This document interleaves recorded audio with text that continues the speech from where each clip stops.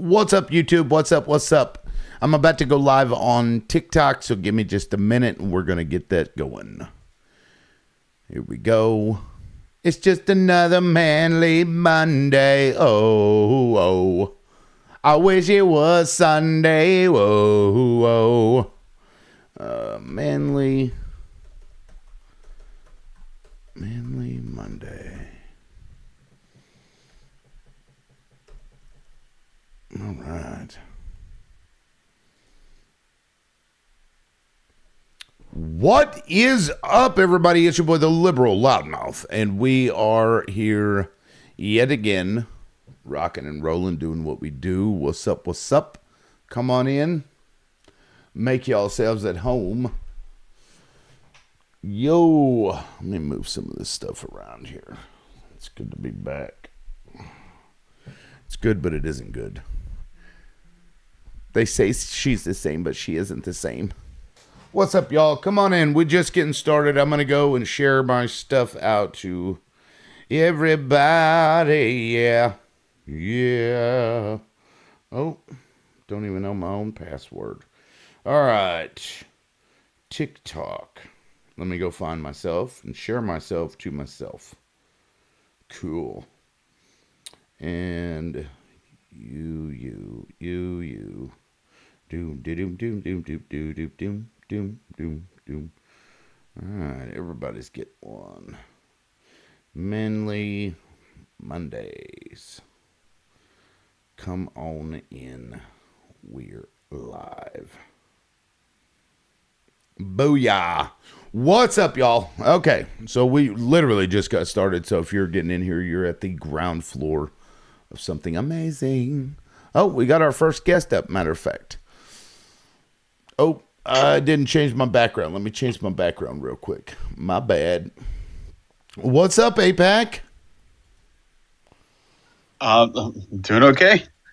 Sweet. Doing okay. How are you doing?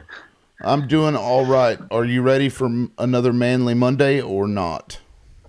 Can you handle it? I don't think I have enough hair on my chest for that, but no. So the only way that men clean themselves is by going down to the creek and gathering up rocks and beating our chest with them, right? Did you see that video? No. I didn't see that video, but I'll watch it if you posted it. So this guy, he actually he's what prompted me to want to talk about what I was going to talk about today. Was the weird things that we do, like we feel judged by society, I guess. And he was talking about I guess his dorm roommates, he was running a bath and, had a candle or whatever and was doing Epsom salt. And the other men that were in there, his roommates, they were like making fun of him and like laughing and taking videos and stuff over a guy taking a bath. Right. Which is weird because have you ever felt that way where, like, as a man, you're not supposed to take a bath? Have you ever felt that? Yeah, no, I felt that way. Isn't that weird? Yeah, it's when you really think about it, like it's like what the hell? Yeah, no, I never really thought of it, I guess, that way. But usually when there's the bath salts or like my wife and I had a conversation. I'm like, I don't take baths. I don't get manicures, pedicures. I'll take my shower and I beat my chest with rocks. That's how I get clean. There you go. That was the comment I made in response to that guy's video, because I was like, God, you know how many other dumb things that we probably like do or feel judged about. For example, I don't know if you're the same way. Like, if we're going shopping, right, and we've got like a bag of cat litter, 35, 50-pound bag of cat litter or food. Do you feel weird if your wife were to grab it and pick it up? And like, if people are watching, you're like, yes, yeah. No, I do. And so sometimes, like even at dinner, she'll say, hey, you can, like if I don't get like I shouldn't say this, but sometimes like the portion size too. So, kind of gets to me. Like if I see like she has, like she's eating like more than me, I don't want to like give her less, but I try to, just put a little bit more on my plate. So I don't know That's why. funny. See, and and when you really think about it, like, surely you realize, okay, this is dumb. Why do I even care? you know, but at the end of the day, it's like ingrained in you for some reason. I don't know, like it Yeah. is weird, but I've come to like I still have those feelings of like I'm the one that's supposed to be carrying the damn 50-pound bag of cat litter, even though she's more than capable of doing it. I just have to push that shit to the side. Like, what are things that you've pushed to the side? You've learned to just let go or whatever, even if it kind of eats at you. Oh, geez. So, I mean, I mean, I'm sure there's a few things, but um, so sometimes laundry Bernie, when she, um, Why are you talking about laundry? This is a political space. I don't know what you guys are talking about can laundry. you read? Just wanted to say, Can you Trump is cool. can you He hold on real basically quick? is king in the U.S. right now. Can you People read? do what he wants. Are you able to People do what he read? wants. Like, what is your Pe- literacy level? People do what he wants, Okay, and so you can't no one's gonna listen. stop Trump. Okay, so you can't listen and you can't read. Are you able to read, sir? Can you read? Like, genuine question. It says you're a liberal. That's what I'm saying. It says you're a liberal. Okay, so you know what the word liberal is. Do you know what any of these other words are? Can you read that for me? I don't care about that. I'm just saying Trump is king, and Can you can cry read? about it. Please, I just want to make sure that you're able to actually read. Can you read the Trump rest of the words for tells me? Tom tells all the departments Okay. and all the agents. Okay. Goodbye. If you can't read, I guess you'd be welcome up in 2 hours. In 2 hours, we'll be talking about politics. Please, guys, read. Please read. And Birdie says, to be fair, we don't want to carry it. I assume she's talking about the bag of cat food. I thought that was funny. Anyway, APEC, please go ahead. yeah, no. So I'm thinking about it. So my wife, she's very oh, geez, I gotta watch my words. So Be careful. You're about to Yeah. step in it, sir. Yeah, I can already yeah. feel it. when you're married, you gotta instead of let's put it this way: if you were to ask me if I was afraid of being unalived or my wife, I would say my wife. So, so but come back to me. So I'll think of a better example. Okay, now, John, I know you were wanting to come in here. Did you hear what we were talking about prior to joining? And if not, I can Actually, kind of recap. I just came in a moment ago. All I heard was that MAGA crash test dummy, who obviously doesn't need a safe space, being a crash test dummy. So yeah, that was a little weird. Anyway, I thought maybe I could rein him in, but no, it was almost like he's on a loop where somebody's playing the words. Anyway, what we're talking about is weird things that men do. For example, somebody had done a video. They were talking about they were running a bath in the dorm room, and all the other guys come in there and they're like making fun of him for taking a bath. And I'm like, I saw it. yeah, it's so ridiculous. I saw your video. Right, or like the cat litter or the cat food bag. Like, I feel weird if my wife picks it up, even though she's more than capable of doing it. And that's kind of what we're talking about. Like, what are some things that you've learned to, even if it like bothers you in your mind, you just push it off to the side? Is there something that you've learned to just, get rid of, and even if it makes you feel weird? Oh, gee, that's a good question. Well, it's funny because, of course, the old "don't explain, don't complain" thing is, and it's especially relevant in the Trump era because that's sort of his motto. And so, but that's actually that's been a thing over here in Australia with conservatives for some time. The idea that if you explain anything or you complain, that somehow you're not being a man. And of course, it's a ridiculous notion.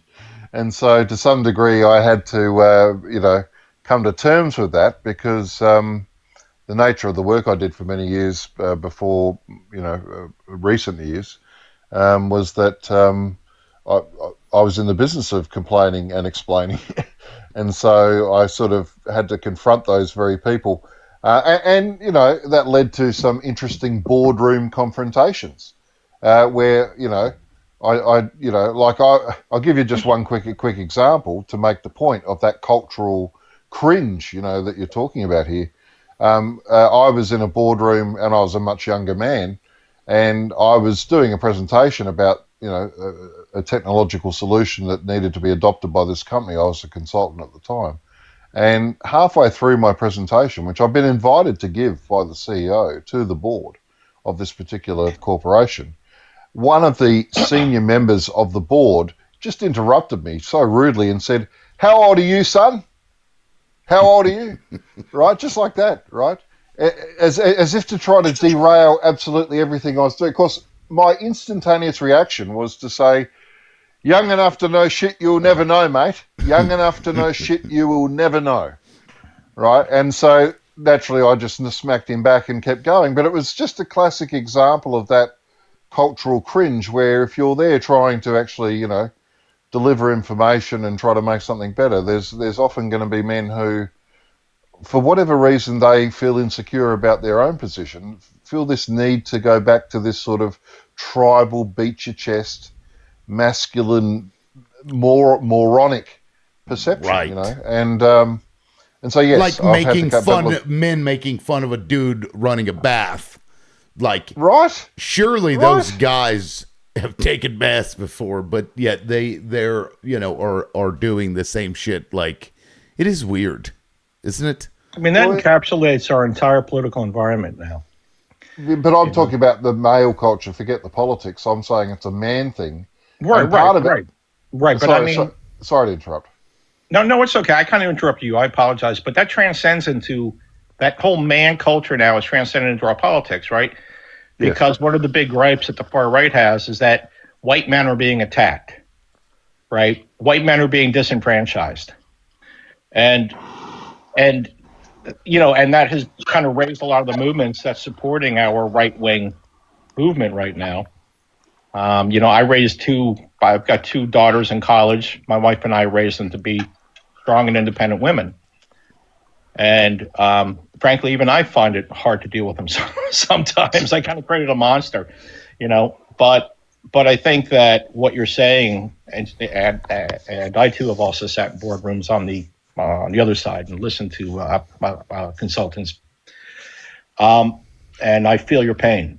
But I think that what we're going through now is kind of this machismo space where a guy would feel uncomfortable if his friends found out that he was taking a bath instead of a shower. Now, it depends on who he's taking a bath with, but have you also felt that where you're like running a bath and it just crosses your mind? Well, that, I'm 55 years old. I'm 55. I walk around with my fly open and I could care less, right? So I don't feel that, so I don't feel that type of, ever, peer never pressure once in your life, not in your 20s. Oh, I did. Absolutely. Okay, that was my Absolutely. question. I mean, everything was peer pressure. When I was in college, especially in my undergrad, everything was peer pressure. Especially in high school, it was just a nightmare. I hated high school because of the peer pressure. So let me ask you: Do we all have significant others here? Oh, I do. Yeah, she's very significant. Okay, so let me get to if there's a bag of like cat food or something, some 50-pound bag. Do you still to this day feel weird if she grabs it? Well, I've got a horse farm. Okay, so feed bags are about 50 pounds. And we'll unload 20 feed bags off the back of the truck and into our feed room. And she picks up probably 15 of them. So I really don't worry about that. That doesn't but bother I'm you? a- Okay. Anybody else? No. I mean, it was her idea to have the horses, so you might as well sell. I'm the other way, Tim, but that's only because a few years ago, a friend of mine invited me out to be a roadie, and I ended up working on Taylor Swift concerts and all, the big gigs that came through town. And so you get a very significant health and you guys call it OSA, occupational safety and OSHA. What's your acronym? We AS have is OSHA. Yeah. OSHA. Yeah, we have occupational health and safety. safety. AS is occupational health and safety here. And An what happens interesting is, situation. if I see a woman who's trying to pick up something that I know is on the weight limit, I'll refuse to lift it with her on the other end. I'll say, no, I'm not letting you lift that. But that's only because I've seen people get injured when they lift beyond, and that's on both sides. I mean, mate, when we're packing up a rock concert and you've got 120 kilograms, what's that in pounds? A couple of 100 pounds. I'm saying, you've got chain motors in boxes that you're throwing up to the top of a trailer, a semi-trailer. They're stacked 3 high, so you're literally throwing them above your head. 4 guys lifting that. 264 pounds. Right, 264 pounds. So you've got a 264 pound box. You're picking up from knee height, throwing over your shoulders, above your head, with 4 people, 2 people on the front, sort of standing in reverse, 2 people on the back. If you've got, it doesn't matter what gender you are, if you've got someone who drops the corner of that box, that can hurt a lot of people. So, I mean, I've kicked plenty of people out the back of a truck going, no, mate, get out. You're dangerous. No, I'm not really, when I ask the question, I'm not really coming at it from like a safety standard perspective, although I understand what you mean. I'm just talking about like the way that men weirdly feel judged by some things that they shouldn't. For example, my wife loves to mow the yard, but every time she goes out there, I'll sit in the house and I'll be like, and I actually had my neighbor say something to me about it. So I shit you not. A male neighbor is like, seen your wife out there mowing. Like, what's up with that? Like, it turned into a whole conversation. And I'm, you lazy mowing cunt. So like, but look, I've had this discussion with her, and I'm like, she wants to mow. Like, she's like, I love it because I get out there and I get exercise, and and. Now she won't weed eat, so I'll go out there and weed eat, which I hate weeding. It's like, oh, thanks, save the worst for me. But it's that weird, like, I shouldn't care that she's mowing the damn yard, nor should my neighbor, right, for that matter. Right, but it's, do any of you feel that way? Like, is that mowing? Is that a thing for you guys too, where, her mowing is like... It's like, you're really mowing? Yeah, Josh, go ahead. I think it's kind of like... I just want to... Usually I would just come up here to yell at John, because I like yelling at him. I'm just kidding, John. That's all right. Anyway, you had said something about the mowing as well? No, actually, I wanted to bring up something, because this is a man's space. Yeah. And I wanted to talk about something, and I wanted you guys to listen and see what you guys think. So, my youngest daughter, who's 23 now, about 5 months ago, she met a guy, and she had, been doing everything she thought was right to find the right man and everything like that. But she got with this guy that wasn't what he was supposed to be at face value, and I'm going to try to be an open-minded person, and things have transpired at such a speed that I can't even hardly digest it. But I'm sitting in a situation here basically where it's hard to tell the story. I mean, and I don't try not to take too much time like telling the story, but basically they met too quickly, and then suddenly they were going to get married, and I was like, fine. And my daughter always wanted me to officiate her wedding and do that, but he was against that. But the problem is that he told her that if she wanted to be with him, she had to accept the fact that he has an ex-wife that he has a parenting relationship with, so-called, and that's something you have to accept about them.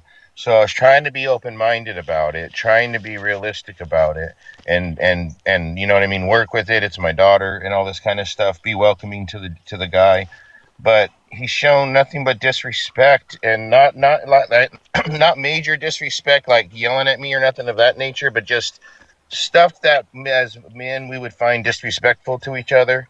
You know what I mean? Like in our own houses and stuff like that, things that we would find disrespectful to each other. And so it's been kind of I've been trying to accept him and trying to work with it, but now it's gotten so bad to where I think she's realized the situation she's in with the ex-wife, because now the ex-wife is involved in everything they do, and she's always getting involved in everything they do. And so basically they're asking me if I'm supposed to accept it. And plus he cussed my wife out, which is a big problem over a situation, because my wife brought up the situation about the ex-wife.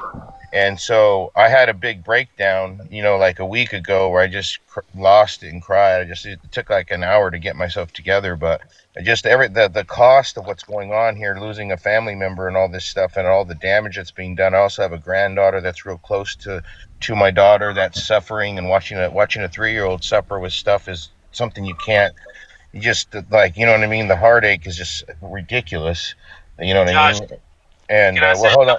Let me finish up, because I'll lose my train of thought though. But but definitely. But basically, in a nutshell, my daughter is pregnant now, and I am not on speaking terms with her anymore because of so much has transpired, and just in protection of my family. Because the last time she was over here, she totally went mentally berserk. Like, I didn't even know who she was, and over a ridiculous situation. And now I'm having to basically go through almost like, not that my daughter's literally unalived, but I'm trying to almost have to think of it that way, because I can't get myself involved with a brand new baby and all this kind of stuff to have all this drama, because I feel like it would hurt worse to be involved and things happen down the line than just say, now I don't get involved and I just stay away from it. Because if I get attached or I see it or anything like that, I feel it'll be more painful to just, it's less painful if I just say, fine, you live your life and then do what you want to do. If you want to be in a plural relationship and share your man with another woman, then that's your thing. If you want to be blind to what's going on, that's your thing. Fine. You know what I mean? But I can't deal with the hurt. I can't deal with the disrespect to my wife. I can't, you know what I mean, to my daughter. Like, it's been just a roller coaster, and it's only Sorry been to hear that, dude.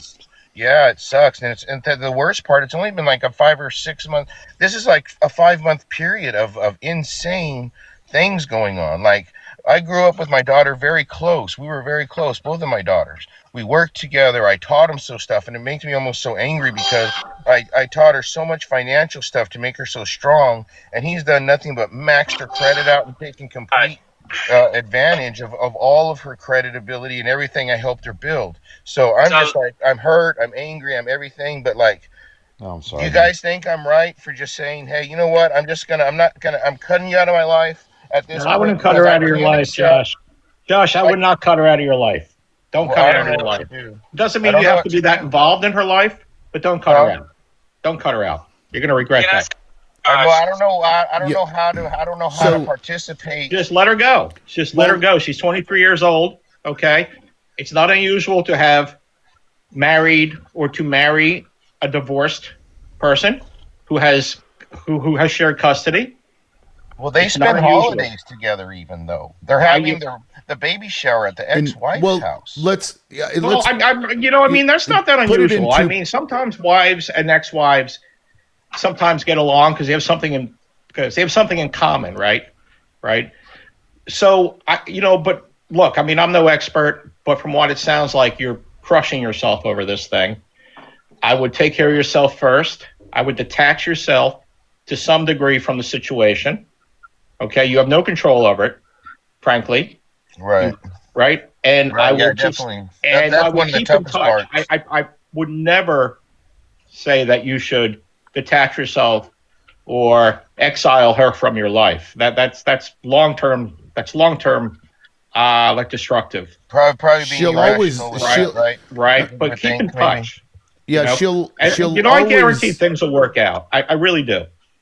Yeah, I mean, she'll always be your baby, and sometimes people learn the hard way. And like Bourne was talking about, she's an adult. She's gonna make those decisions, and it is what it is. You can give guidance, but you can't control, right? And then in that way, like you were talking about your grandchild, like if there's a role that you can play as the grandparent, absolutely play that role. You don't want to like punish your grandchild because of the issues that you're having with them. But you also don't have to allow him to come into your space and scream and curse at your wife. That is a boundary that you can set. That is a boundary I feel that like you should I have set. a right to my sanctuary. My home is my sanctuary, and I feel I have a right to peace. Of here, course. at my home, at my home. Yeah, so You know don't what I mean? invite them over. Absolutely. I mean, it's And as I simple wanna- as not inviting them I over. want to comment on Yeah. that. Right. That is into play right now. They are not invited over right now because they disrupt the family when they're here, and I'm not going to do that. But Can I Josh, say once this? this baby arrives, the whole dynamic's going to change. Once this baby arrives, the whole dynamic's going to change. All right. Yeah. And what you and your wife could do is help them with some of their burdens by maybe helping out and taking the baby occasionally.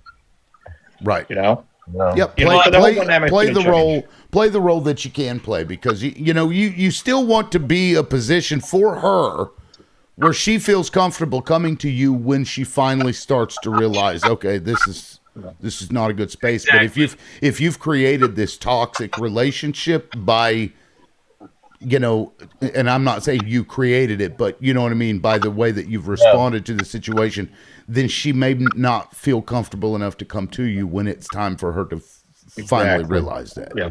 And I think Make that's yourself hard for me to available, but swallow. don't impose. It's just hard for me to swallow the fact that I believe course. in one man should take care of one woman. They should be dedicated to each other.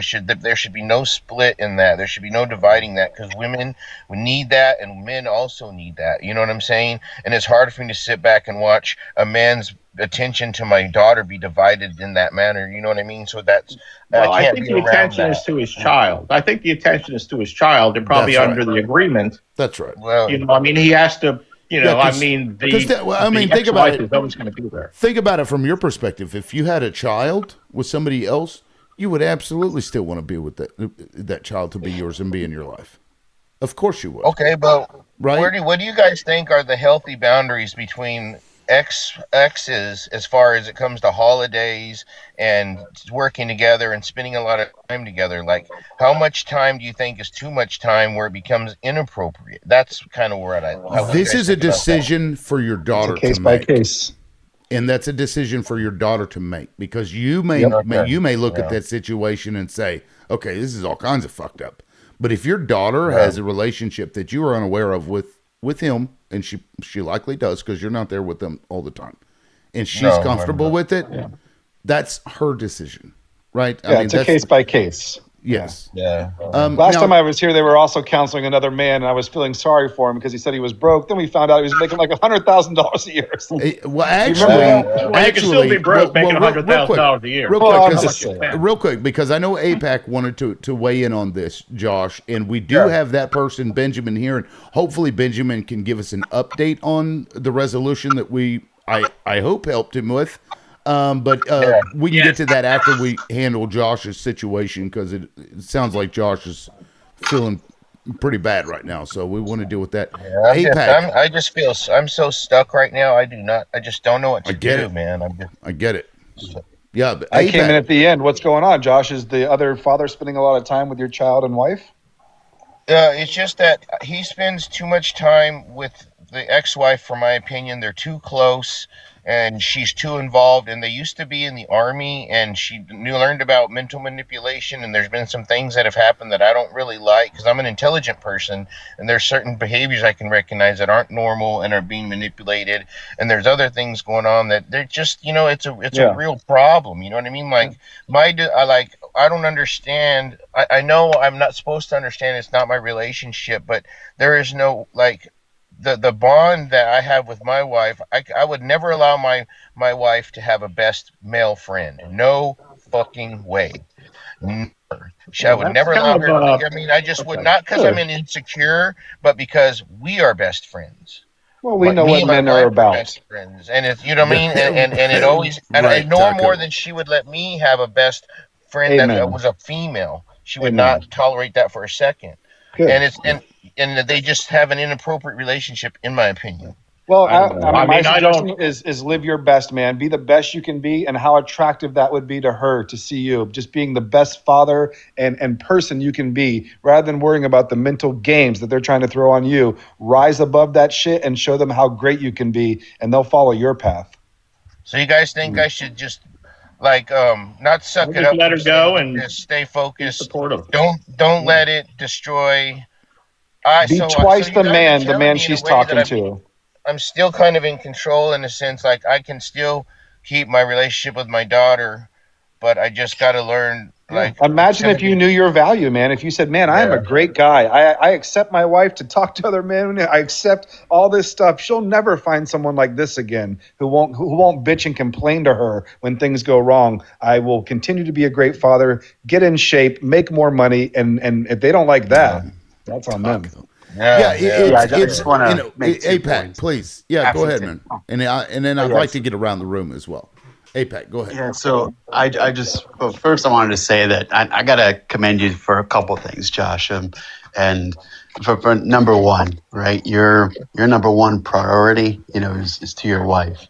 So respecting your wife, and if she doesn't feel comfortable with having them around, or if she feels like it's not a healthy dynamic, I think you're doing right by her. So I think you deserve a lot of praise and kudos for that. Number two, I think I share what some in the panel have already said. Right at the end of the day, she's going to be your daughter, but I think we all understand why you're torn, because right, you invested a lot of time and energy. There's a lot of love you poured into your daughter, and I don't think the answer is to go cold turkey on her. I think the answer is, look, you're still going to be her father no matter what. You can still have meet up like once a week. I don't know how far you two live from each other, but you can still that's still going to be your baby girl no matter what. And nothing's going to change it. I think if I were in your shoes, I would probably feel the same way you're feeling. I think it's rational what you're feeling, because you're basically, saying that you feel like this guy is basically, well, not playing two people, but maybe getting a little something on the side is what I'm getting Oh, this from. guy getting his cake and eating it too. Yeah, It's like yeah. ridiculous. No, Yeah, and so of course, I mean, I can understand, and I would probably feel exactly how you're feeling. But at the end of the day, it's becoming on your daughter to wake up to that situation. Yeah, set the example. And God Can I sees all, say man. this God about it, knows when Josh? people are being shitty. Can I say Go ahead, this? Because Josh. I'm kind of in the same boat. Like when you're talking about you and your daughter's relationship, it's almost like you're describing my situation with my daughter, except there's no boy around yet. So she's 19, had a grandbaby. They live with us, and Yeah. there's kind of jokes around like she's like like I always talk to her like, the guy that you're going to have is going to now have to provide for you and the baby. And I want to make sure that he's the right guy for you. And she's worried that I'm trying to pick this perfect man for her. And so I can tell it's kind of, putting her in a position where she doesn't want to disappoint me. But, what she likes and what I like are two different things. What I will say, so I don't monologue here about the whole situation, is I think you got great advice. I wouldn't give up on her. But if I was ever put in that position with my daughter, I feel like y'all have a really strong bond, and I do with my daughter as well. In fact, she let me choose her baby's name, right? So, That's good. like, we're really strong bond. I helped her build her credit. I taught her about credit, even though mine somewhat sucks at this point, like, still working on it. Well, even more reason to teach our kids to do better, though. 740. Right? Yeah. Right. All right. So y'all what are- I would we're do trying to is shake if up you the have this panel. feeling with her, I would sit her down.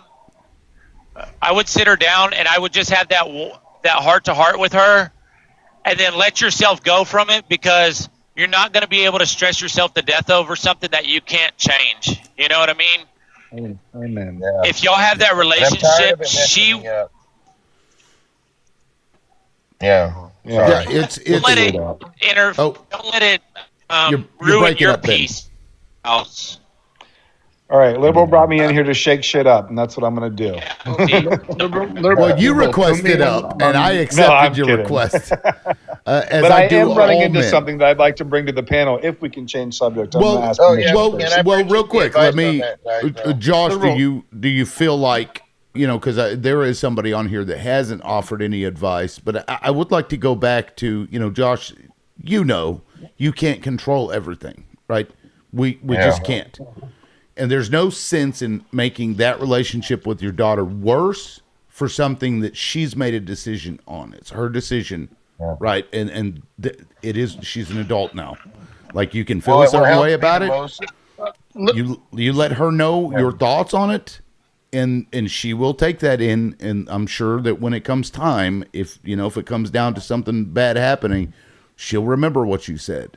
And if it gets really bad, if you haven't created a toxic space between you, she's going to be more likely to come back to you for more advice and or for help when you need it. And you should be open to that, because even if our kids do things we don't agree with, we're still their parent.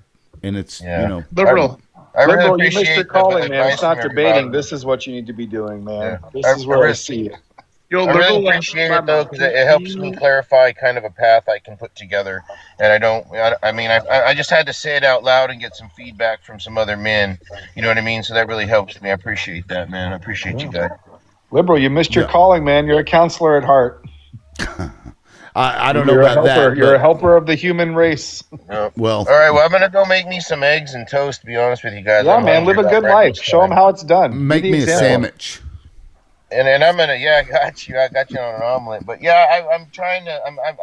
I've made my mistakes as a husband. I admit that, but I really try to be a good example. But I was adopted, so like not talking to my child is like the worst thing to me. But I've been like, course. but I feel a lot better after talking to you guys, and I man. appreciate Time you guys heals. encouraging me to, I'm gonna keep the communication going, but protect my boundaries at the same time. So maybe 100%. that's That's right. a better way forward. I appreciate that. And you're welcome to come back next Monday and let us know if there's any updates or if it's helped at all. I will, and I appreciate that, because I literally was waiting for your show to come on because I really wanted to talk about this, Jeez. and I feel a lot better. So I already know Lib from a while though, so I knew his Monday show. So I was like, man, I need this to come on because I want to talk about this and see what other men think. So thank you guys so much. that. I really appreciate it. You're welcome. I wish Hey, I appreciate it, man. Yeah, Well, thank Liberal you. will send you the bill. Next Monday. Yeah, right. This is the best conversation me and John have ever had. It's like, is this an invoice? Good I have Liberal. a gifting goal up there of 100, whatever the fuck those are. I didn't cuss at I don't know John what one they are. time. He didn't cuss And it. Josh, if that guy's a MAGA, send him up here. I got you, right? Hang in there, Josh. Hang in there, man. All Take right, care, I man. appreciate All you, John. serious. I appreciate Take you, it easy, buddy. man. Yeah, we'll All catch you right, later. talk to you Thanks guys for later. coming Thank up. you again. Hopefully All we'll right. see you next week. Good on you, man. Now, Yes, sir. now, Taco, you had something you wanted to talk about as well. Benjamin, did you want to give us an update on your situation before we get to Taco, or would you like to do it after? I'm good. I don't want to jump in front of somebody, but I mean, I'll keep mine somewhat short and sweet. We had a long talk, and basically we have the same goals in mind, but the way I was approaching it was belittling her and making her feel as if she didn't have a place in this marriage of authority, and she does, because we're equals. So my money's her money and her money is my money, and we can't let the kids, even though they're both living at home, one's going to college and one's raising a baby, like we can't let them intrude into our marriage in the sense that, like, we have to set boundaries, because often, if my son needs something for school, I'll go out and purchase it. Well, I'm not having that discussion with my wife, and so she'll go ahead, spend money on my daughter and say, well, you just bought, our son something, and I'm like, well, I didn't say you can do that. Like, you're messing up the. I love when you get the haircut and the other person's like, how dare you cut my child's hair without my permission? I don't have children, so I sympathize. Do what? But to encapsulate breaking up bad. the you're talk better, that buddy. you You're had okay. the other week on the panel that helped you get through a conversation with her, the advice did you utilize some of that advice? And you think it helped? Oh yeah, for sure. Oh yeah, Good deal. definitely. Like I say, I just had to. I had to look at myself and say, like, yes, I'm the man of the house, but it's our house, right? and it's a very, Like, very, very I don't fine have to house. control everything. It's both of ours, and I need to, instead of trying to control it, just have talks about it, and it's definitely helped. Well, good deal. Well, So we're good now. I'm glad y'all are better. That's awesome. I'm glad to hear it. Yeah. Now, I don't know if I should tell you what's going on in my life or just get back to debating like I always do, how I'm super combative. I've Well, never you told said you anything personal about me, but maybe it is a safe space to tell you what's going on in my life a little. That's what it's for, man. Yeah. So I met my wife March 2020 during COVID in New York. C19, sorry. We had one date, and she said, you should just move in here with me for the 8-month lockdown with nowhere to go. If this doesn't work, I'll pay all the bills. Just move in. I like you. Now, listen, guys, I'm a dance teacher. I'm fucking likable. Okay, I want to let you know that. My job is to impress women and to sell them, and I am one of the best at the business. So I'm one person. What's up? You found one person and you got along. Yeah, basically, I knew I could get along with her. There wouldn't be arguing. But let me just speed up the clock here. Me and my wife have nothing in common. We have no communication that I would say is deep like we're having now. We have no romantic passion between us. Everything is mechanical. Come home, cook dinner, watch TV, go to her room, go to my thing. Because of some medical stuff, I've had some problems. So she makes really good money.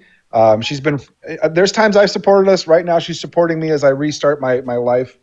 Are But you just happy with it or what? content. And there's the question I want to ask here.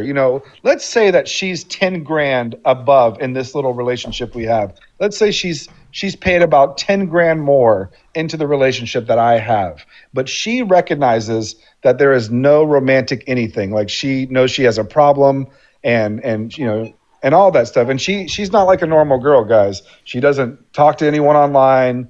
She's kind of dorky. All right. She's a little heavy set. Are you happy with it? I'm content.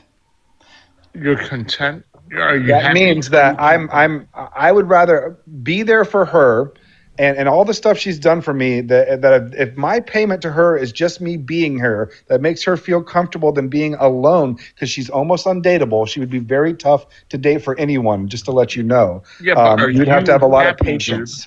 dude? So you're not happy? No. And we have to be careful with that word, because so- a lot of people leave contentness to go chase happiness, when happiness is kind of a spike because we like new relationships. We're like, oh, everything's new, it's sexy, it's cool. And then that fades away, and you better be comfortable being content with someone. But my question is passion important? Is it okay to just deal with this constant road in and out over and over because there's some financials on it? But because I feel like I owe. passion and happiness, I think, are they have some relation, right? And like, if you're not happy, how can you have passion? I can fake Well, it. from the outside looking in, thankful. it sounds horrible, and I hate to sound ugly, but Yeah, what does no, I she agree. feel like? How does she feel about this relationship? Does she look at it as mechanical too, or is it just that's your view? Or Mechanical is- She knows in her Worst heart thing that I've no ever guy heard. could really handle her. That she's undateable. She knows this. What the fuck so does that she's just mean? content That's a too? pretty fucked up thing to say, man. Yeah, what does that I'm not mean? really Sure, I can sure. explain Like- it. I can explain it. Yeah. Because So- I'm sure other people Okay. would probably, be.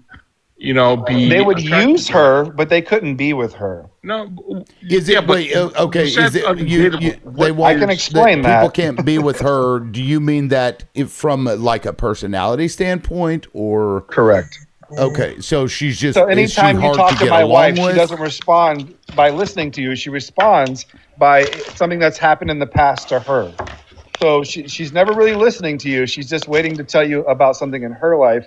And we've had several personal conversations about it, and it's just a switch she cannot turn off, and that's okay. She also has a switch where she will never, and I mean ever, do anything sexual to start anything up. She won't kiss you, hold your hand, tell you you're nice. She will just sit there and wait for you to do it. I see. Bro, I wish I So- could give you how. And I love her Well, yeah. Well, let past me. all that shit. What? Okay. Well, look. That right there is vital. But what is it that makes you stay? Money. I feel like she's paid more into the relationship that I have, and I feel like I owe her, and I would feel really wrong leaving financially. I would have to say that it may be wrong for you to stay if that's the reason that you're staying out of I hear you, brother. out I of hear debt you. obligation. I hear you. And it's But you know what? It would almost be more wrong for me to leave her there's something alone. else that's more Nobody than would want to money. be with her. well, think that there's will be something else between that's- her and everybody else. Amen. Maybe the right guy's out there. I agree. Yeah. Well, of It's a course, hard yes. I think there's something else more than money. I think that you feel that because you spent so much time with her, that you feel obligated to stay with her. Is that a possibility? But I spent so much time with her, like C19 time. No, like you've been with her, like you've been in a relationship with her for so long that you feel obligated to stay with her. Is that No, Is it a it's not a possibility? time thing. And I've even said this to her. Listen, guys, I'm much different than any of you in a relationship. I've sat my wife down and said, listen, I know why marriages end. I know why 80% of these things go out the door, because I tell you that I'm going to trap you in a room and it's only going to be you and me sexually for the rest of your life, when that just doesn't seem the way of the world. So here's what you can do, honey. If you're ever feeling just lonely and you don't feel like I'm doing it for you, you may go ahead and flirt with men. Hell, you may go on the best date of your life. And if it ends in sexual advances that night, that's okay too, because this is a long journey that I'm willing to spend with you. We're talking the rest of our lives, and I would never control you in that manner. Now, if you do it What every the week, fuck, let me say this. bro? If you do it every week, we have a problem. But if you need once a year to escape from the fucking constraints of marriage, I will allow that. Wow. Bro, And do vice you versa. love this woman? so? You You're love letting this her woman? bang somebody Yeah. else, like It- once Guys, a year. you all do it regardless. You talk to other people. We all like to feel attractive. We like compliments. But when you get in a marriage, you say, oh, that stops. Don't talk to anyone. This will work out, I swear. No, that's control and fear. And it ends up what? Everyone cheating every fucking time. Because you But couldn't have the listen, hard I don't know what conversation. you're talking about. It doesn't sound like you have the love to lose for if she did Right. cheat, bro. It's not cheating. It's not a test. Well, even okay, have you're right. You're right. what- But if what- she, Oh, that's if what she I mean. We have did, these words. Like, what I'm if you okay. love someone and What they're I'm- sick of having sex with you 10,000 times, is it so disrespectful for you to say, hey, go feel some passion? Maybe that will spice things back up in our life. Maybe we'll be reminded of why we love each other. No, No, I mean, real quick, buy her a Taco. rose, but don't send her Taco. to, Sancho's. I mean, Taco, do Why? you, That's what they do want. you think that you worry that somebody is going to cheat or hurt you? Do you often worry about that? Like, even if No, you not tell like most people. yourself that I'm you the don't care. opposite. I almost hope it happens. Now, Wow. because Understand? something you said was actually kind of a cuck. quite revealing, in that maybe you think this way because of something that's happened to you in the past, and you, instead of something being a surprise and hurting you, you're like expecting it. You know it's coming, and so in order to defend yourself from being traumatized again, There it you is, have liberal. this viewpoint. And I Yeah, think you were there. You were there. So, and unlike most of society who fears you're going to cheat on me, let me see your phone. Let me see your phone. They have this fear. I flip it the opposite way and assume you're going to, and just say, hey, if you want to be with me, you can be with me. But there's not going to be any fear. There's not going to be any phone checking. There's not going to be any bullshit that all these relationships do on each other. You're allowed to do whatever you want, and vice versa. So am I. But that doesn't mean disrespect. Now, she's grabbed my phone before and gone through it, and she's found nothing. So disrespect means that I am constantly looking to talk to other girls and do other things. That's disrespect. I'm saying we try to make it work, and we're just hitting a wall after 5 years of the same sexual moves and conversations. Is it okay to spice things up? it is okay. Okay, to can I spice ask you things something, up. bro? It is okay. Hey, does your wife, does she feel the same exact way? Does she feel like you do? So does she care if you were to go on a date with another woman? Great. Oh, question. yes. And because we are completely opposites, I am a good-looking dance teacher who can pull any woman I want, What and the she fuck is a ever? heavy-set woman who does not have good communication skills. All right, bro. So You need to Bro, leave you're that fucking you're good. You talking need to about leave that your woman alone, bro. partner. You need to break up with her, dude, and let her be happy, dude. she's not That sounds like happy. a terrible fucking relationship, bro. We have a Sounds Yeah, like it sounds terrible. horrible, bro. wonderful Bro, why are relationship. you We never argue. referring to your partner as heavy set or like, dude, you're Yeah. like, dude, what? Wait a That second. sounded You pretty asked me. conceited. It was, You asked I'm me. the and hottest you're- thing in and the you're world, and my Yeah, wife exactly. is huge. Wait a second. Like, I'm not trying to Exactly, blow fucking myself piece of up, or shit, I'm not trying to give dude. myself What an the ego fuck? here. Can All right. I ask? Where's I the teach picture? women's sexuality. I can see a picture. So I'm a Only little bit refer different to than her most in men that I negative understand their ways, dude. conversation. I don't Okay. know if you realize. Say that. I didn't mean to say I that. think Father Time actually has it right in the comments. He thinks he's doing her a favor. Would you say that's accurate, Taco? It's a vice versa thing. I'm doing her a favor by being a guy she probably couldn't get in the real world. Just she Fuck, knows dude, that. dude, what is this Okay. red pill She's shit? doing me a favor by helping me, try to chase my goals and do good things like that. So it's a win. We all, have a win-win there with our partners. Can I ask a question? Bro, you need Yeah, to go pop ahead, that Joe. Before head you of do, I want to yours. borrow the Like, panel for I a don't- second. Hold on, just one second. I have a question for the panel. Let's say you get injured in your parts.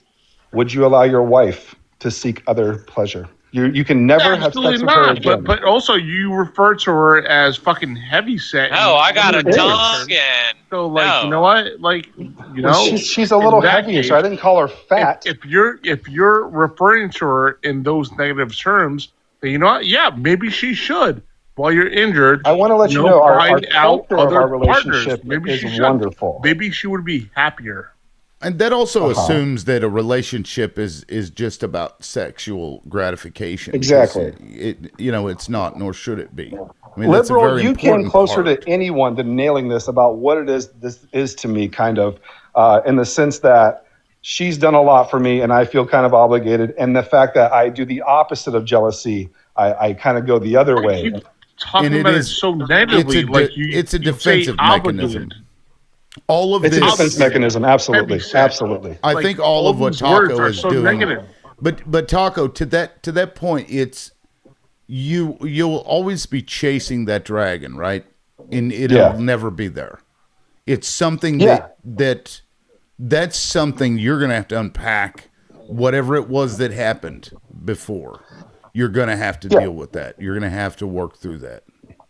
Totally. I don't know And what it it's is. just the sense of, You know what if, it if you is. guys were to date a supermodel, you know what It's that's not going about to be like. supermodel. Dude, If I you were to love date a someone, supermodel, like, it doesn't Marry. matter. Let's say you marry one. I okay? wouldn't someone- want to. I wouldn't want to. Well, I'm just saying, you If- know if what you're getting if into. you love someone, Yeah, but their looks stop like mattering. Like, Dude, you I don't just care that love she's them. heavy set at all. I You love are- her body. I'm all over her all Yeah, the time. I would never call Pac. my girlfriend or wife Now, fucking heavy set. I would never refer to Well, them what would you like do that. if you're describing them as a little bigger than the normal girl? she's full of sexy. well, we don't I care. don't- how I wasn't big trying to she be is or disrespectful. any I of that damn sure kind of didn't call her things. fat. She full of sexy. That's what she is. Trust me, my look, wife is loved. Okay, hey, so you said she doesn't feel the same way you do, or she does? You said she doesn't, right? And I No, think she- that's she- probably where. No, Go I mean ahead. as far as the like talking to somebody else. So I think that's probably one of the key things right there. Like it's okay for you, but not okay for her. Like Oh, it you is guys are okay. not She on can, it. and she's admitted she's done that. She's taken the time when I've given her the time to go and talk to maybe an ex and have some compliments or talk to a boy. Fuck, why would you given her some time? It's- What the hell? c- What c- is c- this c- relationship? Sir, I what think I know percentage what of kind of marriages end relationship and why it do they is. end? And see that right there is what that defensive mechanism is all about. It's fear. It's based around fear of something. Yeah, and I happening. think a lot of That's people really use what fear it to is. control their wives. Don't you talk to anyone. Don't you dare. I and mean, then they that's- go, well, you're fuck not wrong. this. You're not wrong about that. Now, Yeah, John, but- John's yeah. been real quick, guys. But John's like you been said, But liberal, Taco, I we do talk the about opposite as a boundaries, defense right? mechanism. Doesn't Hey, make guys, it any more guys. right. real quick. John, Listen. John's been trying to ask a question for a little while. I'd like to hear John. Go ahead, man. Appreciate that, thank you. Look, I just wondered. You mentioned talking to other people, and I'm someone who has a liberal view of these things in that sense, but I won't go into that personally. But instead of talking to other people, what about talking to professionals, therapists, people who can actually help untangle some of this stuff? Absolutely, I have brought that up to her that she should do that because she knows there's. What about doing it together? Absolutely, but you have to understand. I mean, liberal knows this. I'm an intellectual debater, so even then, the counselor would probably aim himself towards my wife, as I look really well put together and can hide my barriers pretty well. No, you need to also involve yourself in that I want to section. see what you look like. But I should admit, Yeah, Hang on, John. I are want to so see what smart you that look you like. can- Real quick, let's let John and Taka go back and forth for a minute. I should do what liberal suggested and tell the counselor this is a defense mechanism that I do to feel comfortable. Is I either date down or I open the rule books completely up in fear that I won't be hurt because I allow it. But Taka, can I just say, look, I'm no fool, right? but when I've gone and spoken to people, counsellors, probably the first couple of months I spoke to one, it got to a point where she actually said, she was just about to cancel the appointment, saying, look, there's no point talking to you because you're That's not. the worst thing a counselor could ever say to someone. Because you're not actually bringing any emotion to this. You're doing it all intellectually.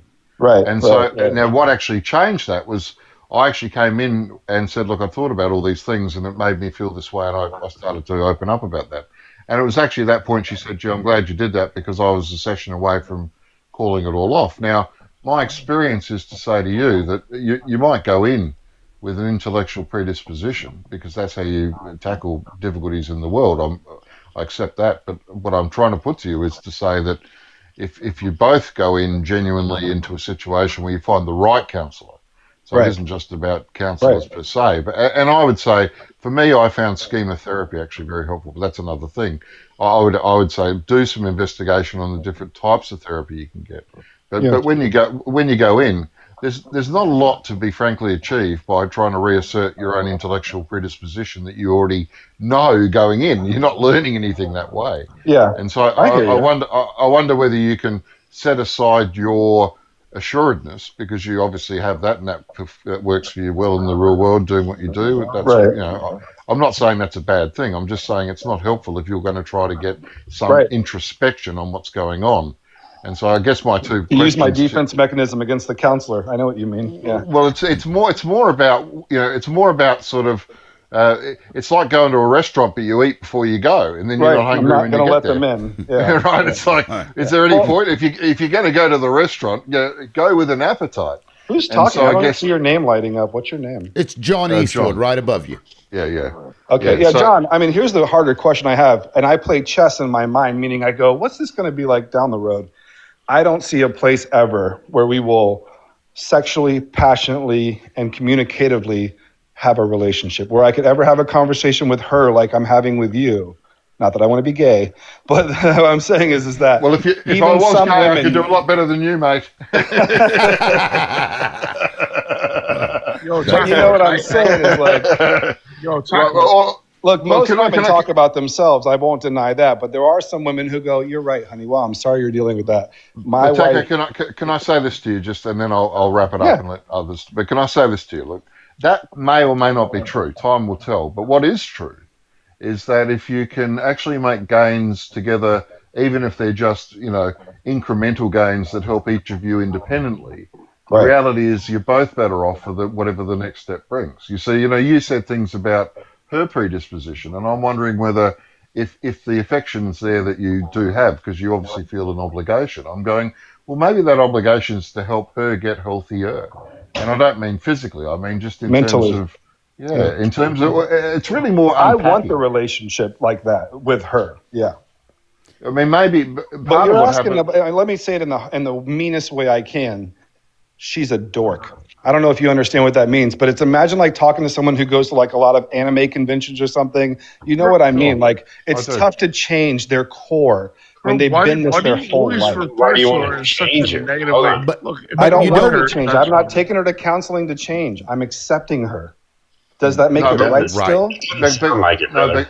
But can I say this? I'll just make one last point. I'm not talking about changing her at her core. I'm talking about giving her more information so she can get more perspective on herself. That's all. Right. So And I think counseling would be the best because she has a bit of a hold her parental door. block. I think it's like the restaurant thing. I think it's like the restaurant thing. It's basically the more cuisines you try, the more of a palate you get for different foods. Absolutely. Right? Well, let me Right, just let me agree with you why I think counseling is the best. She has what I call a parental combativeness. Like when some kids she's adopted. So when some kids are raised and they don't listen to their parents, they always think they're the enemy trying not to get them. When they get a partner, they kind of put that onto the partner. You're the parent. You're the one always trying to change me. So I'm going to be highly combative with you. So that's where I think a counselor would actually help a lot. And I'm adopted, and I can tell you from experience that there's a lot to unpack on the adoption side, and if she hasn't done it, there's a lot of work. Right, and that's something she could try at the drop of a. There's half a dozen things.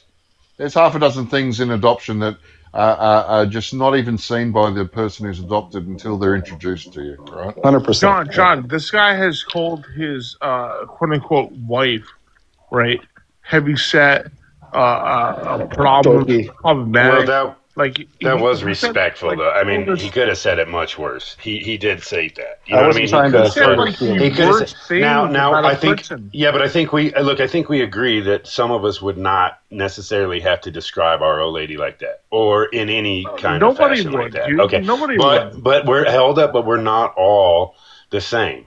Right, so I'm sure there would be some negative words you'd say. She's combative. She's but you haven't said one positive word about her. But Taco, I had a question though, man. Like, you guys are married, right? Yes, sir. And did you feel like this?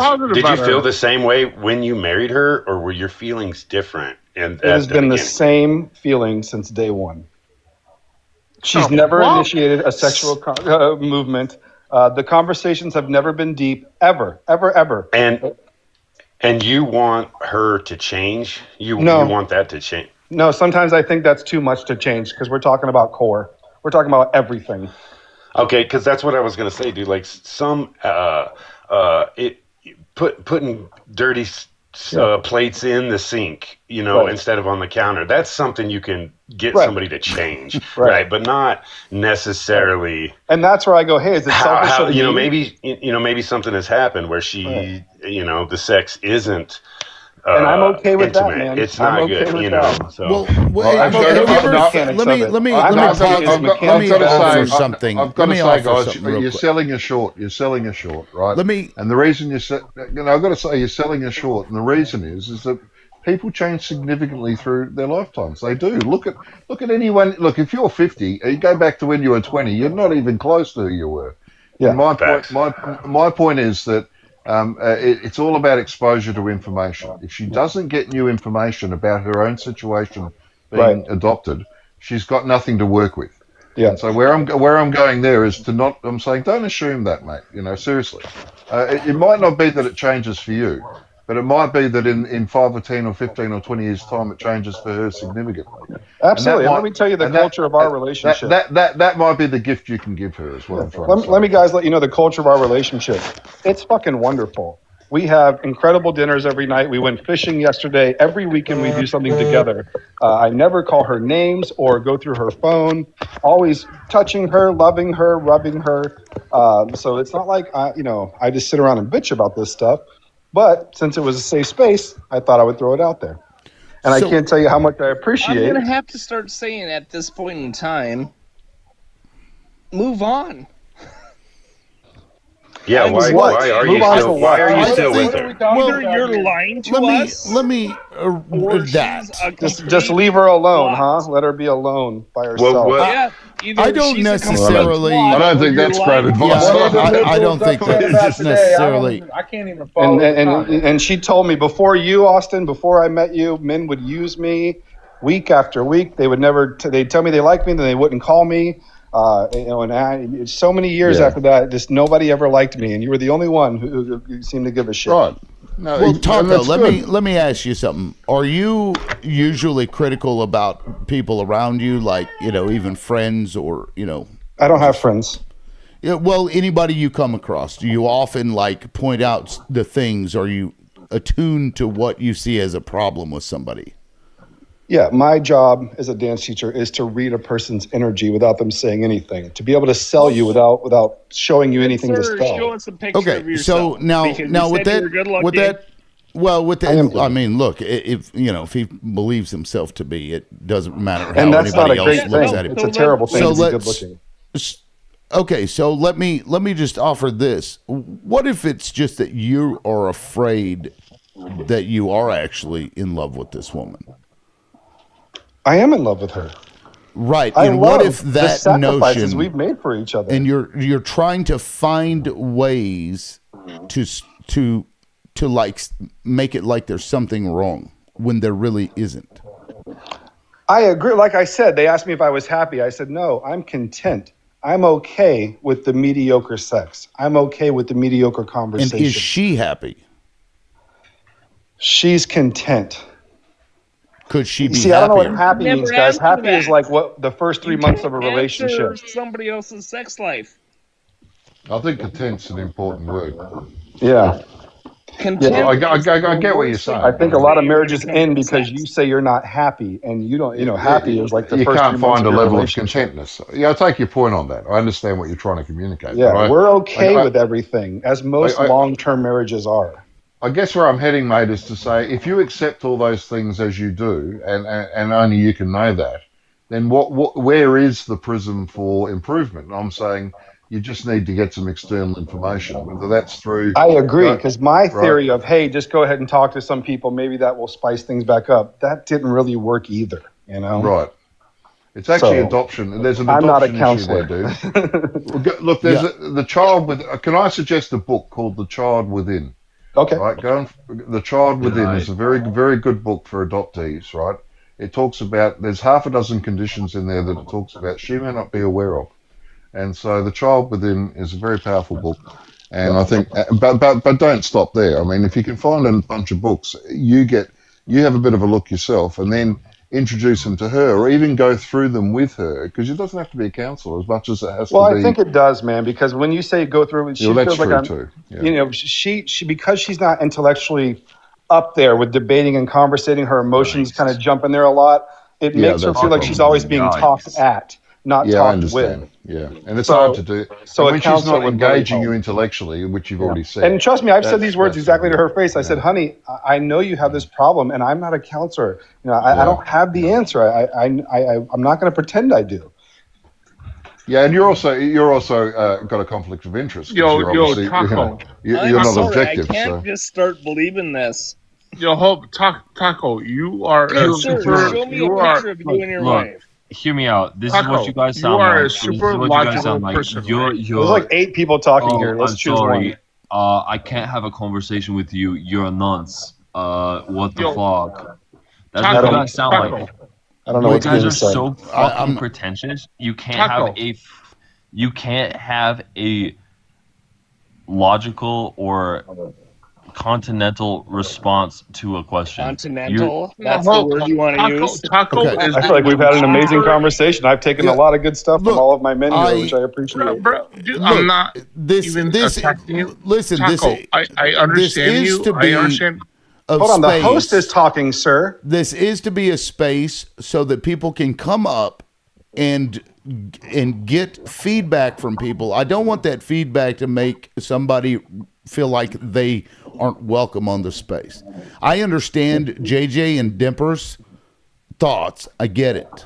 I have my own questions, but in order for this space to work, people need to be willing and able to come up and feel like they're going to be able to have. I their mean, generally, thoughts all I've said is I without am having some all of the communication extra and stuff. sexual communication problems in my marriage. I don't think I need to be judged too harshly. No, on that. no, Yeah, but I think I you are. I think you are a super logical person, right?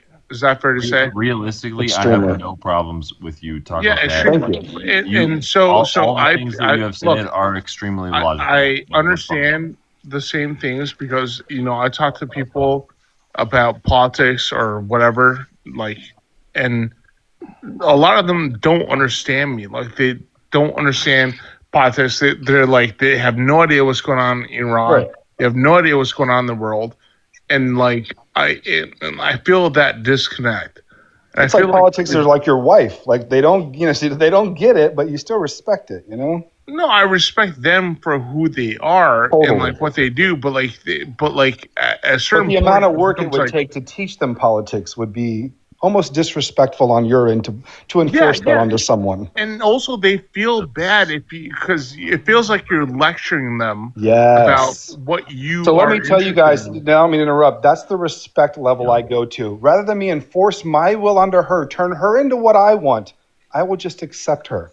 No, yeah, but here's the thing, dude. Like, let's be real, right? If we both think the same way, right, which I think we do, dude, it sucks to not have some like a partner who can Especially when you don't have any friends. as you.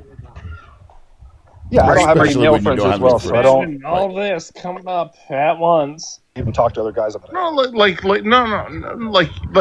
you want to have these debates with your own partner, right? You want to sit at home on the couch and just like debate with your partner about political events or whatever, like things that are current events, right? And they don't know or they're not smart enough to know that. I get it. It all depends on their point of view. Is she Republican? Is she Democrat? Is she No, it has nothing to in do the with that. fucking middle? Who cares if they're Democrat or Republican? It matters if they know enough information to talk about it. Well, so then end it. Well, that's as far as I want to go, What guys. you're I do want telling to me say is thank she's you. not a Well, very yeah. attractive girl. You have so much knowledge. Fuck off. And you have money? Yeah, no, get fucked. Okay. I'm not sure Good that's luck, helpful. Taco, anyway. Yeah, Taco. Thank you, guys. I it's- appreciate it. Yeah, What the I fucking honestly, hell? I took some assuming good that notes. that everything you said is true, because I know you like to troll sometimes from time to time, and that's fine. But assuming that's true, I think something has happened to you You know that this causes person likes to that troll and you leads still to let that him do this leads shit? to yes, because JJ. Oh. Okay, JJ. Let's assume that Taco made all of this up, right? Let's just take that for a moment. Let's assume that he made all of this up. This situation is a situation that does come up, whether he's telling the truth or not. And so the advice that we would offer somebody that people in the comments can listen to is still valid, whether this story is true or not. Does that make sense? No, And that would be, no, that'd be no, quite a troll that's for a complete 42-year-old man. bullshit. I make this up. I I'm willing agree. to do that. I'm leaning towards believing you because Well, it's not too. I take Not it too for crazy of a face value. situation. No way. I- There's right, no I- way I a cut off with 42-year-old I have man no actually believes reason this shit. to believe that he would come up and make up all of this stuff. I just don't. Yeah, I don't I'm think not. he's lying. Why Oh, would wait. I cut off? Definitely You not believe lying. in Israel? No, I don't. I think you know what. And honestly, brother, when I first jumped in the middle of it, dude, like it did sound pretty egotistical, right? I mean, there was a Totally. definite Taco. hard feeling. I mean, when I was listening to you, dude. But once I started paying attention, and you know what, if that's how you guys make things work, it's something I don't understand. And I don't know if I would want to stay in that situation because I've seen bad relationships and I've Well, what I'm been saying is- stuck. Hold up a second. I've been stuck in bad relationships Bullshit. and not been able to and not had the courage to leave. When I Well, I felt just don't like want to. I don't want to treat my relationship like a video game where I'm trying to maximize all the attributes to make it the perfect thing. A lot of us leave people and go seeking that somewhere else, where you'll get the conversations you're looking for, but now she's lacking in something else. So you do this over and over and over again. The grass, Let me know the who grass you isn't like. always Well, greener. so The amen. grass is definitely Well, not always greener. Yes, to get this let's shit out of your system. point out that If that that's truly what you believe in, no, you guys, are you serious? I'm not sure what you're Are you saying. Well, you're listening to I'm not JJ. sure- You're listening JJ, to us, bro. What I'm the not- fuck do you mean? I'm not Yeah, sure we're what serious. JJ is saying. Fine. What are you Let me trying to fuck say, your wife, JJ? Whatever. If you're all good for that, you guys are such big cocks. Hey, You can't. Okay, I've dropped You're JJ. just I've dropped emotional JJ. about it. Yeah. I don't know what Yeah. triggered him, But I also want to point out that Taco, you're very you can be very linear in your thinking. You can, but also logical, right? And I think you may be trying to apply that to a relationship when a relationship is very abstract. It is all kinds of things. It is not one thing. It is everything. It can be everything. And so I don't know if that's lending to confusion, but keep that in mind. Like you're not necessarily going to pin down what it is because it's everything and nothing at the same time. 100%. And there's nothing written down anywhere that says this is how a relationship has to be, and you have to be like this. Like, we're all individuals and all come from maybe some fucked up shit, maybe some silver spoon shit, and don't know nothing about things. You know what I mean? So, like you're talking about, if she's adopted, like we all bring to the table differences, right? Yeah. And so if you guys happen to find you're trying to make something that works, brother. Then we're looking for the recipe. And listen, as a logical person, that's really what it's all about, dude. Because, like you said, the grass is not always green. As a logical person, I look at the divorce rates and why they end, and it's like, well, there it is. You know, I mean, all these people control one another, force each other into a box, and they wonder why they go looking for outside bullshit. What if I just open that door up? Not as an open relationship, but from time to time, if you need to talk to someone, it's not going to cost you your relationship. Once again, I'm just searching for the recipe. That didn't work, so I think counseling would probably be the best next bet. Yeah, and there is no recipe. I mean, because every relationship is different, and like only you can know what's actually going on. You could tell us all day long, and we still would never fully understand that. And that's why, like, on TikTok, I see those videos of people giving their one side to it, and then people are, oh my God, do this, do this, do this. And I'm like, you cannot possibly gain enough information to make a really valid decision for somebody else what they should do. There's those couples that say we're in an open relationship or we're swingers, so they take the craziest thing that ruins relationships and they flip it on its side and go, we'll just be together and we'll just date all sorts of people. I don't think that's safe either. I think that's like messing with the recipe of what we're trying to do here. Bro, not gonna lie, that relationship will not work because when you have we're 5 years strong, man. That you're sorry, what? We're 6 years strong. Yeah, but like based on what you said here today, right? Like I know how it feels. The question is, like am I going to be okay with her never doing a sexual action towards me? Am I going to be okay never having a deep conversation with her? Does everything else outweigh that? Is way more important, right? The deep conversation part is way more important than the sex part, first of all. I agree. And it's really up to you, Taco. I mean, that's a question for you. No, it's not up to him, dude. It's also up to her because, like, sometimes they don't engage in that. Yeah, but we're not talking about. I mean, we're talking about him, though. If he is okay with having to start every intimate situation, if he is okay with not having that deep conversation with his wife, then we aren't one. We can't judge that. But and a lot of you don't have that deep conversation with your partners. When he mentioned, well, and it depends on what you mean deep, I guess. Well, no. But the issue, like, I don't know. I'm pretty young regarding the room right now. I'm 25. I would say, my perception when it comes, especially with intimacy, I feel like you, especially where I'm at now mentally, you can only be intimate, have sex so much where it's like it loses its meaning. Like, I'm at the point where it's like, is it a nice to have? Yeah. There it is. Can I live without it? Yeah. Yeah, I can. So, well, you're starting to recognize this adulthood, man, because when you're young, when you're 25, and these girls look amazing, and these sexual things happen to you, it's the greatest thing you've ever felt. It's the greatest thing you've ever imagined. But then that starts turning a little boring, and you go, man, I'd like to have that again. But it's like, because Well, it's like is her especially personality now- more It's- important than the it's- sexual yeah, incredibleness? But think of it this way, Sentient. It's maturing. That's what you're doing. You're maturing out 100%. of that. So what I've found for myself is that when I got to that point where sex really wasn't the first thing on my mind when I woke up in the morning, it's you almost got it down to a ritual where it became so common for you to feel that way. Now it feels weird to not, and then you're like almost will seek it out because it's what you're used to. And so once you Or get you'll try beyond to that, find- Or you'll try Right. to find something else that matches it, like conversation. Maybe Right, I can and- intellectually be turned on now. that's what you'll have to do. Like, cause it just, cause to me nowadays, I'm 43, sex just, it's, you know what I mean? Yeah. It's, I could have it. I don't have to have it.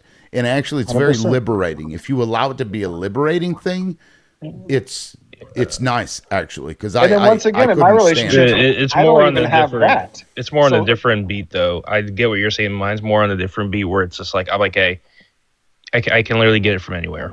Like anyone can get it from anywhere, especially now. You're sounding like me, like you're really hot. Like, You can like, get like whatever you right want. there, You're right there, sounding like Taco. right there. It's like like Las Vegas. You go Vegas. Have a night, come back to wherever you're at. It's like you can go anywhere and pretty much get it. So it's like for me, it's just is at that. Well, point I where wasn't it's saying I'm like super right now, hot. like I just mean I'm good. Like right now, like I'm 25. Like test is like peaking right now. It's like nuts. I had this conversation with my doctor and my coach. So it's like it's like this is like perfect time. Like do some of the stuff I'm doing as far as fitness, but it's like I'm surging. It's like it's surging. Like you guys were there. It's like it's nuts right now. Yeah. But at the same time, it's like I'm not like some like a lot of people my age are like, oh, how you haven't had sex in like a couple like 3 years? Like what were you doing? It's like it's like a lot of like projection. You do from a lot of them, projection where it's like, I didn't never really needed it. It's one of those things where I'm just like, it's cool, especially what I do right now. Like I don't have to be. It's not on my mind. Like literally having that on my mind is detrimental for me. Like I'm like outside of my actual job, I'm a photographer. It's not a good look for a straight male photographer to be having sex on his mind especially when he's in fashion. That's like not a good look. You know what I mean? You ain't wrong. Hey, bro, first off, don't discredit yourself because you might have some sexual thoughts, dog. How old are you? 20 something? Come on. 25. It's like it's like you obviously should be walking there. hard on, bro. Brother, it's there, but it's like it's there, but I have the maturity and understanding to know what I'm doing. So it's like, and then yes. Yeah, it'll be like, most of my clientele, most people I'm working with is like top 1% beautiful women. But it's like, that's how I just treat it like an actual job. It's like, we're clocking in, we're getting it. And plus I love doing it because like I love doing portraits. It's just something I'm passionate about. That and filmmaking. So and like I wasn't saying like at your work. I was just saying like yeah. I totally get what you mean. Yeah. But I have noticed, dude, look, I've got 4 kids, bro, and I've noticed that this generation, this young generation, the say 18 to 30-year-olds, the sex isn't as big a deal as it was, say, to me when I was that age. You know what I mean? Well, testosterone Things have definitely changed. Two rules: don't fish off the friends jetty, and don't fish off the company jetty. That's right. That's right. I'll say this, guys. I'll say this. Right.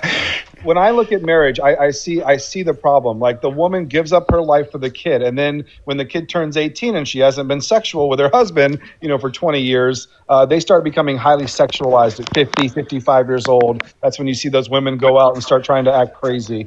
I also want to look at marriage in this sense. What's the first thing we do before we get married? We have a bachelor party where we send the man into strip clubs or something incredibly sinful the day before he calls to God that he is going to be with this woman. So the system sets you up to ruin it before it even begins. Well, I mean, if that's what you choose, I mean, that's, right? Like a bachelor party or a bachelorette party, they're saying, hey, go be wild one day before you make this commitment to God and the family. It's like, wait a second. I don't like the sentiment because it's like, okay, get this out of your system. Exactly. The last thing you want is to have those thoughts and have it, But they won't go away just because you took a day. to go be a slut. You know, I mean, they're still there. Okay, I'm not okay. Hold on. Okay. I hear like 12 voices, and there's only like 5 of us on the panel. So I'm not even sure what the fuck it is we're talking about at this point. Nobody knows anymore. So okay, do we want to talk about men's sex lives, like, and I want to talk about something if I can. Yeah, please go ahead, John. I'd like to talk about Louis Theroux's Manosphere documentary, given that we're in a man's space. And has anyone seen it? I haven't. I keep hearing it, and I just haven't got around to watching it. Damn it. Okay. Actually, since this was targeted at my demographic specifically, I do want to elaborate this because I've been observing that the gender war discourse from the outside from a fairly decent time, couple of years now. It was a gimmick. It was partially a gimmick, partially a psyop. The whole thing, whether it's on the side for women, which they kind of like, a lot of their arguments are like warranted, but as far as like the male side, more specifically, but it's on both sides, it was a whole psyop. I feel like it was a whole gimmick. A lot of it was a marketing employ. People made money on both sides. Yeah, I was going to say grift. A grift is a better description. Yeah. It was like there's like because a lot of people want to like place like Tate at like this place where like, oh, he was probably the reason why we lost the election with the men. We lost a lot of men we lost a lot of them young men over to the right. It's like it was all a grift. Like it's like I don't Tate. And Tate was a caricature. He reminds me of like some cartoon from like he was like, well, what's a Gaston? That's what it was. It was like a cartoon like character. That's what it was, man. No one drinks like Gaston. No one. It was like taking people who take it seriously. People who took it seriously. I think part of it was like, okay, talking about this guy is getting you engagement because this guy is the most looked up person. Like this guy was more looked up than Donald Trump at one point. So what was the point that you were trying to make, John? It sort of came back to a couple of the guys that you dropped earlier in this conversation where they were having a go at Taco just because he was, I thought, being as honest as he could be about his situation. And given the limits of what we can all, we always only get a little tip of the iceberg. We can't see the whole thing. So, you take people at face value until you've got a reason not to. But those sort of attitudes of sort of condemning someone by, you're a pussy, are you for real, and all the rest of it. And Louis Theroux, in the middle of the documentary, actually asked one of these guys, HS Tiki Toki, who's one of these sort of obnoxious Tate wannabes, and he said, "What about just being a nice guy? Have you thought about that?" And it was sort of like a mic drop moment in the middle because it was. Yeah. And Louis Theroux is so sanguine, he's so sort of laid back in the way he just asks these sort of roundabout questions. The way he just asked it, and the guy was sort of like, "Well, if I was a nice guy, I wouldn't have got the attention I've got on social media to get where I've got to." And what's that? Right. Being an obnoxious arsehole who's grifting and no one, it's just dreadful. It was a good doco. I'd encourage everyone to watch it just because I thought he did an excellent job at deconstructing it. One thing that Theroux does, I think, very well is he just gives them enough rope. They hang themselves, So he's not there pestering them. He's just there sort of, exposing them almost. Really, just asking a couple of odd questions. Exposing themselves, really. Right, and letting them almost talk themselves in and out of the situation, and of course he then narrates over the top. And I just thought it was a tremendous expose of the grift and also just the shallowness of it. It was it struck me. I'll just finish. It struck me just a complete lack of leadership. These guys pretending to be something. Yeah. They can't even lead themselves. When Theroux just asked him, "What about being a nice guy?" Because implicit in that question is Theroux's a nice guy. He respects the people in his life and around, and he carries himself in a certain way. He's sort of saying, "Why can't you just do that? Here I am, I'm doing that, and it's working for me." And they just were sort of the moment that question was asked, you could sort of see the guys his jaw dropped. It was all, it was all over. It was like, and I just couldn't help but think the complete lack of leadership, the abrogation of leadership amongst so many men who take this view, Anyway. It's wild. Yeah, for sure. I mean, liberal knows, I come up here and when debating politics, I usually cause a ruckus because I stay pretty much at this level, this logical, condescending tone that I carry in my debates.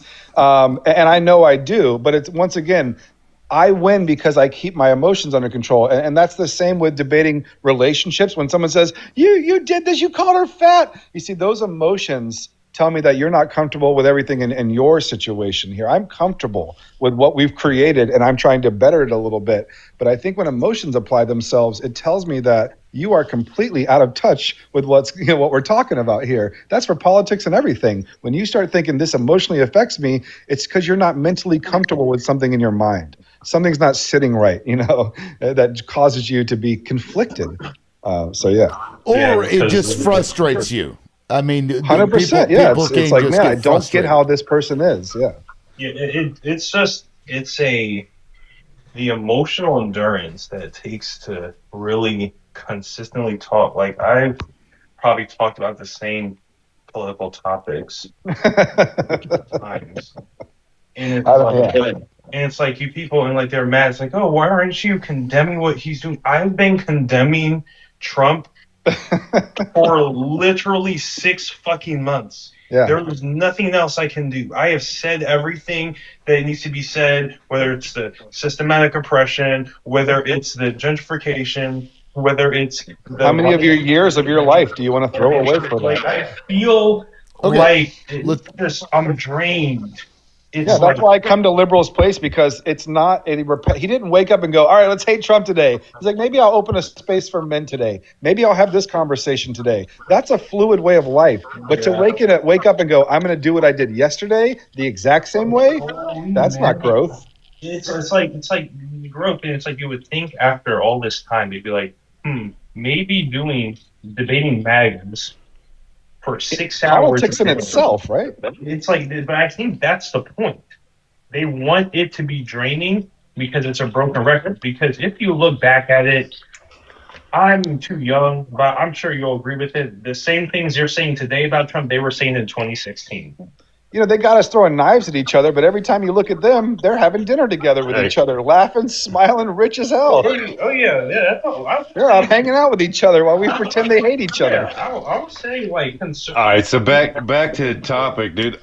Somebody said something earlier, and I think it sent what's your name? Sentient. Yeah. Whatever, sentient. Yeah. Man, I'm 44 years old, man. I'll be 45 this year, dude. Lib, you said something earlier, man. I don't know if it's just me, but I'm still a fucking hornball. Oh, 100%. Okay. So, I mean, so you talk about with the marriage and your long relationships, like dying out because of sex. Like, I think, like, if you have a fire and she's got, or your partner, you know what I mean? Like, you can make that shit work, no matter how long you're together. I just looked at a picture of you, though, sir. Okay, well, this is a good conversation. What do you do to spice it up aside from, going outside the relationship? As men, if you're wanting more, whatever, what do you do that isn't, that? Acts of kindness. No, I've got an answer, but I'm going to have to reveal a little bit about myself to answer Ray this. Day. Good. So the answer do the dishes. The answer to that question that I came to was to get seriously into BDSM, right?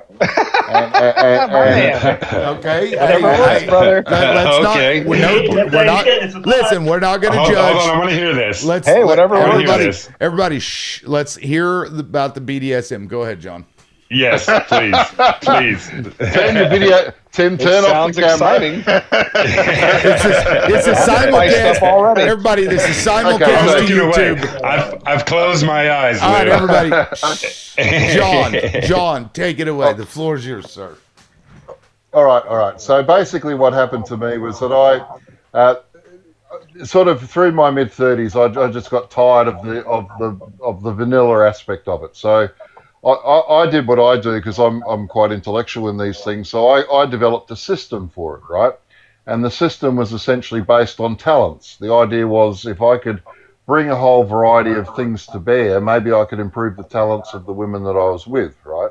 And I could do that by testing their mettle in different ways. And of course, if you go into martial arts or you go into dancing or other forms of physical interaction, you can do these things in different ways. But sexually, there's always a different dimension to it. And so it isn't just about talents, it's also about mind plays. The thing about BDSM that a lot of people confuse is they think it's about the physical aspects, you know, the whips or the chains or the bondage or whatever it is. And it is about those things as devices, but to what ends? And the ends are mind plays, what I call mind plays. You know, yeah, dominating and submissive. Yeah. Well, actually, more about surprise. How do I use surprise and theatrics? Wow. To create a sensation that when I combine it with sexuality, then becomes something that's completely memorable. That's something that's really captivating, right, for me and for my partner. So, shall I just tell you a quick story that won't reveal too much, but will give you an idea what I mean? There was a period of my life. Now I'm past that period now. Not because I guess because now I'm just doing different things, but you know, I still have these hobbies, so let's put it that way. But I would often meet women, and part of what would happen would be I would meet them on a BDSM website. So they were seeking a particular, you know, experience, and I was offering. And I guess what happens in this situation is when women want to try that.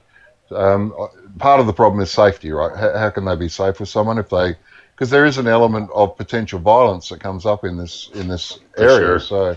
So part of what I did was by having a set of rules, a set of standards, a set of principles and practices, I was able to explain, look, there's a particular way I go about it. And these are all the ways you could. Did you ever say to these women, "I have a particular set of skills"?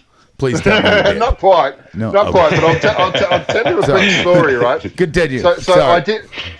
So I'll give you an example, right? So I'll give you an example. So I met a particular girl. Her name is Tilly, and she was lovely, and I met her. But see, part of meeting this way was that I wanted to.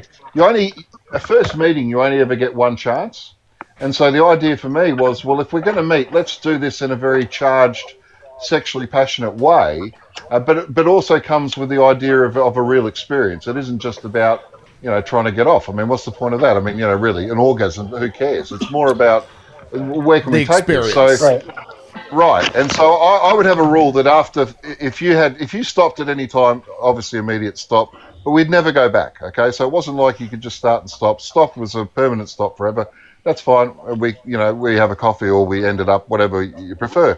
But after half an hour, I'd always give them the choice, do you want to stop? And of course, what would happen would be, so in this particular case, I said, look, get into the car. She gets in the car, and then I ask her to undress, and I put a blindfold on her first, and then I put cuff her and so on. Hold on, we're all taking notes. Go ahead.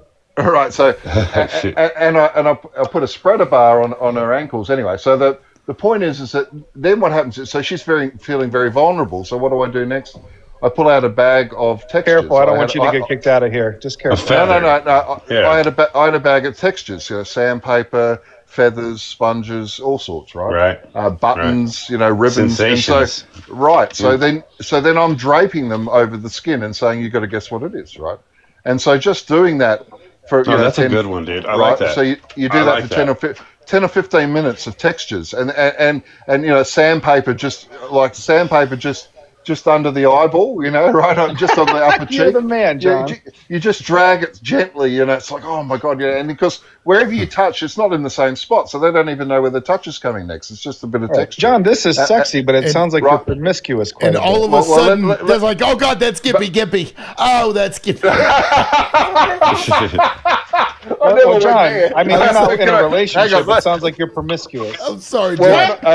Let me just explain what happened next. So then what happened was I said to her, please finish. Right. So, hold on, I'm almost there too. Go ahead. So to give you an idea, I'm kidding. To give you an idea of the mind plays, right? So now she's really excited, but of course what I do then is I add to that by using a particular toy which vibrates, and I do that.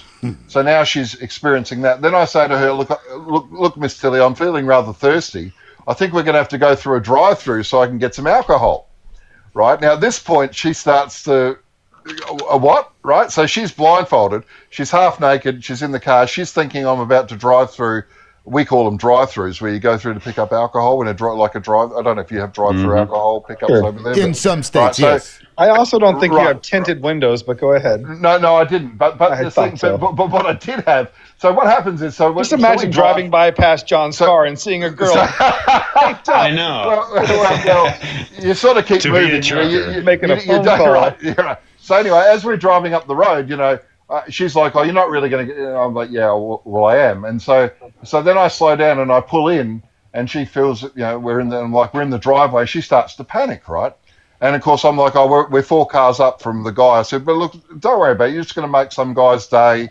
He'll give us a grog. We'll be away, and we can have a drink." And now she's starting to freak out a bit, and the car goes forward another car length, and then she's really starting to panic, and then we get 2 car lengths away, and I'm going, we're almost there, and she can feel us, inching forward. And then we get finally there. I wind the window down to talk to the guy, and I go, look, I'd like a bottle of scotch and a Coke. And then I pause and say, it's okay, Miss Tilly. We're just in a car park, and I rip off her blindfold. She looks around, and she realizes that we're not in a drive-through at all, right? We're just in an empty car park.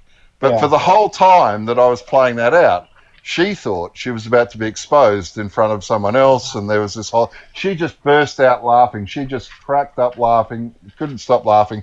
And of course, she was, that whole sensation of the sexuality of it, the surprise, and that was right. And so basically that's what I'm talking about. You create these theatrical types of interactions, which are really interesting to plan. If you think about planning it, it is like trying to, where am I going to go?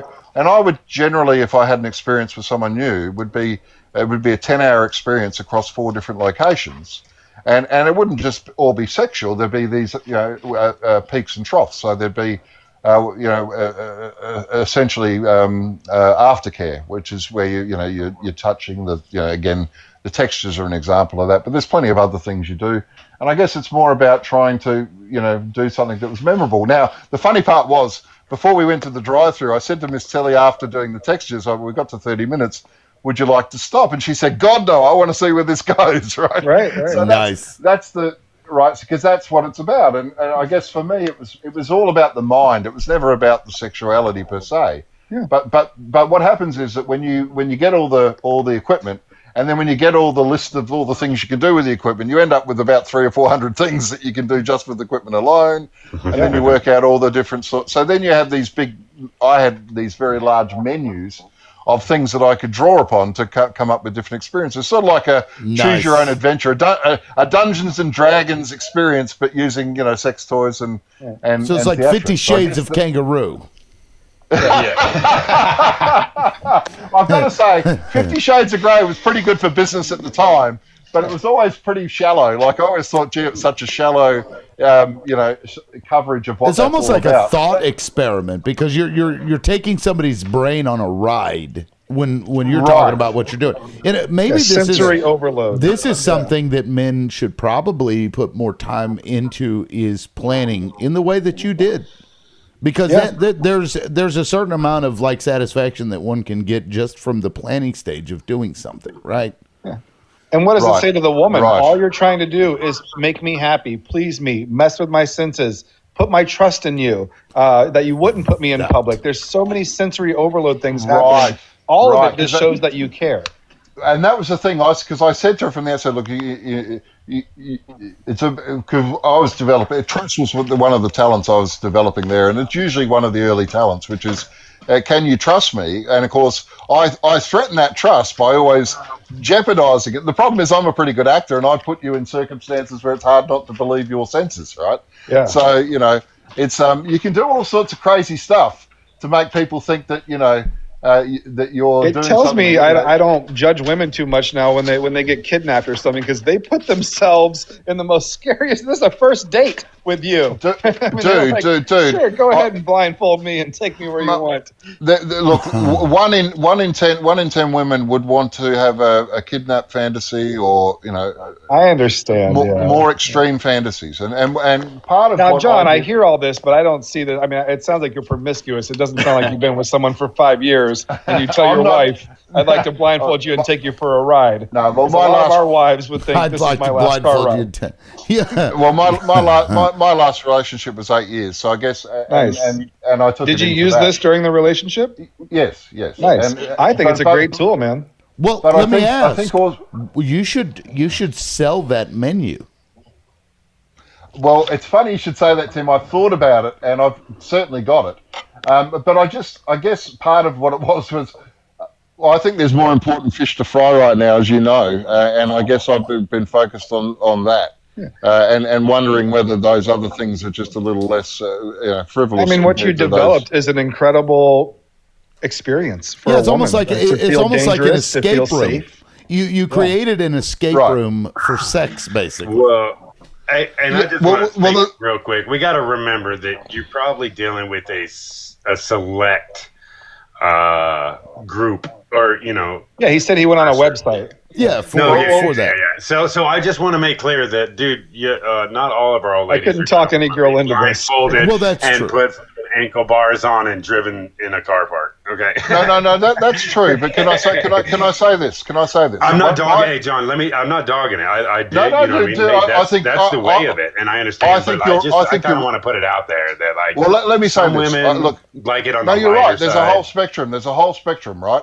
And there are conservative women who don't want to who aren't sexual. I mean, there's plenty of people that aren't sexual at all. They're asexual. So I'm not saying that that's everyone, of course, no. Yeah. But what I will say is this: the number of women that I met who wanted to have an experience, and a lot of their complaint, not so much in leading up to it, but in retrospect, when they talk about, gee, that was, I really enjoyed that, all these things. And often, I might meet someone for 3, 4, 6 months, and then we would move apart, So there was a period where I felt a bit like I was a circus act, and they were just coming to the circus for a couple of rounds. And then, I don't mean to get gross here, John. I was moving on to the next town, so there was a bit of that at times. But I'm sensing that a little bit, that you found a special recipe.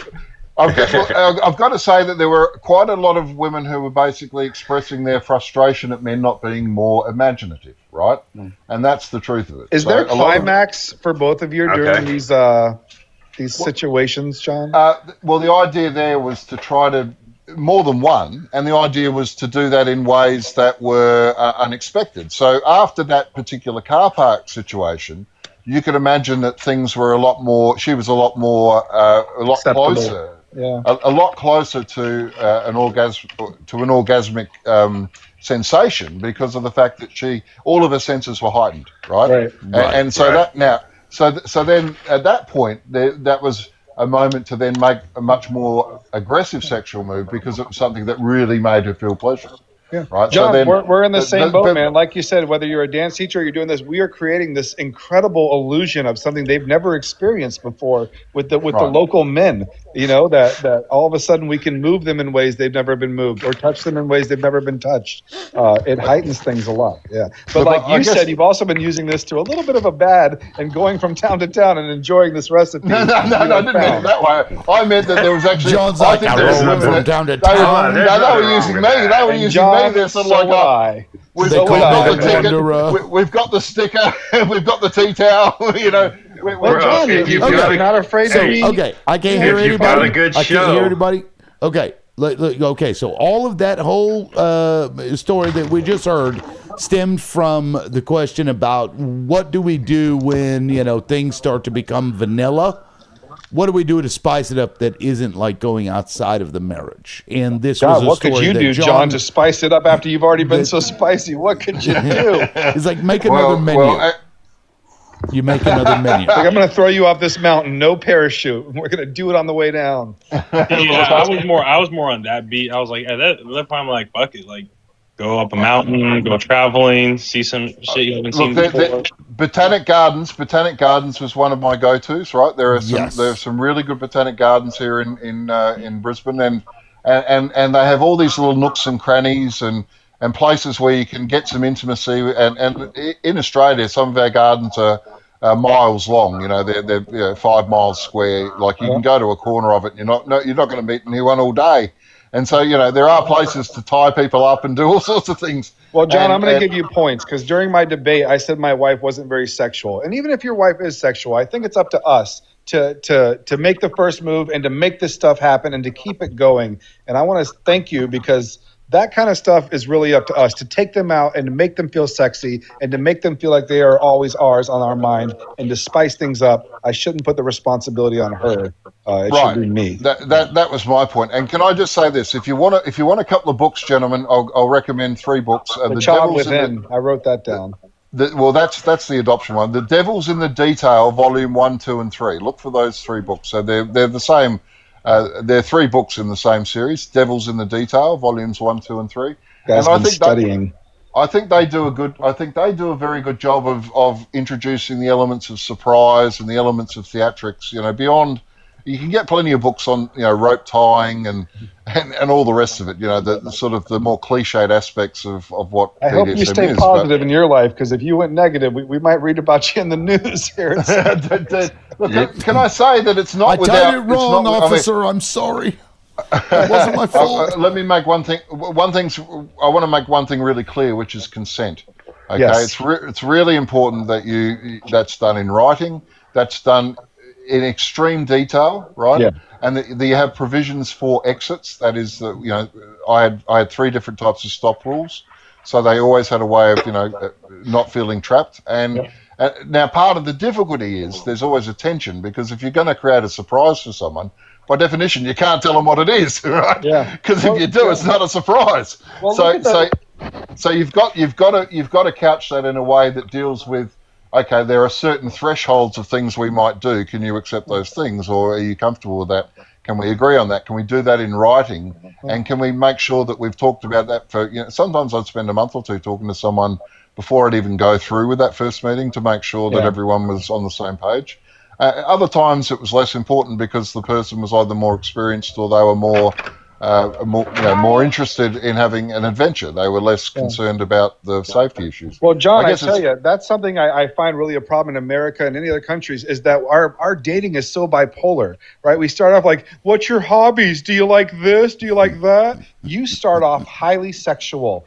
I mean, opening up doors, you know, saying, forget all this dumb talk. I want to make you feel incredible. And even though that's the polar opposite of trying to find the middle ground of this, I think our dating has a big problem there, where we meet each other and try to like match up all these attributes rather than just let me bury my head between your legs and see if we connect sexually first, because that conversation is going to be way more important than the other one.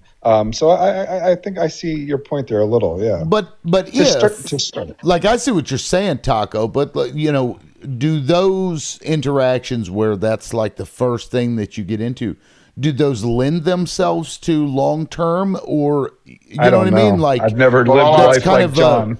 Can I answer that? Well, sure. John could only answer that. It's a good question, Tim, and the answer's got to do with what you do before that first meeting, because you see, the first meeting isn't really the first meeting if I've talked to them 3 or 4 times a week for 2 months, right? We've got to know each other quite well before we've actually physically met. Now, usually what happens is you exchange photos, so you know that you're not being catfished, you're talking to someone that's real and they see who they're dealing with. I mean, if there's not that sort of natural attraction, you're probably not going to be there anyway. But can I say this? I don't think it's any more or less problematic, because provided there's no mores, that is, people don't have taboos. If someone's got a taboo, they're highly religious or whatever it is, well, of course that's not going to be conducive to a long-term relationship. But if people are open-minded, then really it's all about communication. And what are you showing of each other? Are you trying to do something that is imaginative and thoughtful? Are you trying to do something that is going to be memorable? You know, my whole thing was, if we have good times that are memorable, isn't that what you want to do? Sorry, I'm just saying goodbye to Cynthia. Isn't that what you want to do if you go on holiday, for example? Make memories. So I guess it's just about that for me. And I think it's got to do with horses for courses. I mean, Hooligan's right. It's not for everyone, and there's different ways of doing it. Can I say this? I didn't have the reason I had all the menus is because I would talk to different people, and of course every person has their own different interests. Someone who's not into botany, who doesn't like flowers, or I won't take them to the gardens. Someone who's sounds into, a bit of a promiscuous life, though. It sounds like most of these women. Someone who's a bookworm. You said that your partner Taco was a bit of a nerd or a geek. I think. What was the word you used? Dork. I don't know. It probably wasn't respectful, but go ahead. No, a dork, right? So okay, so if a girl's into books, then go to a library. Find a little pocket in a very big library somewhere, and you're right. And because you see, part of the risque factor is, well, what if you are discovered? What if someone sort of runs across you? Now, in Australia, I think we're probably a bit more relaxed about all these things. I don't know how Puritan you guys are over there and how much more difficult that might be, but I guess it's always about just finding a balance. Your lifestyle sounds fun, John. I just don't know if it's something that, it sounds promiscuous. It sounds like there should be some other partners. This could be, a little bit. Yeah. Yeah, and John, I would. So I'm taking notes. You said, well, hold on a second. I'm taking notes. You mentioned a book. What was it? The John Eastwood Playbook, right? Did I get that right? Devil's in the Details, 1, 2, and 3. Okay. Yeah. He was like, so I put sandpaper in the eye or just under the eye? What do I do? No. That's where the gimpy goes. Don't put it in the eye, all right, please. Don't put it in the eye. Don't John, I would be the polar opposite of what you described. So, well, then maybe APAC, you could answer that question. How would you spice that up? Without being personal, I guess. Without going outside of a marriage, because somebody was talking about earlier, like kind of allowing them to go, to another man or whatever. How do you do that when things become too vanilla? What say you? Yeah. So I guess I don't know. So I'm in a young marriage. 2 years, and we do a lot of community service acts, and I just found that whenever I do things with her and just help out, it just I don't know, it just again, we're still young, so I don't see the excitement unaliving, but it just seems that whenever I do things for her, it just ends up multiplying, I guess, to my benefit. When I hear you say that, APAC, it just I'm not a huge religious guy, but when you guys say you go out and do things together, like help the community, that's kind of more romantic than I think. That's sharing, that we're helping others together is religious. It's something so attractive about that that I think all the other stuff doesn't matter, because you share that you just want to help others. I just find that super attractive. No, I appreciate you saying that. And it's just something about, like, for example, we so I'm a treasurer of American Foundation for Unalivement Prevention, and that's and we had so we have we have a lot of events where we remember lost ones, but just being able to partner with her in the events, talk to people who have gone through tragedies, it just helps us reflect on our lives through others' lives, and just appreciate just the little details in our relationships that we probably would not have appreciated if we just didn't have these events in which we could interact with all sorts of people from different walks of life. So I don't know. I think that's what kind of keeps it alive for us. Just I love it. Living in an understanding way, working to achieve each other's goals too. So we uplifting each other, but also keeping ourselves humble through. Good. APAC, you weren't here, but I had a hard conversation, and I just wanted to land my plane about everything. I've said some hard stuff about my wife up here for sure, but one thing she's always done is support my dreams to be the greatest, to open up the best dance studio and have the best thing. And that kind of support outweighs any sexual or attitude problem or dorkiness she has. Just that, her wanting me to achieve my dream, shows so much love for me to her, man. I don't know. There's just different things. No, I appreciate you saying that, and I'm going to say something kind of very controversial. It's going to blow a lot of minds, but sadly, we can't have the John Eastwood kind of technique or kind of lifestyle with mine. So I'll just say that in my marriage, if we ever got pregnant, that would cause chronic complications. So we actually tend to avoid that, right? Which might surprise a lot of people, especially. But at the end of the day, I mean, I still feel. Like she's listen, the most amazing person in the world. That's for men too. Don't choose a job that, unless you have to, of course, but I think that's what women are looking for is are you doing something to help the world? That will make me attracted to you, that you are trying to be a great person. And that respect that we're helping the world, I think fuels a relationship further than anything can, man. That you guys are aligned in the core, Right. And I want to add to that because it is all about meaning. Okay, and one of the reasons, no matter how I was expressing it in a sexual sense, the reality was at the heart of all the adventures I created was the idea of what talents were I developing in a partner. And can I say this?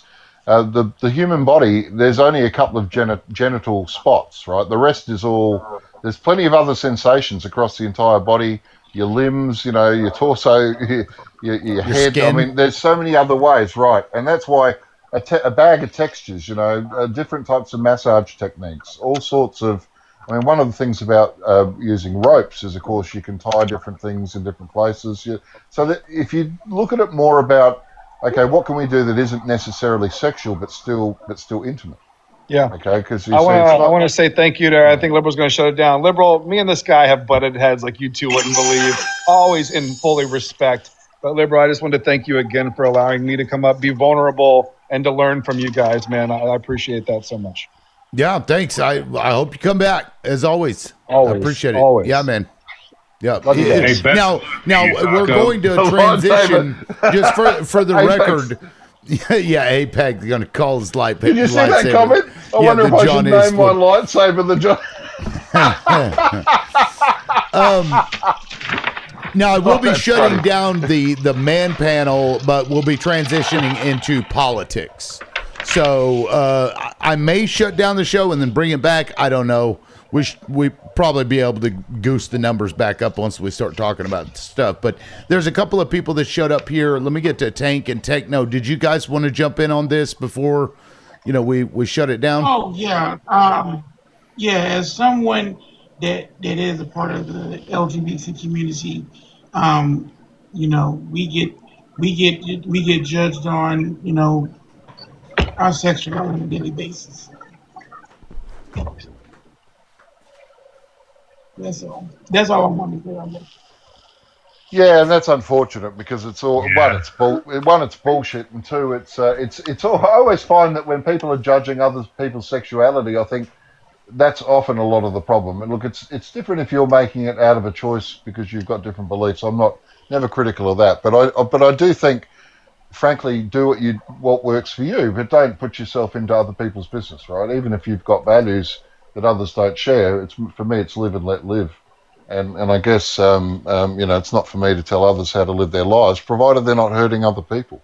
And I guess, this part of what I've been disappointed with recently is seeing this sort of regression back into judging people based on, they're this or they're that or they're the other. And one of the things that I can say from my experiences, which is universal, is that there's a lot of relief when people, especially women, when they feel that they're not being judged for particular desires or thoughts that they might have, because it's a natural human thing to have those things. Now, you can put a particular slant on it if you like and call it what you will if you're not into those things, but my honest experience is a lot of people live in shame.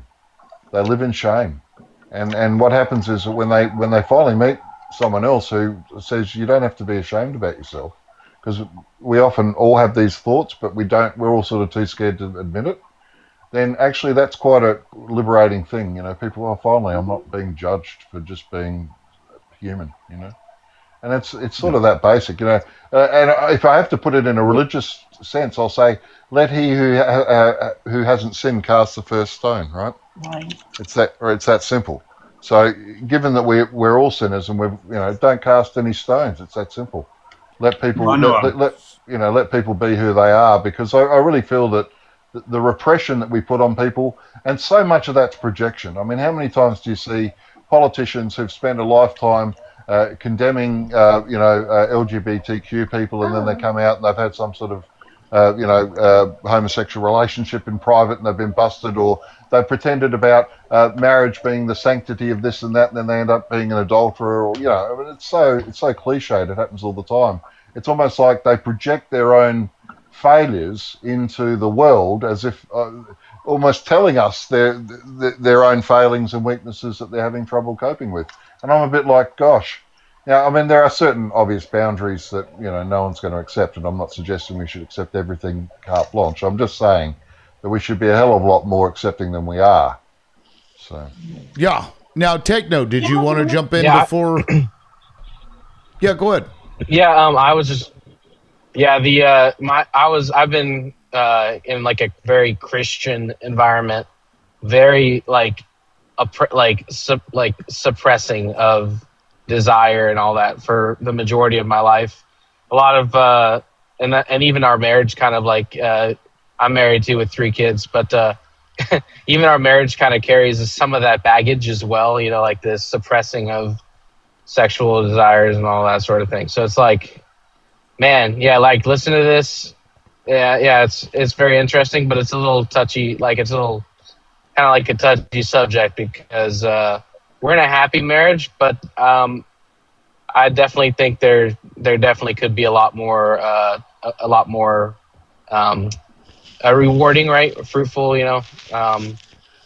devil's in the detail in that aspect. So I'm pretty touchy on this subject right now. Go and get the books. Pretty sure. Devil's in the Detail, parts 1, 2, and 3. Read the books, get information. Like, the worst you can do is read it and go, it's not for me. Right? It's that simple. So get more information, and then you might just have more We're options. the Puritans, like you were saying. The Puritans. Well, I respect people who've got particular. I was going to say, I respect people who've got beliefs. I'm not going to keep you that, of course not, right? I mean, but what I will say is to say that, within the sanctity of marriage, you don't have to be boring. That's all I'm going to say about that. Be theatrical. Use your imagination, right? Just because those books have I'm suggesting have the word devil in them, doesn't mean you're going to burn at the stake if you read them, right? Right? Well, the way things are going in the U.S., they may start burning people at the stake. Right. Yeah. Well, never know. Do anybody else? Because it is past 11, and I'm going to go and switch over to politics. Unless you guys had any questions or something else that you wanted to bring up related to men.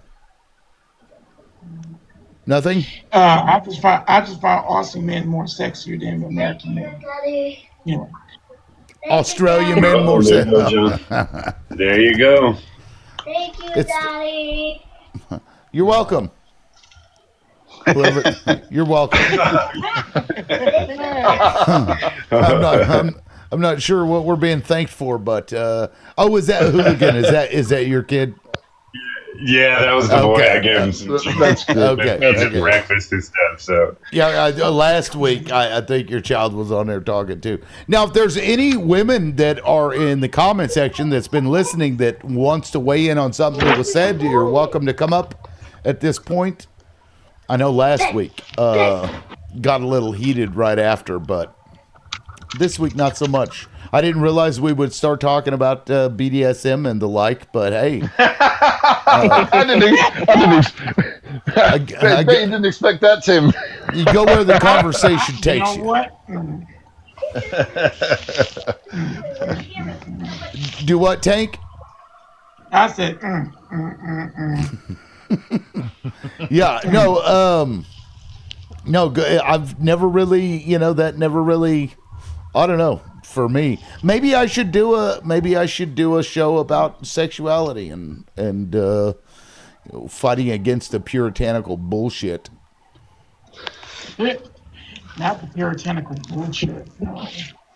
Well, that's a deep subject when you go into the I got the hatred and the problems that surround that. You know, it stems from all kinds of shit: religion, insecurities, just bad teaching. You know, bad upbringing. You know what I mean? There's a lot of stuff that goes into that, dude. I think it's like everything. You got to be more open minded. John, touched on a lot of that. You know, we just need to be more open minded and let people be them. You know. Well, can I just add to that? Here, real quick. I heard this comedian the other day, and I think it's an old clip, but he was talking about with the trans situation, and it just really hit. Like, I don't care. I if that's what you want to do, do you. You know what I'm saying? Like, if that's what makes you happy and how you're going to be happy, we only get one chance. So do what you got to do to be happy. But he just said it when someone it comes out of the closet, or comes out and says they're homosexual or they're trans or whatever. I think that that community and some of us need to give people a minute to adapt, right? Like, I don't think everybody should be expected to just instantly be okay with it, right? I mean, it's some change, right? So I think there's a little leeway on both sides. Right now, we know everybody everybody should be respected, period.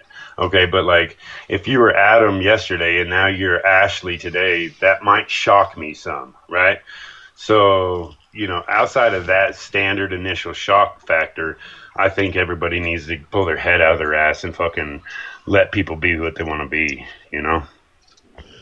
Yeah, look, all I was going to say too is that, look, it doesn't have to start. I mean, I was telling some of the more adventurous stuff, more extreme stuff, right? And frankly, it gets more extreme after that. But it can start as simple as get a blindfold and go and get yourself 15 different bakery items, right?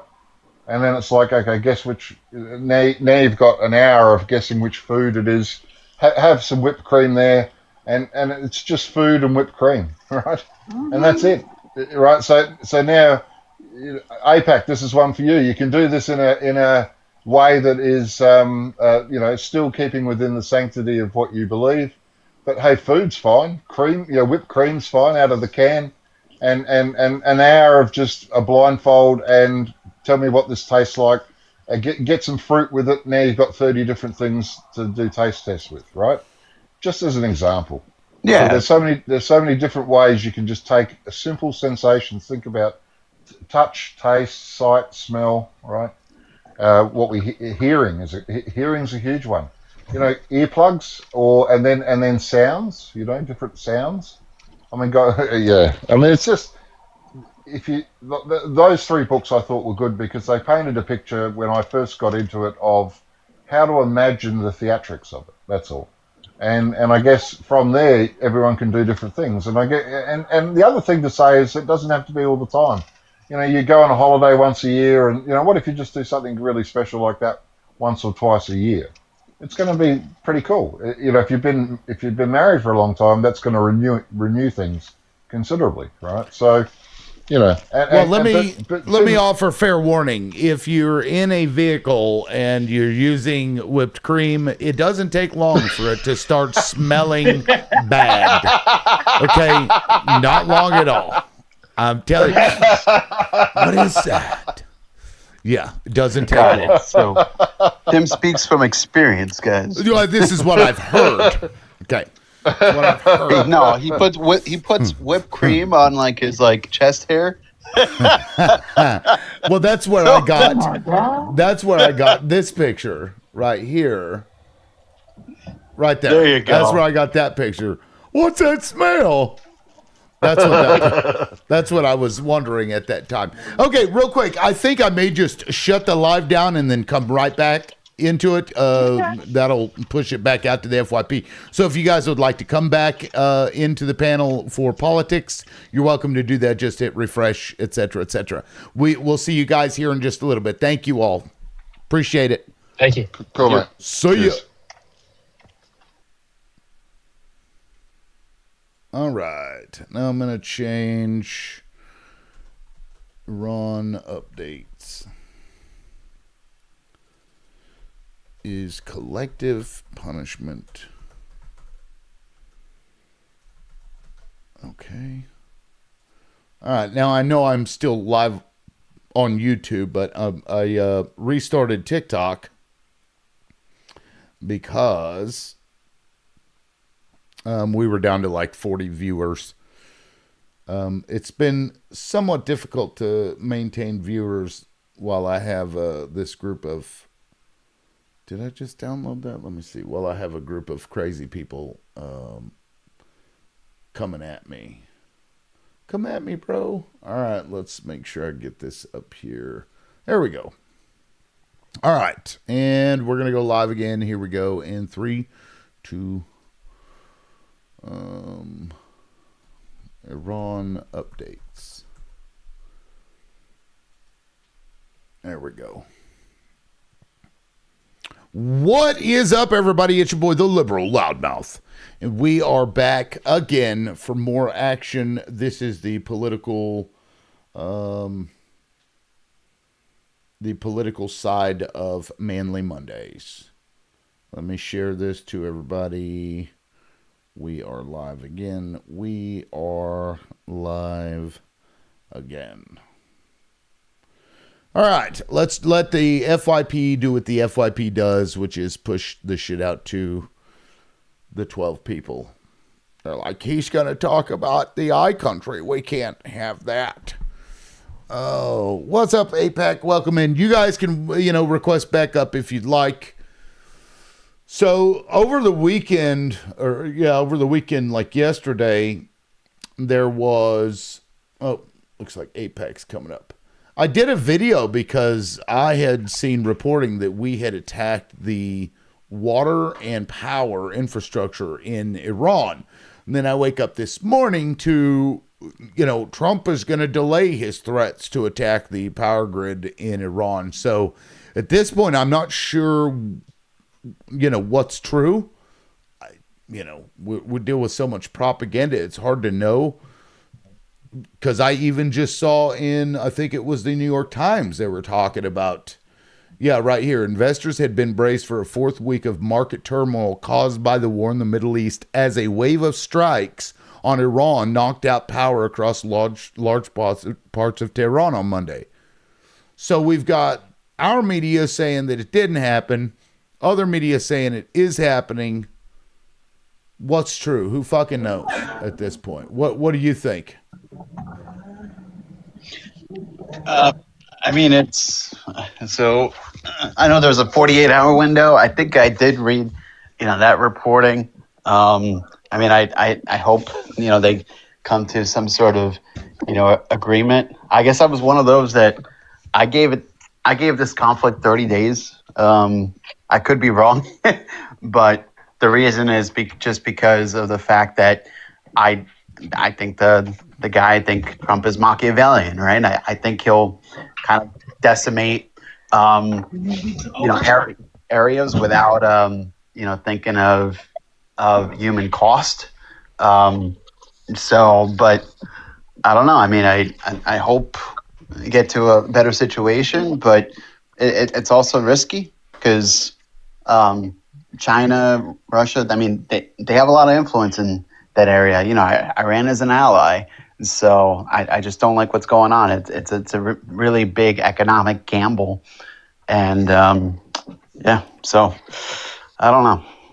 But I agree with you. I mean, it's misinformation. Well, I mean, attacking power supplies and water hurts people. That's it. Yes. Doesn't actually, just serves one purpose, and that is to hurt people, which is collective punishment. And I don't know. I really hate that.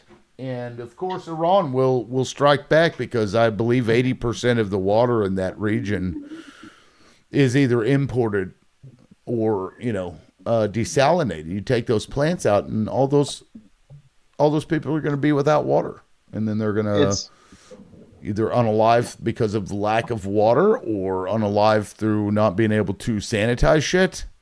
This is crazy, isn't it? It's genocidal in some parts. I'm not saying that it is a genocide, but I'm saying that one of the elements of genocide is to attack infrastructure needed for human, I guess, survival, right? So like if water, just like the basic necessities. So, yeah, I agree with you. Tank, have you seen the reports that Iran was struck? Their power supplies. Yeah, and like I said before, this is the reason why I do not understand why we are attacking Iran. I don't. I really don't. No one can convince me that what we're doing is correct and fair and just. I don't understand it. I will never understand it. And anybody that want to tell me otherwise, good luck. Yeah, I mean, aside from paving the way for Israel to have no competition in the region, I see no purpose. None. Here's my thing. Here's my thing, liberal. And I'm going to say it like this. I would rather see men like you, I'm just saying, using an example, rather than men like you get naked in the street before I ever agreed to Iran, ever. Before I agreed to going along with this Iran. You sure about that? Are you really, really sure about that? Woo! Okay. Anyway, I don't. Here's the thing. I don't understand why the right thinks that this is okay. I really don't. This is because, correct me if I'm wrong, and let me know if I'm speaking out of turn on this. Did he or did he not say on the campaign trail that he'll solve a war within 24 to 48 hours? I don't know the time frame. Ukraine war, he said he'd end it in 24 hours. Okay, why he's not doing this for Iran? I mean, he also said he was the peace president, so. Yeah, but then you'll have MAGA come up and they'll be like, well, in order to get peace, you have to go to war. No. Yeah, look, I don't agree, with that. I think NATO has a lot of influence.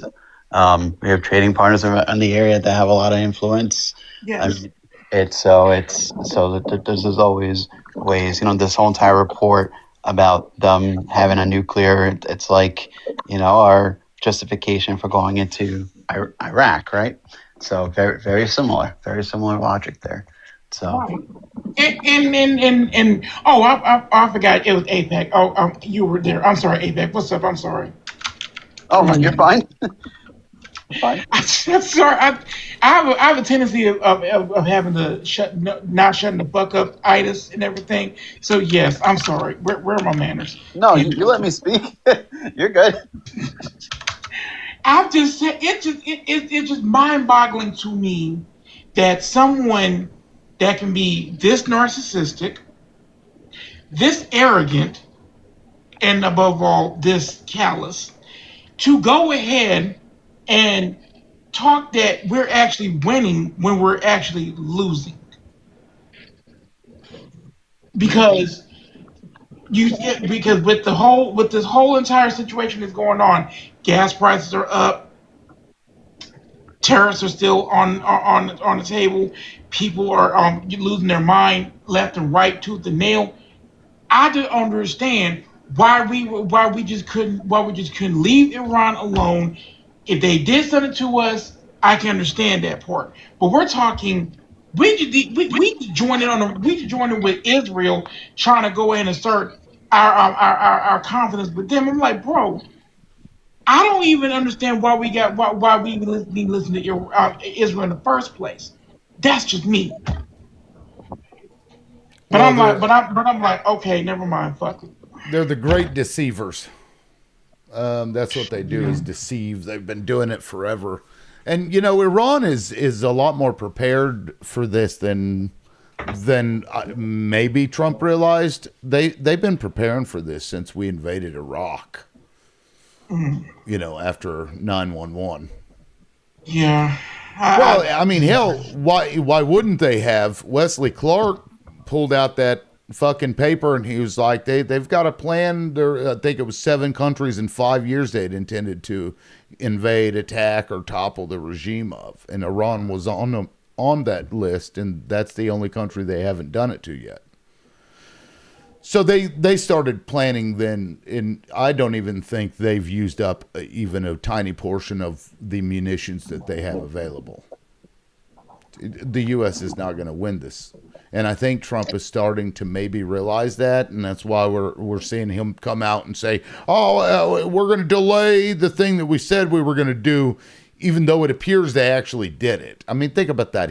I get reports, even the New York Times said that there was a wave of strikes on their power infrastructure on Monday, and then they turned around and said, "Well, we're gonna delay attacking their power infrastructure."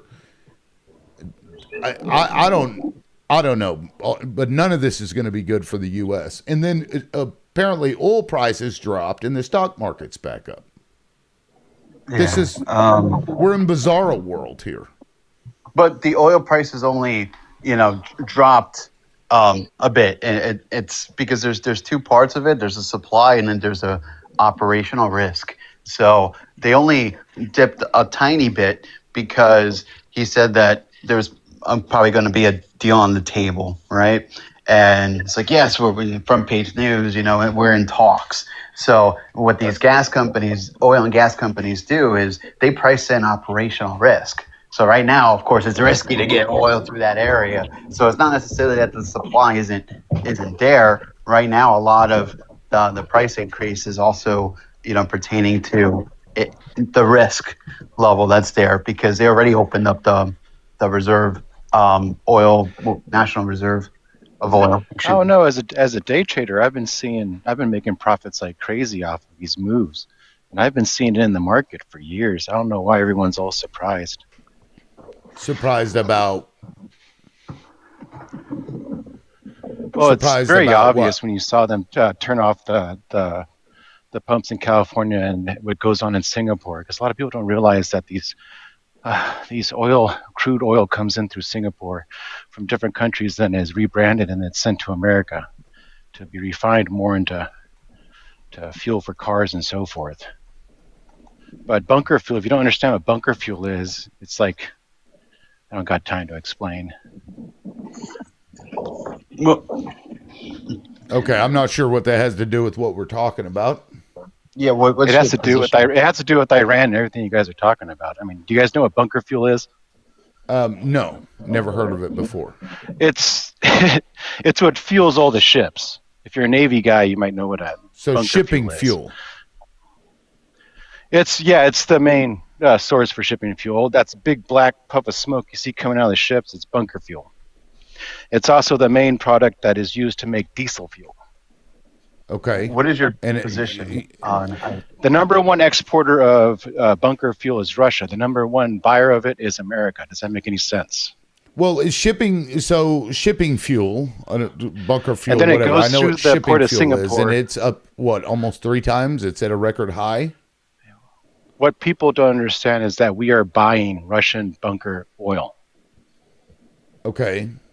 And we are buying it through Singapore, where it's refined and it's brought to our refineries here in the States and refined even more into the fuel that we use every single day. What does that have to do with what we're talking about? You guys aren't talking about Iran, right? We were talking about the war in Iran. Yes, and I just briefly mentioned the fact that I'm an Iraq veteran. I was in the first wave in Iraq in 2003 with the 101st Airborne Division. I was wounded in the Battle of Al-Nahaf. So after that, I was wounded there and understood what was going on there, because we fought Iranians in the Battle of Al-Nahaf. I actually fought the Fedayeen close quarters, and that's where I earned my CIB. So, like, when you guys are talking about Iran, like, what I'm talking about is like the end product, right? Like, yeah, you can complain and say Trump did this and he did that, right? But every single day when an American goes to his pump, he ensures that that is the objective for the next 70 years. Actually, I've been voting against that my entire life, sir. It's Republicans that have been after Iraq. Yeah, well, it's the Republicans that have been pushing against renewables. We wouldn't have had such a large impact on our country had we left in place what Jimmy Carter was trying to do to today. Like, the technological advances in that field would be much greater than it is. As a today. day trader, my profits would differ between administrations. But what I try to tell people is that it doesn't matter if it's Republican or Democrat, the corporations are still going to follow through with their agenda, right? And if you understand how the corporations work, right, you understand Republicans are big American corporations such as like steel, oil, manufacturing, so forth, right? Democrats represent a lot of the medical businesses, right? The medical corporations, the medical insurance companies, and so forth, right? And when these guys take turns eating away at the American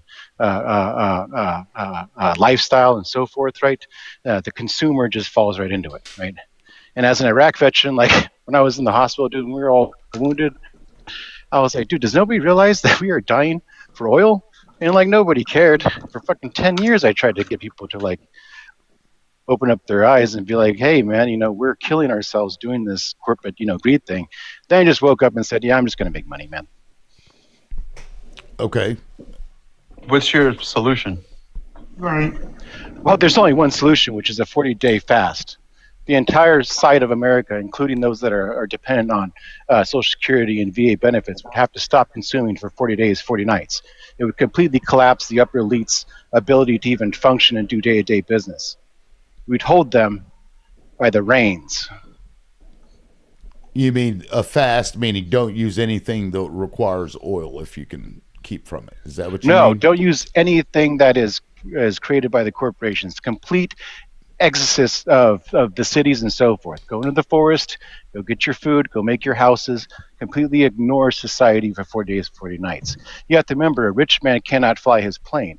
A rich man cannot cook his food. A rich man cannot clean his house.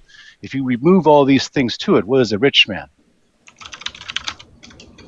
Well, I don't see a bunch of people running out to the woods to go caveman style, but I take your point. You know, economic exit is certainly necessary. That's for sure.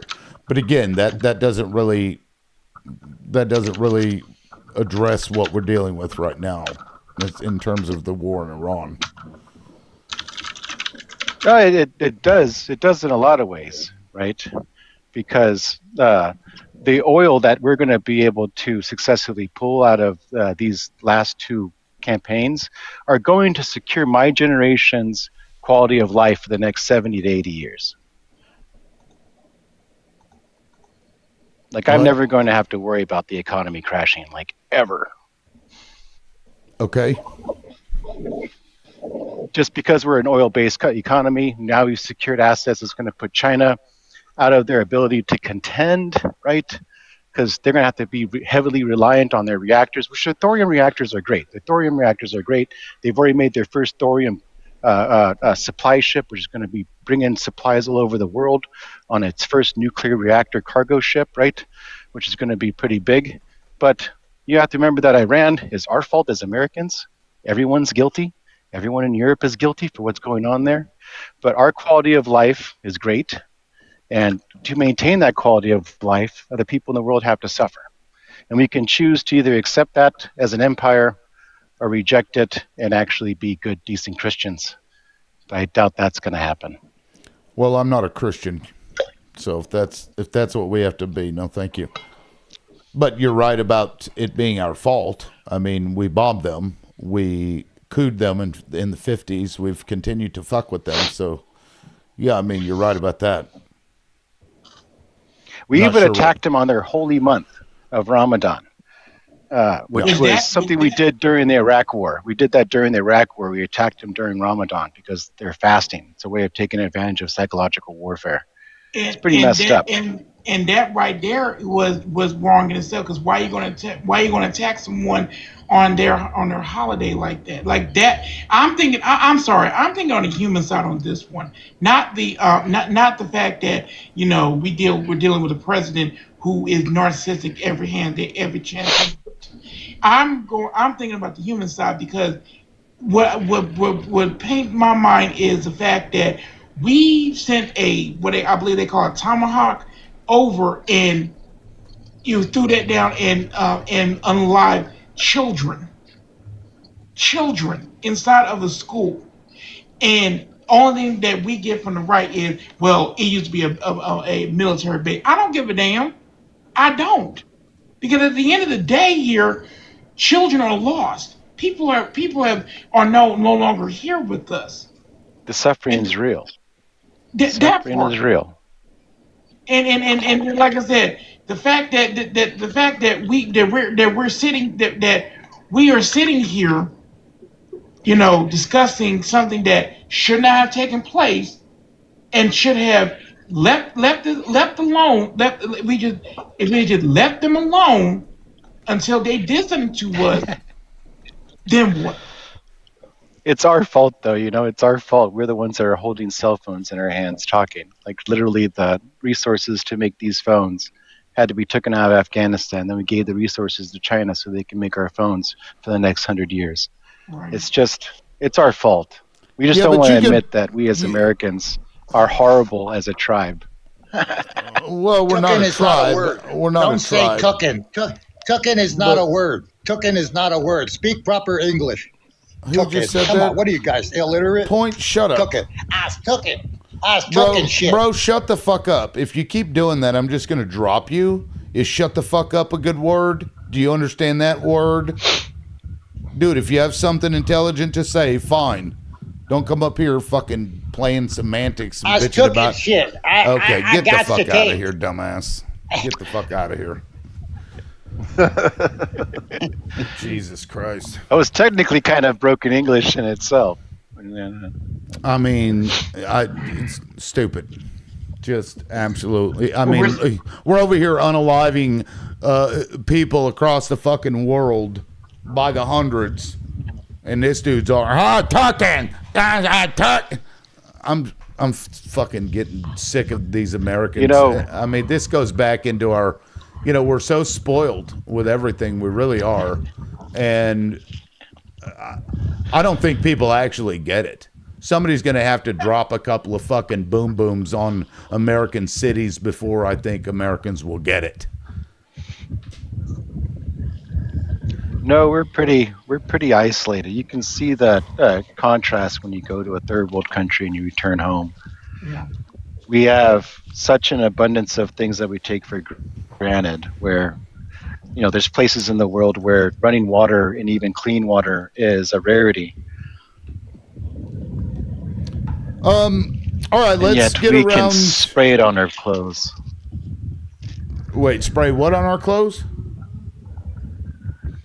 Water. We spray water on our clothes. Oh, right. When you're in like someplace in Florida, when it's really hot and they mist you. Like we literally have misty machines because we want to be cool when we're sitting outside. Or how about these green fucking yards in the desert? Why do you have a lawn in the desert? What the fuck what is wrong with people that put... I don't understand that. That is beyond comprehension for me. Like, bro, you live in the desert. Your grass shouldn't look like a fucking golf course. That's stupid. We have shopping stores for dogs. We literally have an entire store dedicated to dogs. Yeah, that shit is beyond comprehension. But let me get around the room. And the entertaining. Yeah. John, I mean, I agree with what, how do you say your name? Melchizedek. Yeah, I mean, I agree with what he's saying generally. Like, what do you have to say about that? I don't know how long you've been listening, but welcome back. Cheers, man. I only came in at the end, but I did want to actually make. I saw while you dropped or restarted the live, I saw your most recent video where you were saying you were correcting another video from talking about the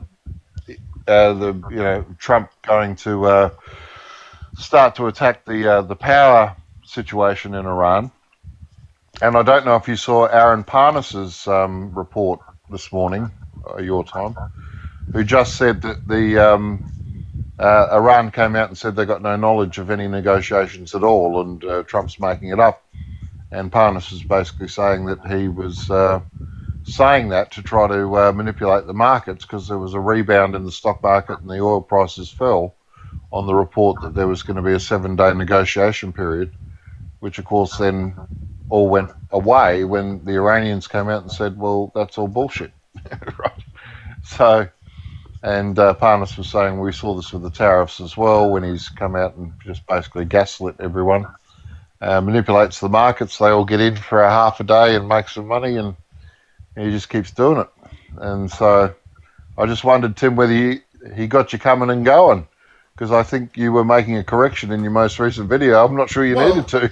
No. If you listen to what I said something of a correction, and I pointed out, I'm like, I don't trust the Western media, so it is what it is. Now you have two conflicting stories. I was like, but it wouldn't surprise me if he's doing this to give plausible deniability for when Iran strikes back, which they said they would. And then the United States would be like, oh my God, look what Iran just did. They just struck the desalination plants for the Arab countries. Because you fucking hit them and they told you not to. So it's... Well, I thought even doing a half correction was generous on your part. So because I mean the guy, let's face it, he slides under doors to get into rooms. This bloke, I mean, it's like, he's a bit of a snake. He's just, a bit. Oh, that's an Aussie understatement, mate. It's it's I mean, it's pretty tiresome. One thing I saw, I don't know if you know that guy on TikTok who's used to be a US sniper. What's his name? Let me find his name. I have to jump off to do it. He's got quite a following, but he was saying that people that he knows in the services, they're going to be putting boots on the ground almost assuredly. He thinks that's going to happen before Easter. So, but he's got multiple reports of people, saying that they're being readied for an invasion. So yeah, and they're all going to get unalived. Yeah, I know. Yeah, I know. But see, look, it's not his kids. It's not him. Right. He doesn't give a shit. Right. These are the kids of poor families. Because a lot of them, they come from poor families. They go there so they can get a fucking college education. And then you have some rich dumb fuck that wants corporations to make a bunch of money, do some stupid ass shit, rinse and repeat. Yep. Dead right, mate. Look, obviously, it's very upsetting. All of it's extremely upsetting. So, I don't know. Well, it sounds like, everybody's really quiet. Do we need to go to a different topic? Or do I just need to shut the show down? Can I say this? No, I'm finding it hard to follow up after the last segment, mate. I'm not sure how I parlay that last segment. Tim, I'm going to actually try something different. Hold on a second. I'm actually going to show everyone who I truly am. You ready? You ready for this? This is going to scare John the most. He's a furry. I knew it. He's a furry. This is my true nature. That's funny. Oh, there you go. This is what I identify as. That's how you spice it up. There you go. You got some cosplay going on. Beautiful. There you go. You might find it unbearable, but whatever. He's like DICKEY. So I'm going to see the numbers blow up. Once they see like a bear in the box. But anyway, that's hilarious. Bear in the box. Where did Melchizedek go? I don't know. He went to go day trade. Right. I ain't going to be mad at him for making money off of it because that's what these fuckers been doing. But at the same time, I'm not sure that there's a whole lot we can do about it at this point. We're just going to have to wait for the world to turn against us and start shooting at us and blowing us up. Can I say this? Yeah. He tried twice to come to the table with the Iranians. Now he's saying that they're making positive progress and talking, but he never talked. Iran said, the other guy down there, John, he's right. They never came to the table. They don't know what the fuck he's talking about. He's wanting out of this war real bad now. He just wants out because he never finishes what he does. He's a con artist. This is too much for his little pimp shit to fucking handle, you know? So he's just making it up out of his fucking ass. In other words, he's tacoing out. And that's what he does. He starts shit and he tacos out. It's like everything else he fucking did throughout his whole life. Yeah, he got to beat his chest and threaten Iran and this and that. He's telling Iran, you got to come to the table because he's going to take out their electric grids and all this shit. You know, Iran's not even, really, that's all you got? You know, no. They said that they're not coming to the table. They went twice and he fucked them twice. And this is bullshit. Yeah, and the dumb fucking Wall Street, they took the bait. It went down a little bit, but they're going to find out it's all bullshit, and he's going to go back up, you know? Yeah, I'm not sure. I'm not sure if there's anything. I'm not sure if there's anything that Trump could do to fix this. I think Iran is like, we're going to do it until the U.S. gets the fuck out. Yeah, I he think thinks they've it's a reserved game. themselves to that. He thinks he's on a reality TV show. You don't even know if it's fucking real. Well, I mean, because we've been stupid poking fucking- at these people for 40 plus years now. Yeah. So They got this fucking thing they keep saying, they fucked us for 47 years, or they don't want to play ball with us. And so what? They don't want to play ball. Who gives a shit? You know, leave them people alone. They don't have no desire to build anything. It's all manufactured horseshit, petrodollar horseshit. Everybody's our enemy if they don't play with, play ball with us. And that's just how we are. I mean, what's this stupid fucking country? Here we can have it made. The other guy was sitting there saying, when I first come on, he was talking about how we're spoiled and we got everything. No, we don't have health care. There's a lot of people hurting in this country. The wages are fucking horrible. The billionaires, like Walmart, look at this Rob Walton. He owns a Denver Broncos. He owns the Nuggets. He has a car collection. Make Jay Leno's look like it's just a little tiny thing, you know. This guy is just rich beyond rich. And does he pay his people? Does he supply them with health care? No, he doesn't. His dad did, but he doesn't. And so all the corporations are just greedy fucks. Now they want our little bit of crumbs. And they'll get it. They'll get it all.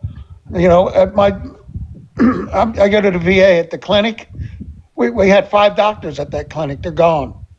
They bought them off, paid them to quit or whatever the fuck they did, you know? And that's getting to the point where it's just, we got 2.5 more years of this fuck. And then the Democrats, when they get back in there, and they will, I'm going to tell you this, they fucking better make some major changes, when they get back in charge. And in one term, is one of the change. We need qualified people for the Senate and the Congress and kick them fucking lobbies the fuck out. We're sick of them fucks. And as Citizens United, repeal it. And that's just a start. And that will be a start of a good thing. Well, do we think that even... Oh, you have a question? Oh, no, after you, Tim. I'm sorry. Do we think that the Democrats that get in there, that we're going to be able to fight against those corporate Democrats who actually want this? Could you explain my to me, fingers how crossed. do you think the Iranian military strategy is now playing out? Oh, sorry, my video started playing. I was like, who the hell is that talking? It's this video. It's 15 minutes, but it's a really good fucking video. I don't know. Jonathan Pye? What's that? Jonathan Pye. Jonathan Pye? Pie. P-I-E. I don't know what that means. He's a comedian who does sort of a straight guy act where he's sort of doing news reporting, but he's usually lambasting them. That's who I heard. Satire. I just heard that. Yeah, no, Yeah. it was this guy. Hold on. The real problem in America is that there's certain people controlling the perception of liberals and conservatives of each other, right? When you control all of the media, you control people's views and what they think, what their opinions are. When you control opinions, you control people's votes. When you control votes, you control their pretty much everything, right? You make people divided. You make America divided when there's liberals and conservatives hating each other. That's the main issue. I mean, I agree with that. I think there's a lot of money in division, but I guess I would go as far as to ask, do you think that now, well, do you think because Trump is in office that the Democrat candidate will probably be more progressive than if someone else would have been in office? Democrats would be more progressive. Because of Trump. Because Trump is radical, right? So he's a firebrand. Whether it's a good or bad radical, people can debate that, I guess. But do you think that this forces the Democrats to be more progressive than moderate? I don't know. Only if he doesn't. No. Only if people show up and vote. Yeah, I don't think he pushes more people. I don't think he pushes people to be more progressive. I think what he does is give these corporate Democrats the ability to say whatever and then at the end be like, we're not like that guy. So you got to vote for us. And just keep that fucking can going down the road. I think that's what they'll do. Yep. They will. Yeah, because anything that isn't Trump at this point is going to be better than what we have right now. Because there's a lot of Democrats, they wanted this too. Now I cannot believe people still say, "Oh well, I just didn't want Kamala. I just didn't want Kamala." Why? What was wrong with her? Yeah, I don't like they. When you they got a big refuse corporation, you're scared of paying 70% tax. Is that what it is? What was wrong with her? Then they say, "Oh well, it's not better than what we got now, ain't it?" He was saying you can't believe other people were saying that. We could go into World War III. How you like that? He was saying other people were saying that, not him. Yeah, not him, not me. Oh, okay. No. I mean, I could play that game. I could be like, well, Biden chose her, and the American people didn't choose her, and blah blah. Like that's where they'll go. Well, that's where you go from there. We don't need fake opposition because there's plenty of it on TikTok. The opposition that you see going up on all these other fucking lives, a lot of them are fake. Yeah, they keep running. They keep running. Melchizedek was gonna Malachi or whatever. He wasn't opposition. I'm talking about these other liberal panels have somehow convinced all of the opposition that you would normally see that used to come up on my show regularly. They told them to stop coming here. And they listened. So they're fake. Really? It's all bull. Yes, that's right. Yes. But who's sponsoring this fake? Is that like Russia or somebody outside source? Huh? Who's sponsoring that? Hell if I know. Probably. Hell if I know. Well, this is the problem that liberals have is comply or we're going to fucking destroy your life. And when you don't comply with them, they do exactly that. But they smile and pretend to be good people, and they're able to get away with it. It's a problem. Like, and you know, this is like Zionist tactics, really, because they do that same shit too. I don't know. I mean, think about that. How do you get Republicans, MAGA, as a liberal, to stop going on to somebody's panel, another liberal? That's a good question. How does that even work? Well, there's a ring in somewhere, isn't there? There's some sort of chicanery going on. Yeah, I'd say. Yeah, I'd say. Hey, Tim. Oh, yeah. Sorry, man. I got to drop. It's almost 3 in the morning, and I'm just starting to crash out, dude. I want to hang, but I'm no, you're just good, losing man. it. You're good, man. Get some rest, mate. It's always good to catch up with you, buddy. I'm glad you had a couple of good weeks with the family. I really am. Yeah, it was good shit. I'm back now. But I appreciate it, man. Thank you. Are you going to be on in the next few days, or? I mean, I should be. All right. Well, I'll try and pop in tomorrow. All right, man. All right, we'll see you. See you, mate. Cheers. Want to buy that playbook, John? Cheap. The BDSM menu. Anyway, I mean, if you know, I don't know what to do, honestly, but this shit ain't working. And these Democrats they are so good at faking being decent people. It's weird, but they do, and they fake it. I have to assume it's Zionist mentality, because that's, you know, it's the same tactics, really. What's up, Chip? Hey, how you doing? Oh, pretty good.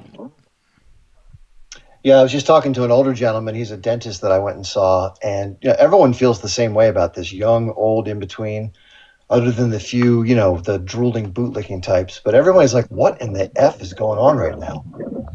So, you know, these are people that have fought in, you know, Vietnam or World War II or whatever. And this is just absurd, man. This is so unnecessary to be doing this shit. And, you know, the one that, what have you heard? Have you heard about the 82nd Airborne going there? Mm-hmm. Yeah. So they're deploying. We have about 5,000 or 8,000 Marines that are already there. So they're going to have about 15,000, 20,000 troops in the region. And the question is, you know, with this, I came in late, so you probably talked about this, but just in case, you know, the idea that they were going to threaten to take out their power stations throughout the country. And then, of course, the Iranians said, okay, you do that, then, you know, all bets are off. We're going to do that to everything in the region. In addition, we'll probably hit desalination plants both in Israel and throughout the Gulf. And that would make the entire region unlivable for most of the population. So, you know, obviously that would have created just a biblical problems. So I think somebody finally got in Trump's ear and said, you can't go there. In addition to some of the higher ups saying, we're not going to execute those orders because those are blatant war crimes. So thankfully, some calmer heads prevailed, but he only gave he only increased it by 3 days. He said, we're going to give it 5 days rather than just 2 or 3. So have you guys been throwing that one around? Sorry, I came in late. Yes, but the problem is that I'm seeing that they put a delay, but I'm also seeing that we did attack their power and water. You know what? Yeah, it would have been their Monday, but on my Sunday night, because even the New York Times right here, when it's talking about oil prices tumble and stocks rise, it says investors have been braced for a fourth week of market turmoil caused by the war in the Middle East as a wave of strikes on Iran knocked out power across large parts of Tehran on Monday. That's New York Times. And I did a video yesterday when I saw 3 different publications saying that we had attacked their water and their power yesterday. And then to this morning, I wake up to, oh, we're in talks with them and it's been delayed. Of course, I don't buy that for a second. Iran has since, and matter of fact, it just came across my smart news feed. Says they said they hadn't talked at all. Right. Iran says it's not in negotiations with the U.S. Trump backed down. So, fucking who knows? Because I think we did hit their power supplies. Well, I watch the markets every minute, and so this happened the last time Trump put a tweet out saying he didn't think the war was going to last very long, or that caused the markets to just shoot up, and oil came back down. And then, of course, we went right back into the same thing. So this is very reminiscent of that. I think the market's getting all this stuff wrong because most people who trade don't really study geopolitics and don't know the inner workings of the Iranian, mindset and how dedicated they are to this. They think it's just another U.S. war. What's the big deal? This is not another war. This is a different animal, different hornet's nest that's been stirred up, and they're not going to stop doing what they need to do to protect themselves. Nor do I blame them. If somebody had attacked us, we'd do the same thing. They have every right to defend their country, and with all these allies allowing U.S. bases in the region, everyone's sort of surrounding them or against them, but not that the populations don't see it differently, but the leaders are co-opted and they're bribed. And this has been the problem for a long time, is these Gulf states are led by these fake, phony, dictators and kingdoms that have no popular support, and yet they're allowed to continue this relationship with the U.S. You got, Mohammed bin Salman and the Emirates and even the Omanians. That whole circle of Gulf states is just illegitimate leadership and don't reflect the will of their people. And so, the Iranians know all this. They've seen this for decades, and they've been preparing for this. And, Think about it. How in the world are we going to do a land-based attack on Iran? How would that work out exactly? A lot of U.S. troops are going to die. That's how that'll work. I don't see. Do you see them being able to successfully, even get any ground in Iran?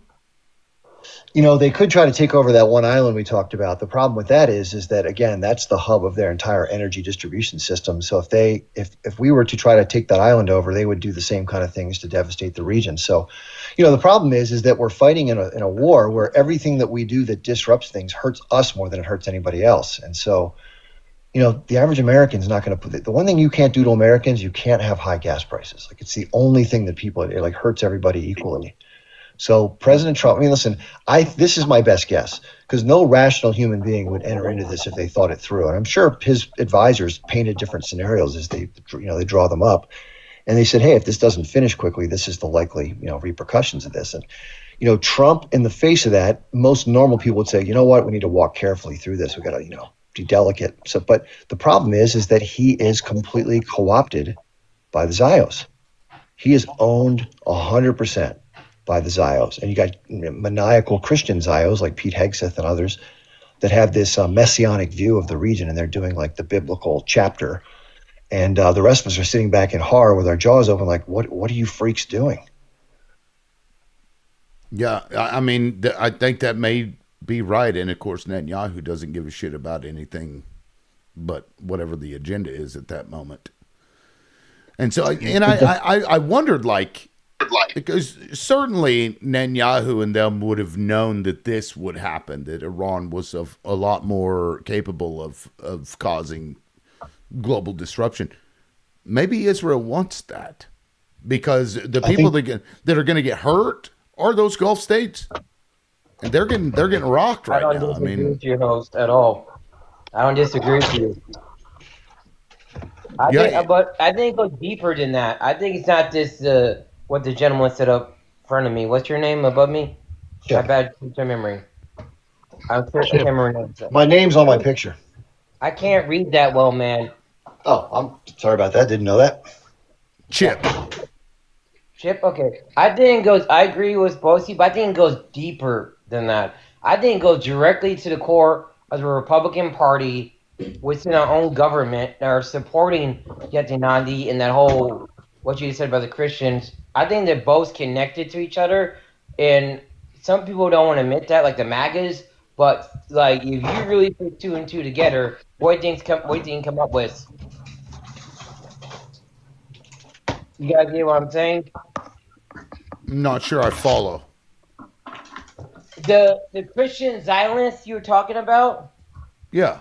They're here in the United States, and they've affected the Republican Party, where Trump is their little puppet, but Trump and the MAGAs don't understand, or they don't understand, or they don't care. The Zion Christians are part of the Republican Party who support Israel and what they're doing and taking out Iran because some holy bullshit quest. They're both the same thing, I'm telling you. That they're in Israel and in the Republican Party. That is what I'm saying. 2 and 2, put them together. They're both connected. Yeah, well, the Democratic Party is as well, Yeah, to an extent, the Democratic Party is, well, to an extent. But if you look at both parties, the Republicans is full-blown, yeah, let's be this way. Democrats like, somewhere like that. Yeah. To an extent. Sure. That's my point I'm making. It's connected. Okay. You got the Christian nationals, and in this country there are caucus, and also the Jewish community. They're a big caucus. Now and you wonder why the evangelicals and all them crazy bastards want Israel nice and tidy, because they don't give a fuck about the people there. When Jesus comes, they want it, they don't want it all fucked up or whatever. They want it nice and tidy. That's their thing. I don't know. That's what I get out of it. Shit, I don't know. But you guys understand what I'm trying to say to you? Yes, that our parties are fucked and they're owned by Zionism. Is that your point? Yeah. Yes. Yeah, it is. Like Democrats a little bit like that to an extent, not a lot, a little bit. But the Republicans, oh yeah, they're fucking like that, all right. But they won't admit it. But it's the fucking truth. So yeah, Christian Zionists, they want the temple to come back. So they want. that's it, the Jewish They're temple. hoping that the Dome of the Rock is destroyed in all of this, so they can rebuild. And that's so weird. Now, have you guys seen that letter from the UAE billionaire that he sent to What do you say? Trump? He basically said, "What gave you the fucking authority to do this, to fuck our shit up?" Yeah, he was really pissed. Yeah, because like Chip was talking about, they're the ones that are going to get fucked out of this deal, and that's why I pose. Israel certainly knew this, and maybe that's what they wanted. What the outcome that they're looking for, like Chip, logically, what do you think they could gain by this happening? The Gulf states get so destabilized, and they're the ones that basically control the pricing of global oil. Pretty much. What's the benefit to Israel, even if they get fucked up too? Happened with Vietnam. Well, that's to Chip. Trekkie, hold on. That was to Chip. Right. What do you think? So just fit this into their framework. Look at it from this standpoint. If you're a small group of people that have this sort of vision of the second coming of your Messiah, or whatever the hell they call it, and part of that is to bring down the strong Western Christendom fabric, which is Europe and America, then any amount of chaos that causes economic degradation, destruction, internal civil unrest, and strife weakens the fabric of that homogeneous tapestry, such that it makes it much easier to control. Once the ashes come out of that, it gives you a position of greater power. So sowing chaos and division is a key part of their strategy to eventually having a centralized control system out of Jerusalem. Yep. Another thing I wanted to bring up with you guys. Do you think about Vietnam? What about Vietnam? Vietnam gets oil and gas from Iran, right? Those countries you mentioned in the Middle East. Trump is threatening to do tariffs on Vietnam if they keep on buying the oil from Iran. Okay. Which is stupid. Vietnam's like, F you, man. I get my fucking oil from Iran if I want to. We don't support you right now. We don't fucking care what you want. And now he's throwing a tantrum fit over that, too. Trying to tell them they can't do that. He throws a tantrum fit. Vietnam already beat us once.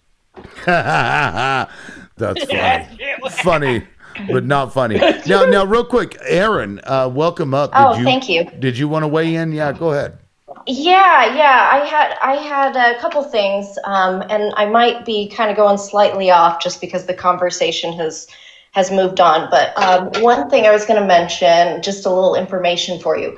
I went out to dinner with some friends on Saturday night, and one of them has a daughter who is a college student who's been living and studying in Jerusalem for the past year, a little bit more, I think, actually. And she said that, in Israel, in Jerusalem, they're getting alerted via, sirens and phone alerts constantly whenever there's any incoming missiles or anything from Iran. But last week, her daughter was out doing a project in a Palestinian area, and with some other students, she got the phone alert from Israel that missiles were incoming, and they immediately knew to, take cover, whatever. But all around them, the Palestinians are not getting that at all. And Israel has the ability to do the same thing with them, to warn them, but they're not doing it. They're serving the Palestinians up as sacrificial lambs in this war. Just let me add one thing to that. So if people don't know, inside of Israel proper, in the neighborhoods that are mostly Arab dominated, they won't allow them to get permits to build bomb shelters. Yeah, it's ridiculous. It's fucked up. It's not just that. I heard that, Trump hates NATO, they hate the EU with the patch in the United Nations. I know I've told you guys this before, but there's a recent new push by NATO and the EU. What they're done with administration. They fucking had enough. They want to use their own equipment to aggressive PC operations. I told you, 50 billion euro, not 50. Oh yeah, 50 billion euro deal. It's to where instead of relying on the United States to get equipment or funding, it's like a safe fund. If this shit happens again, the United Nations got that 50 million euro deal that's going to come from the EU to support the United Nations and better body armor, better equipment, better vehicles to support infantry on the battlefield. This aggressive peacekeeping force would be not just to sit there and watch. They would stabilize the region, like I said with you, and they take out any terrorist or warlord. EU and NATO are joining, like a joint command would be set up with them with satellite radios and tablets to call in a boom boom strike from the air or boom boom artillery. So they're fucking done with them. They've had enough of the United States. They're doing their own equipment, developing their own land armor vehicles to take, i.e., I don't know if I could say correctly, but all of that is what the United Nations is doing and more. They just set up a council of 40 members for AI responsibility development to where no government, no country, or corporation can use it to do harm or going rogue. So I've been keeping up with that too. And you know why Trump hates both of them? The UN called him out on his bullshit. NATO refuses to cooperate with him anymore. So he wants to destroy both of them for his stupid new whatever fucking bullshit thing he's creating. The peace thing. Yeah, it's his bullshit. The yeah, Board bullshit. of Pieces. Yeah. I mean, it's think about bullshit. that. He He wants to get gets rid of those the UN. Gulf states to put up, billions of dollars and then turns around and starts a war that fucks their countries up. The irony. Yeah, and it's bullshit. It is irony because the UN is trying to evolve to deal with every issue in Fuck the the 21st UN. century, and Trump's trying to destroy it. And that organization created the Disability Inclusion Act program. Well, I can work for them and become an ambassador, and he's going to expand on that. Why Trump just wants to get rid of it, and NATO and the EU because they fucking won't put up with this shit. They're like done. Can I chime in for a second? Yes, I please. feel like Sorry about that. I didn't be rude. Oh, no problem. With regards to Trump and his loyalties, he absolutely has none at this point. I think that what we saw in his first term was, he was a rich asshole, but he was nowhere near as rich as, so many of these oligarchs around the world, and certainly, royal families in the Middle East. But he has managed in this term, through a lot of different shady things, to enrich himself to the point where he's just not beholden to any of it anymore. And that's so scary. It was scary when he was beholden to them. It's even worse now. Wait, when he was beholden to who? I'm sorry. I mean, so like Putin, that seems, I definitely believe that he was in Putin's pocket. I think that that's pretty much fallen by the wayside. He and a lot of presidents past have been beholden to Saudi royalty. But yeah, he's exploited those relationships to the point where he enriched himself so much that they don't have control of him anymore. Trump, you mean? Yes. Yeah. Wrong on that one. I feel like two things can be true at the same time. Imagine if he's compromised by Putin in some way and Israel. Like, absolutely. what a needle to thread there. But because I'm not sure, Chip. What do you know about Russia's relationship with Israel? I don't know a whole lot about how they view Israel. It's not very chummy. There is a pretty sizable Orthodox community in Russia that has some influence politically, but Putin is averse to anything happening with Israeli weaponry and dominance in the region. Obviously, Iran is their ally, so that's an adversarial relationship right there. They've actually issued an edict to the Israelis saying that if they use any level of weaponry that's nuclear in nature, they will respond by attacking Israel with nuclear weapons. Really? Yep. So that obviously shows how much too Holy close a shit, relationship. man. Trump has got us nearly to WAR3 now. Yeah. Yeah, I mean, this is. one could argue may already be there. I mean, because it already is. What I hear from Magus on Russia is that Ukraine doesn't deserve to be its own sovereign nation. It's part of Russia. Ukraine started this conflict bullshit, and how they're gonna lose. Well, they're not gonna lose. NATO's all in on Ukraine. They're giving them everything they want and more, and the funding to back it up. I told you about those deals. That 54 euro package deal, the 90 million euro package deal, the 11 euro package deal, the 18 and 19 training course to train their officers in the core commander structure. Ukraine's going away from brigade system. They're going to 18 individual corps commander system as a hierarchy for military chain of command. They're like, fuck that, we're done with that. You talking about Ukraine? And they're going to launch a major counteroffensive. They already took away the Zaporizhian part of Zaporizhian in that area. They took that from Russia. Okay. Zelensky is such a goat. He's so goated. I mean, and it's the one thing I want to ask you guys' opinion on this, and I'll mute myself. He got pissed for not wearing a suit. Trump said to him, "You're not hiding all the cards. You're not doing that. You're risking people's lives." Oh, fuck you. What do you care about lives? It was because he didn't wear a suit. But I like Zelensky, how he stood up to Trump, and that dumbass vice president of his. I'll mute myself. I want you guys' opinion on that. Opinion on what? How Zelensky stood up to them.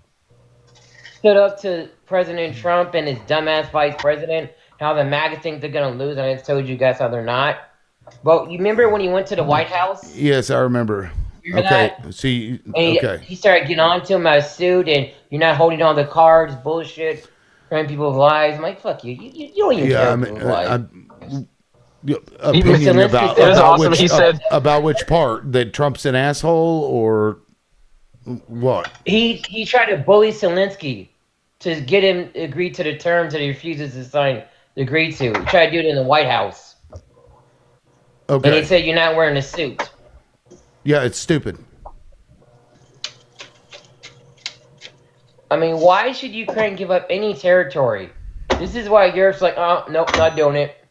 They're not, and he kept Europe out of every negotiation with Russia. Every single time kept them out of negotiation. All right.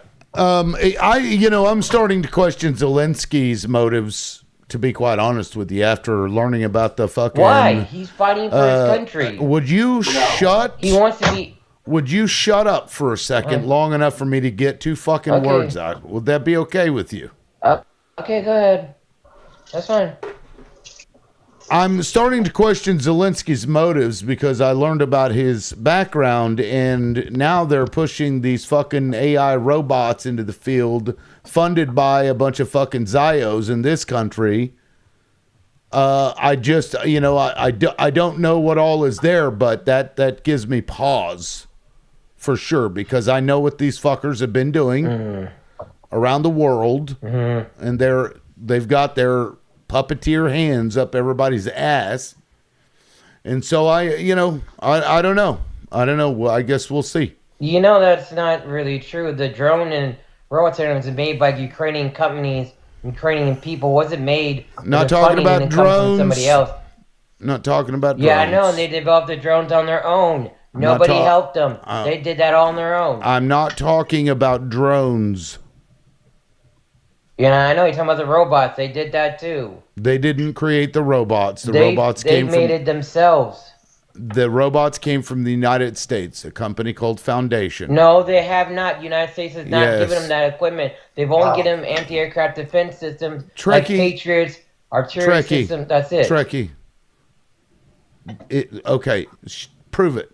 Prove that the two Phantom MK1s... Okay, I'll come back with the article that will show you Trump refuses to support... The MK... I'll come back with the article. The Phantom MK1... not getting that from the United States, from this administration. It 100% came from the United States. Yes, I can get an article.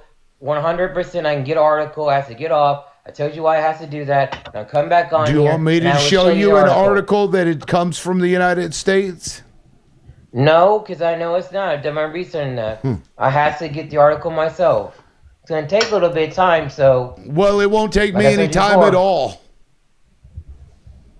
They're not... Okay, you telling me that Trump's administration, who doesn't give a damn about Ukraine, wants them to sign this stupid deal, refuses to fund them anything else, makes EU and NATO buy military equipment when it comes to Patriots, NASMs, and all this other equipment, but that he's willing to sell them this robot stuff that they're not that advanced with yet still. I'm supposed to believe Trump's going to support that when all I've ever seen from him is that, oh, no, Zelensky's a bad person. Zelensky's a dictator. That he never should have got elected. Who said that? Russia. I didn't say that. Trump said that. He said that. He says a lot of things, though. He'll say that, and then he'll turn it. He said Ukraine started this war.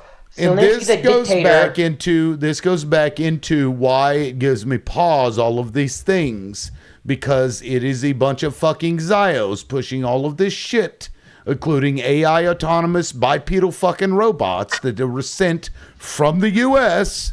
into Ukraine to be tested as an experiment. And that's what they're doing.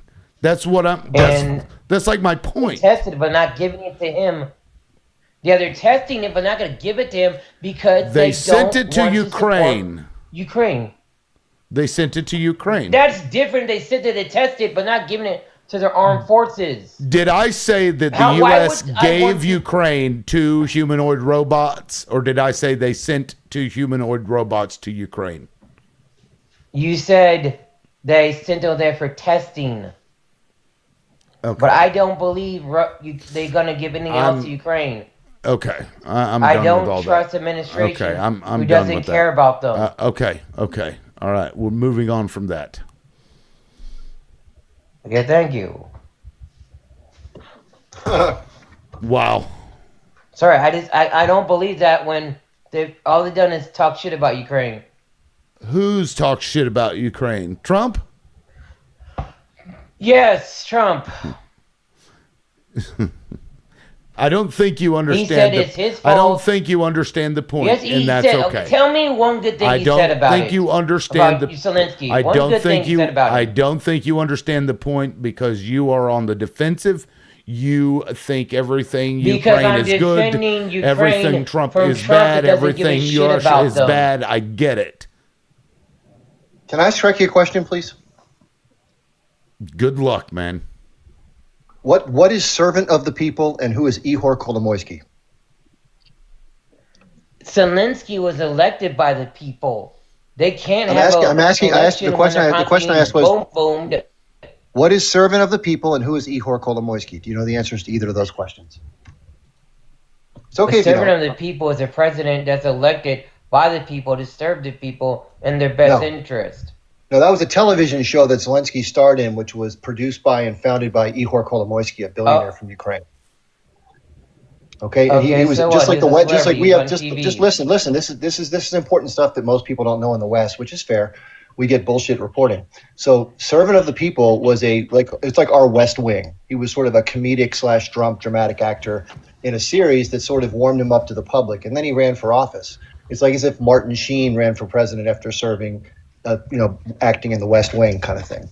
So Ihor Kolomoisky is a very wealthy billionaire with heavy Zionist ties who pushed for Zelensky to get elected. You know who the president was before Zelensky, don't you? Yeah, a puppet dictator who unalived 14 innocent people who wanted democracy that Putin put in place. What's the name of the person who was president before Zelensky?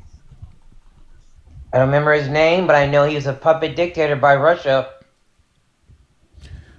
They never let anyone else become president because Putin wouldn't allow it. No, you're talking about a different guy. No, Poroshenko was president between. I'm talking about the one that was there in 2014 because this is how it started. Victor The first place when Yanukovych. Obama was president. His name they is took Victor. away Crimea. His name is Victor Yanukovych. Now but he was a puppet dictator. You're telling me right now he wasn't? Wasn't No, he? They didn't take away Yanukovych. Crimea? Guys, listen, guys. The history is the history, so you can look this up. Yanukovych was president from No, 2012. that's wrong. He was a Stop puppet for a dictator. second. Just listen for a second. Victor Yanukovych won a very, very close election. It was like 50.5 to 49.5. It was a very close election. Look it up. And he was right on the edge of drafting a trade deal with the EU. They had it all but signed. The Russians at the last minute convinced them, offering more favorable terms, and he switched his allegiance away from the EU towards a Russian trade pact. And that royally pissed off the European bankers, big time, and the United States. So obviously they want to have Ukraine in our orbit, and Russia sort of drew them back their way. So they drafted a plan to replace him. And they did. They executed a coup d'etat in the Maidan Square in 2014. No, they didn't. That is crap. That is bullshit. Putin put him in place. Tell me why did under Biden, under Barack Obama, why they lose Crimea? Why did they take Crimea from Ukraine? That is part of Ukraine. Why they take it? Crimea voted 97 to 3%. No, they didn't vote shit. Let me ask you. You asked a question. Let me answer. In there. Becky, you asked a question. You got to give me a chance to answer it there, brother. So there's different ways to view it. From your point of view, you're saying that Russia took the territory. Russia has a long-standing... illegally annexed it. Becky, finish. Let me finish. For those who don't know, geographically, Sevastopol is a Russian naval base that has been within the Russian sphere of influence for hundreds and hundreds of years. It is a key warm water port access to the Black Sea that Russia desperately needs to be able to fight this have a global navy. During that period of time, this is a really important time frame, by the way. The pro-Ukrainian nationalists were unaliving, and look at the Union Hall that got burned down, and like 146 Russian nationals living in Crimea were burned to the ground and unalived, and those who jumped from the windows were shot. Look that up, because you're sounding like conspiracy nonsense. Don't even prove. You're defending the fact a guy was put in there by Putin to be puppet dictator. The illegally annexed Crimea when Obama was there, because Obama couldn't do anything about it. Putin hated Obama because Obama didn't put up with his shit. But we were stuck in Afghanistan dealing with that, so we couldn't necessarily tell Putin, get the fuck out of Crimea. He took that land base that was illegally annexed, that was part of Ukraine. Okay, that's conspiracy nonsense. The people chose Zelensky because the guy they had before was a puppet dictator that every time he ran, Putin made sure he stayed in place by rigging the elections to his favor to his candidate. He wanted there. All right. So again, this is the key point you're skipping past is this, okay? And this is important. This is the fundamental issue that drove everything in Ukraine. You have to understand the history and the geography of the populations in Ukraine. So towards the west, which is borders with Poland, where Lviv and the capital are, Kiev. So you're saying it wasn't illegally annexed? That let me listen. Tricky. You have to do something called listen for a second. Yeah, stop fucking jumping in there over people. Why do you keep doing that? Tricky, you can not acknowledge it. If you choose not to acknowledge it, that's fine. But let me put it out there for the audience to hear it, and then you can argue against it if you want to. So the dynamic population-wise is very similar to the United States Southwest. We have a huge Mexican-American population. In the eastern part of, which is called the Donbass, the area where Russia now occupies, or annexed, that territory has a lot of Russian nationals. They're Ukrainian citizens, but they're of Russian descent. They speak Russian. They have Russia's culture as their main way of life. They have relatives across the border. Now, in the western part of Ukraine, they're very pro-European, pro-Ukrainian nationalist. So there was lots of pressure being brought to bear from Ukrainian nationalists in the West to force conformity and acceptance of Ukrainian nationalism on the citizens in the East. Now, imagine right now if we went down to Texas, the Southwest border, and we demanded that no person speak Spanish. We demanded that no documents be allowed to be printed in Spanish. That would cause an uproar. People were like, why are you trying to take our heritage away? Why are you forcing us to comply with your central controls? Now, you might agree with that, but again, these are the pressures that existed in the country. It's not, this isn't bullshit. This is what happened. Yes, it is bullshit. It's a conspiracy. They took away the annexed territory and they kidnapped children and then forced them to only That's bullshit. That's total nonsense. Trekkie, you're sucking the air out of the room. That's bullshit what you're saying. You know what? You want to defend innocent people being killed? Fuck you. Oh my god. Oh wow. There's an adult.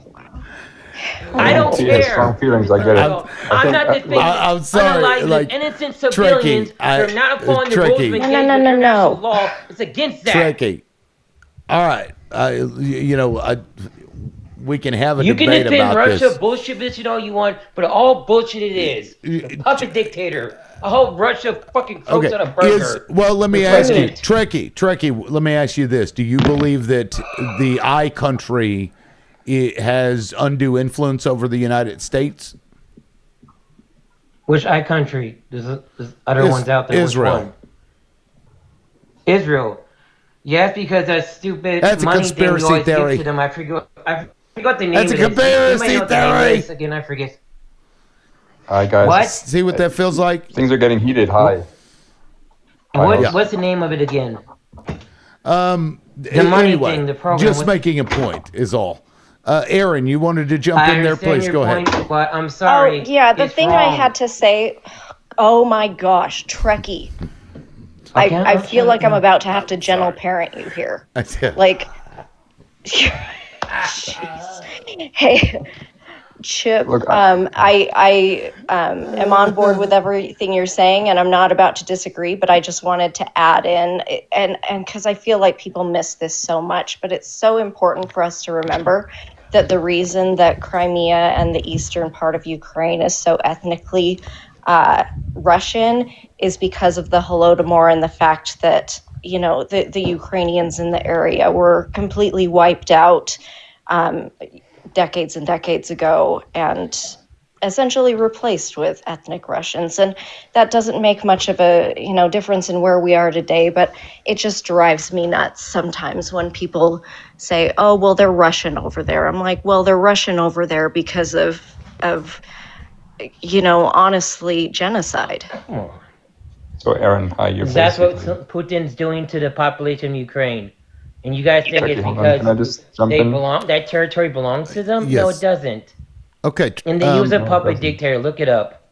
Okay. Who was that was wanting to jump in? I heard it was a male me. voice. Thanks, host. Jack, yeah, go ahead, Jack. Hi. Thanks.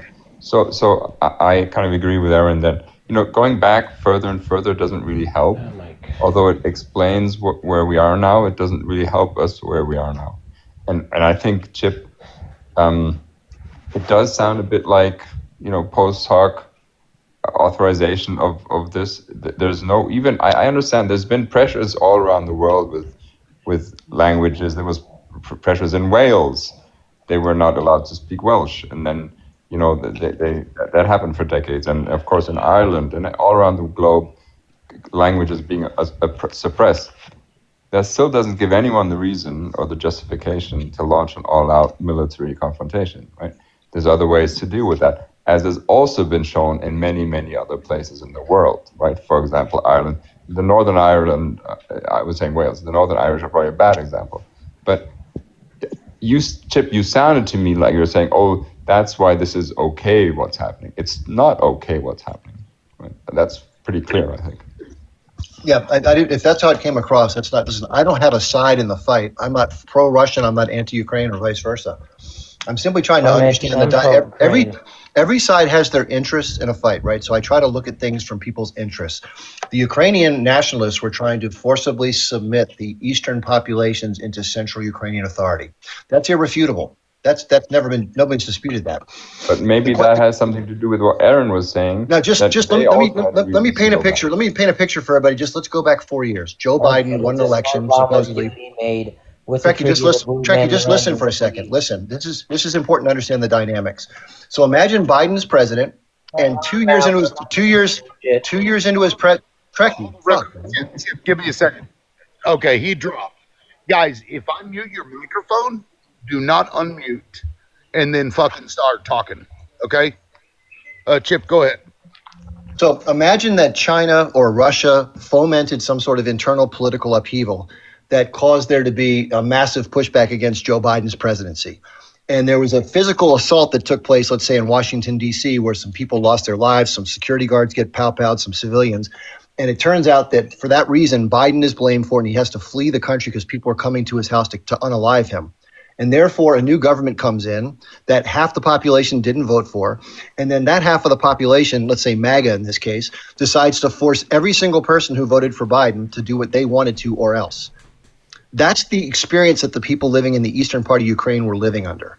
And that's why they decided to reach out for help and push back. Now, I'm not saying I agree with either side.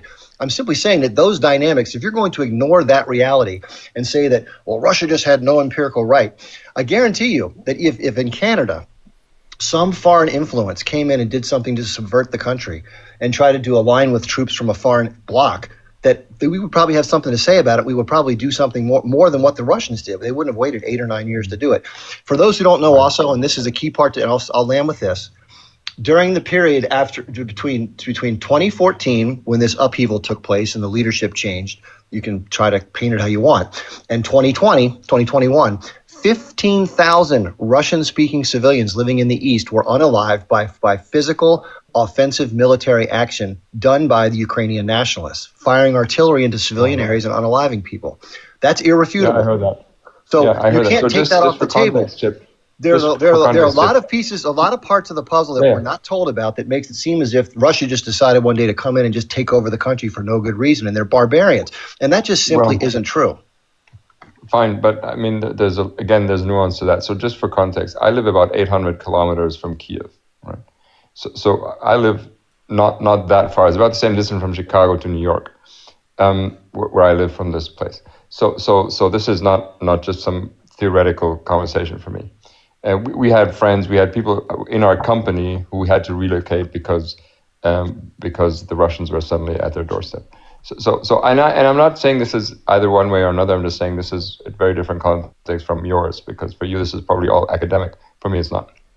And for the people who are closer to this reality, it's even less academic. And I know that the Donbass was beleaguered and there was fighting there, right? Yeah, that's I think is well known and has been documented and is undisputed, right? I'm still not. For me, there's a difference between like a war within your country, right, which is never a good thing, never, right, and there's a Rubicon which shouldn't be crossed when a foreign country with completely different military power and much larger repercussions enters the fray, right? Because now suddenly my country is involved, my neighboring country is involved, the neighboring countries of those countries are involved, the Baltics are involved, right? So this would have never happened if, the UN can go in. We had the same situation in Croatia and in Serbia in the 90s, right? Where there was internal conflict, and then the UN flew missions and Germans flew missions and people flew missions. And none of this was good, but it was contained, right? What Russia did was to uncontain it, basically. And that's not a good thing. That's a qualitatively different thing from whatever happened within the borders. And I'm not in favor of anything that happened within the borders. But I'm just saying, once you step in as the other superpower, the dynamics escalate once again, and that is not a good thing. The question I want to ask you, I had to put it out there for the audience and for Jack Black or whatever your name is. It's like a bar fight. You have to find out, like, how did this all get started? What instigated things that then led to B, C, D, and E? Not what is C and D and E. Ignoring A and B. But how far back to go? Well, within reason. So the question is, why within reason? What's reason? Well, in the immediate context in the last decade. That's why recent. 1 decade? Why not 3 decades?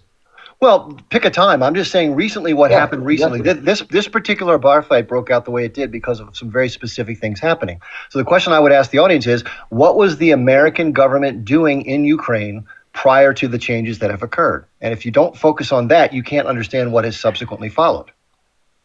But Chip, what I'm arguing is that placing that context wider and wider just leads to more to less clarity, right? Because Aaron said that even the Russians that were there because of something else. Everything has its history, everything, right? The only question is, how does a superpower react? And how do the superpowers contain conflict or not contain conflict? That's not the only question. Listen, you have to frame these things within reality. So if you look at this, and this is not unique to Ukraine, we know the United States tends to try to put its hand wherever it can and affect things however it can, as often as it can. And unfortunately for the Ukrainian population, which is the biggest victim of all this, in my view, the United States and its USAID and its CIA cutouts were operating very actively inside of Ukraine in the 2010s. during the Obama administration, flowing then onto the Biden administration. We know that the Biden family has significant relationships with some of the larger corporations in Ukraine. There's a ton of corruption there. So a lot of hands in the kitty there. It's only been a state since 1990, once the Soviet Union fell, a formal state. So it's got a very brief history. It's been tumultuous, a lot of corruption, a lot of human, unfortunately. A lot of women from Ukraine are taken to Israel, believe it or not, and they're forced to live lives of, unfortunately, it's really ugly, by the way.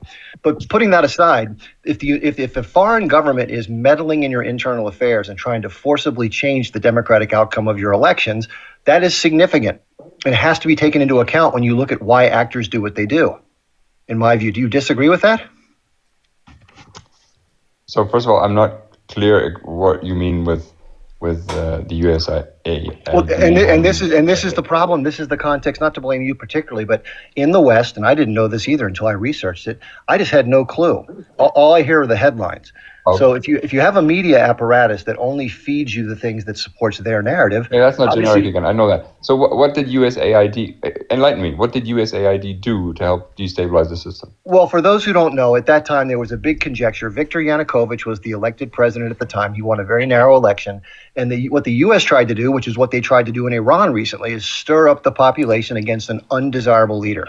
So they created what was called a color revolution. They tried to go out in the streets and say, hey, you don't want to support this guy. Let's support a Western leader. Let's join the EU. And they created all this anger in the population, blaming everything in society on this one leader, trying to foment, rebellion against the guy. That's always one of the first steps, shy of conflict, is to try to stir up political divide in a country. The U.S. is famous for doing that. It has done it for forever. But more recently, once after World War II, we've made a habit of it in every place around the world. So again, it's always the same playbook. It's foment political divide, stir up controversy, cause problems, create civil unrest, create incidents that have responses that justify the change of leadership. It's a very common playbook. So to look at just from the Russian perspective, if your sphere of influence is your border to the west, the southwest, and you're trying to keep large-scale adversaries out of your territorial orbit, which is fair. They're a big power country. You would not want to have, if you're not putting in U.S. terms, you wouldn't want to have the Chinese or the Russians creating a favorable military bloc by meddling in Canada or Mexico's internal politics. That would be undesirable for your interests. And similarly in Russia, for their interests, they did not want to have the United States government interfering with a democratically elected process that was, again, narrow in favor. But as soon as Yanukovych decided he was going to work closer with the Russians than the EU is when the United States put the foot on the gas pedal and started really interfering with them. Now, I agree with you that Russia has no right to invade them as a response. I agree that that's breaking international law.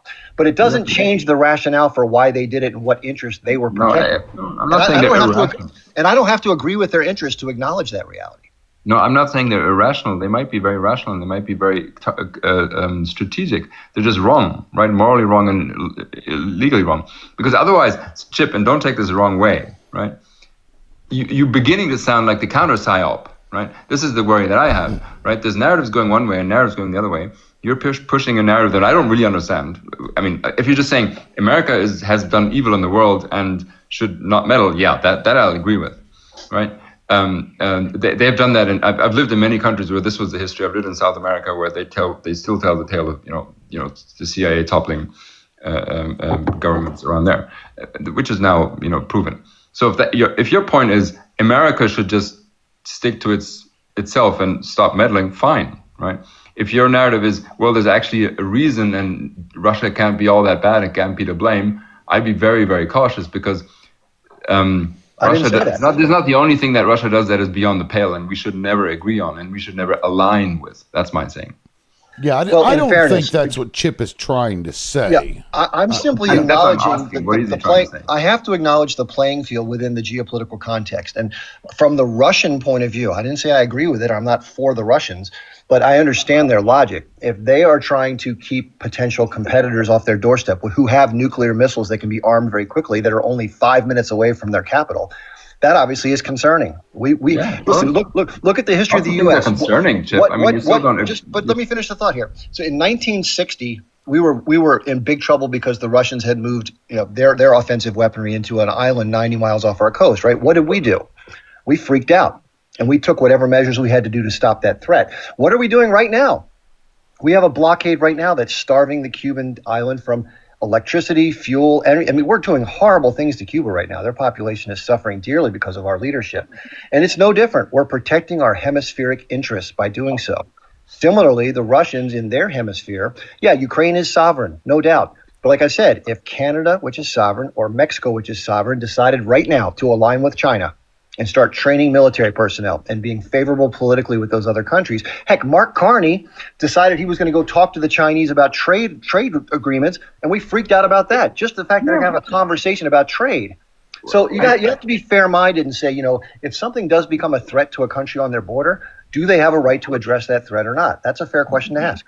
Of course, it's a fair question to ask, but there's a ways and means. Like, this is the whole point. You have to have a clear line of what's acceptable reaction and what's an unacceptable reaction.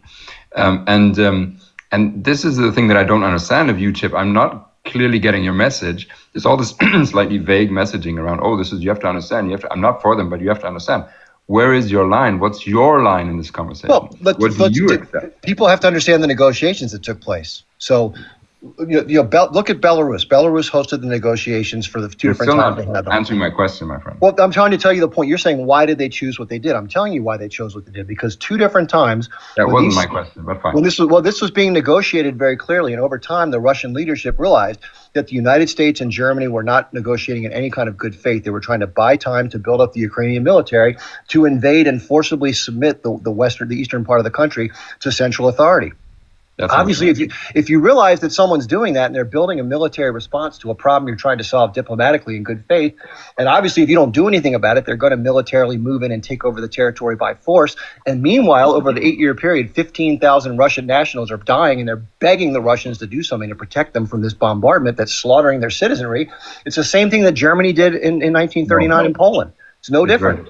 No, it is very different. So, Chip, you haven't answered my question. Look, politics is what politicians do, right? We are only privy of about 5% of the information, right? At most.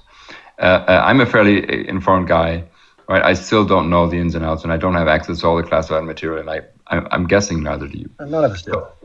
Sorry? None of us do. Well, some of us might. I don't know. None of us know. I actually have a friend who is privy to that information, but I can't share it. Now he doesn't share it, so whatever. So a bunch of friends. But that's not the point. My point to you was, where is your line, right? Because politicians are going to do what politicians want to do anyway.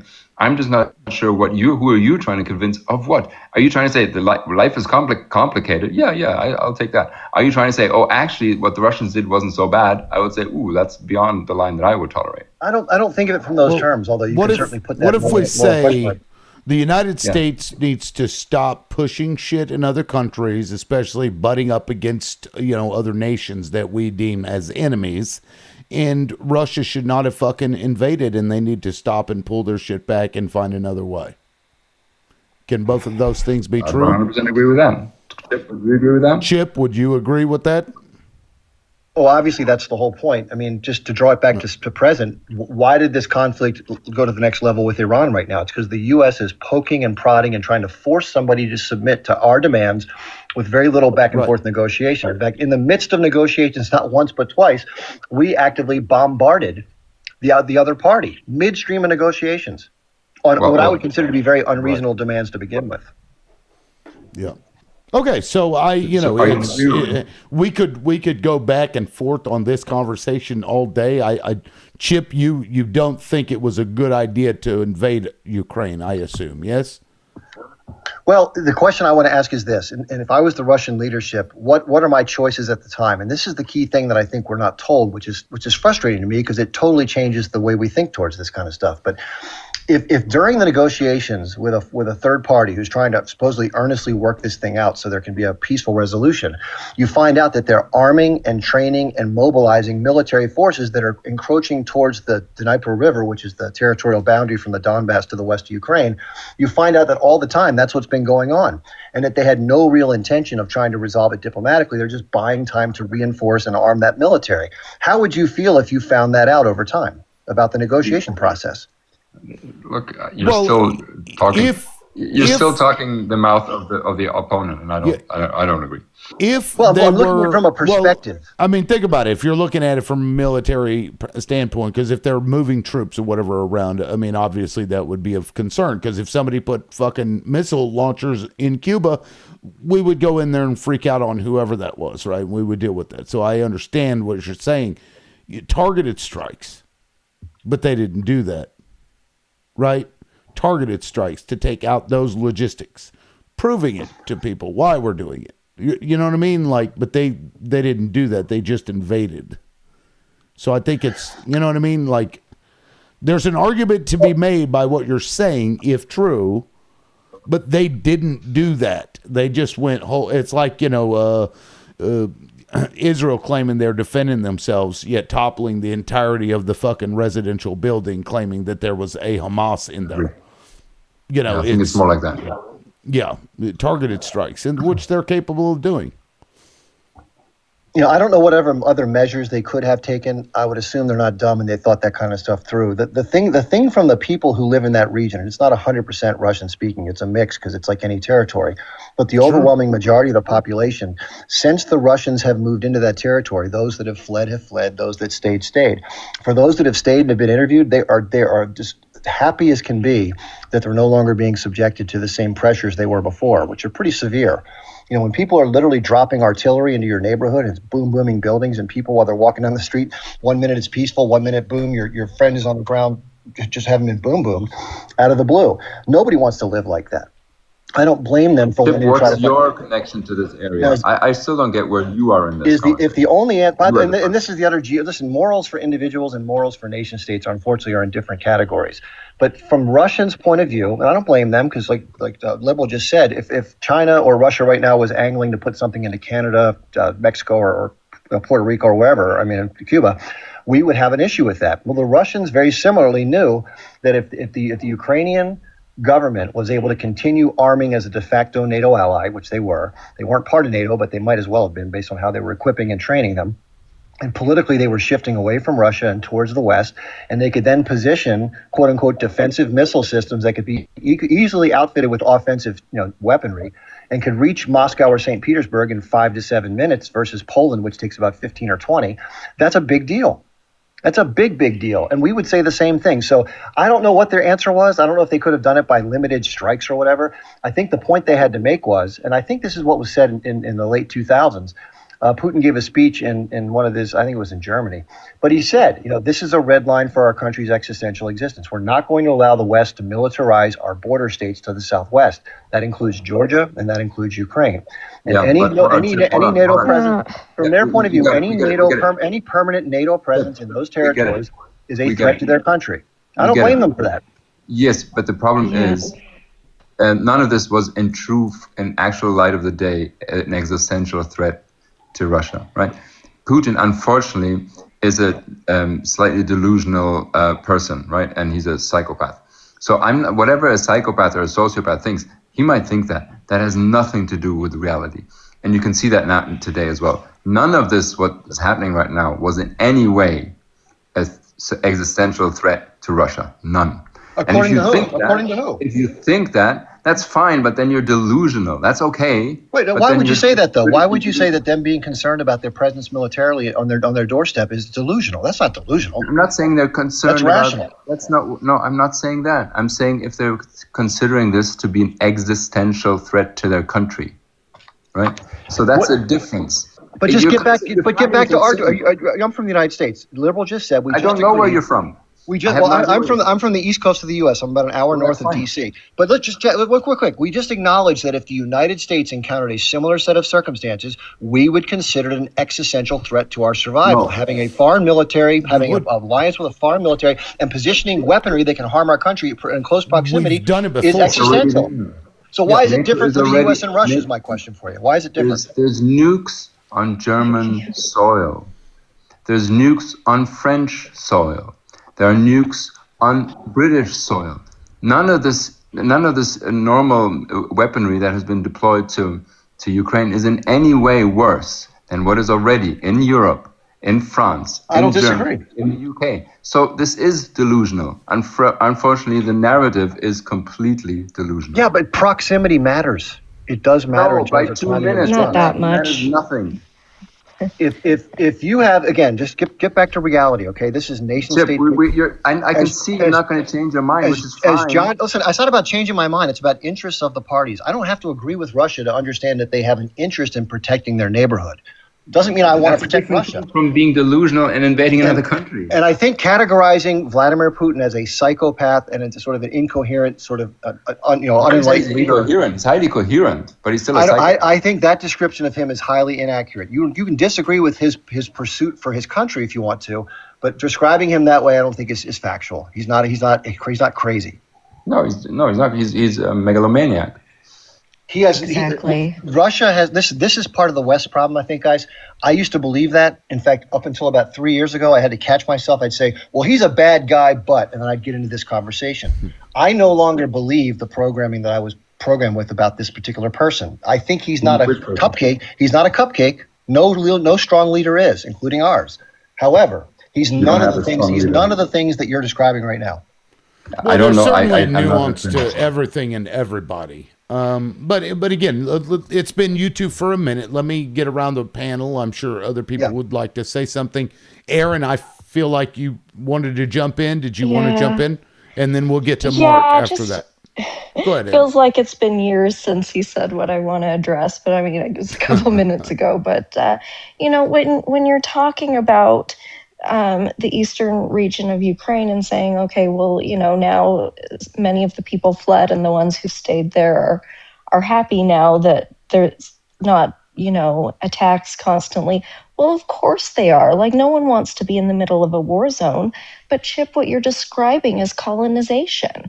I mean, and they're just going to keep doing that. That's exactly what happened in the United States. You just keep pushing the people who should be there further and further, replacing them with your people. And I'm sorry, I just don't buy this line that oh, well, everything's better over there now.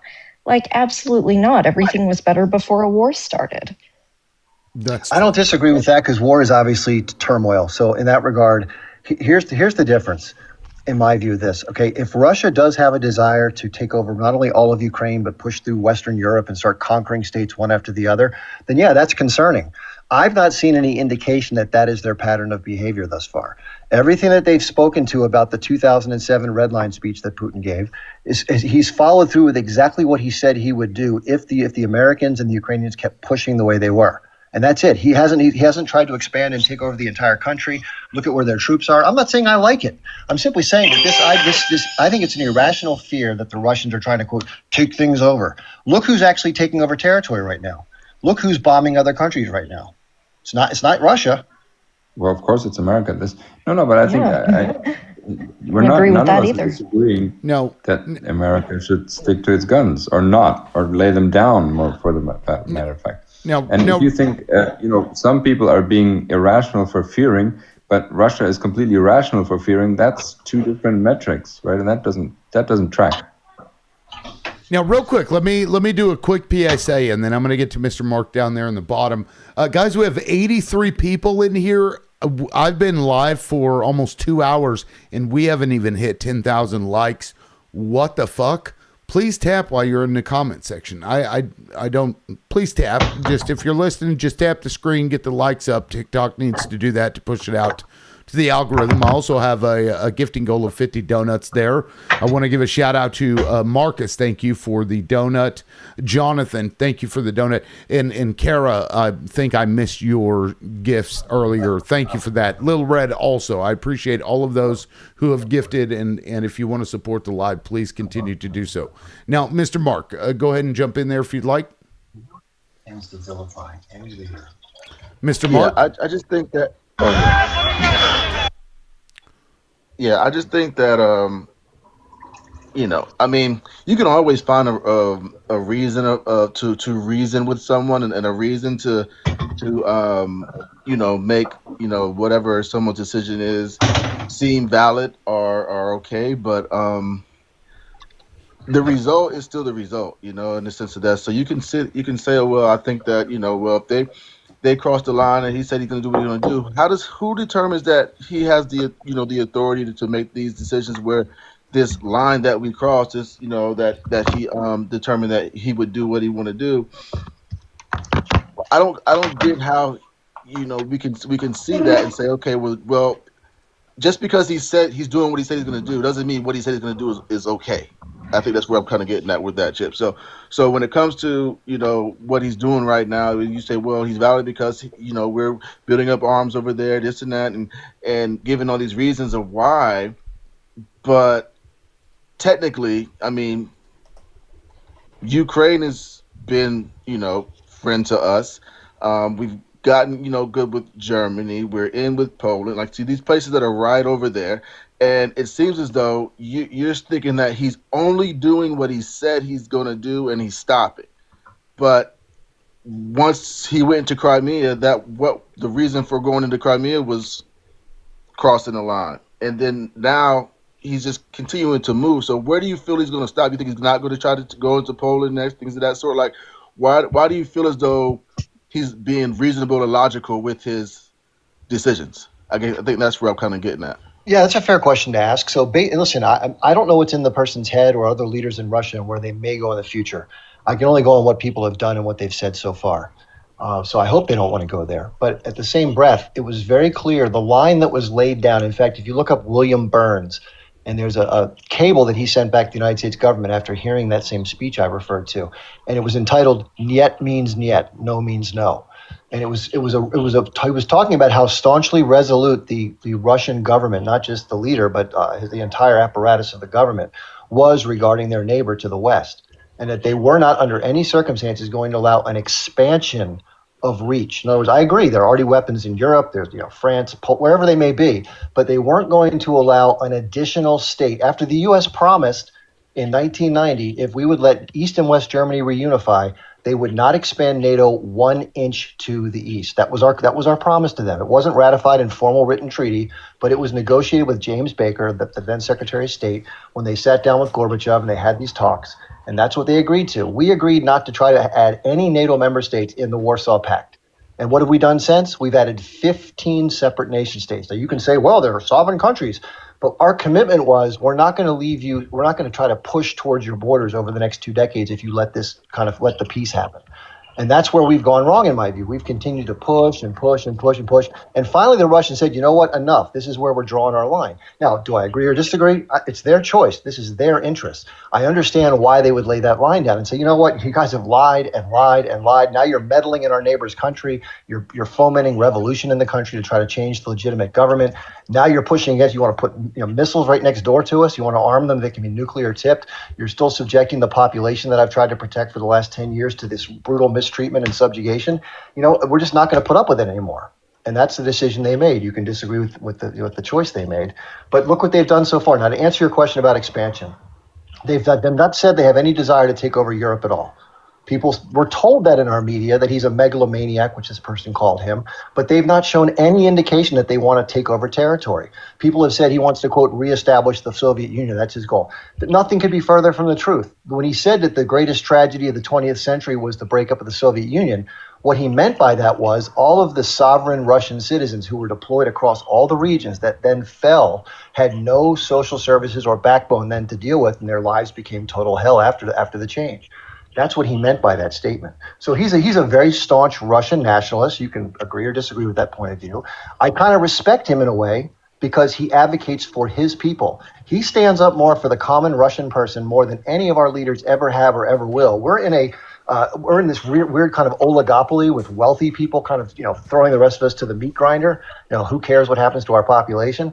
And the soldiers right now are being thrown in the meat grinder in Iran. If we do it's so reckless and so lacks consideration and compassion and care for your own society. He's, like him or hate him, he's a staunch Russian. That's why he's so popular in his country, because he advocates for his people. Now, is he a strong man? Is he a tough son of a gun? Yeah, he's a brutal guy. He's a tough guy. But I'd rather have a tough nationalist running my country than a wimpy sellout to all these, ridiculously wealthy interests and to the Zionist lobby. Yeah, but that's a false dichotomy. Now we have both. I agree with you. We have a tough nationalist guy who is taken by the Zionist ideology. So I don't know. I'd rather have somebody that just gives a shit about people. You know, that's. And Chip, I'm with you on. Sorry, I'm with you on that. There's an oligopoly now in your country. That's horrific, absolutely horrific. But the alternative isn't a person who's now in the Kremlin. And I genuinely now. Thanks for explaining. I appreciate better what you're trying to say. And I have a slightly different view, which is of course also fed by my media here. But there's been enough instances. So let's say, okay, fine. He's a nationalist who cares for his people. Fine. I'll even give him that.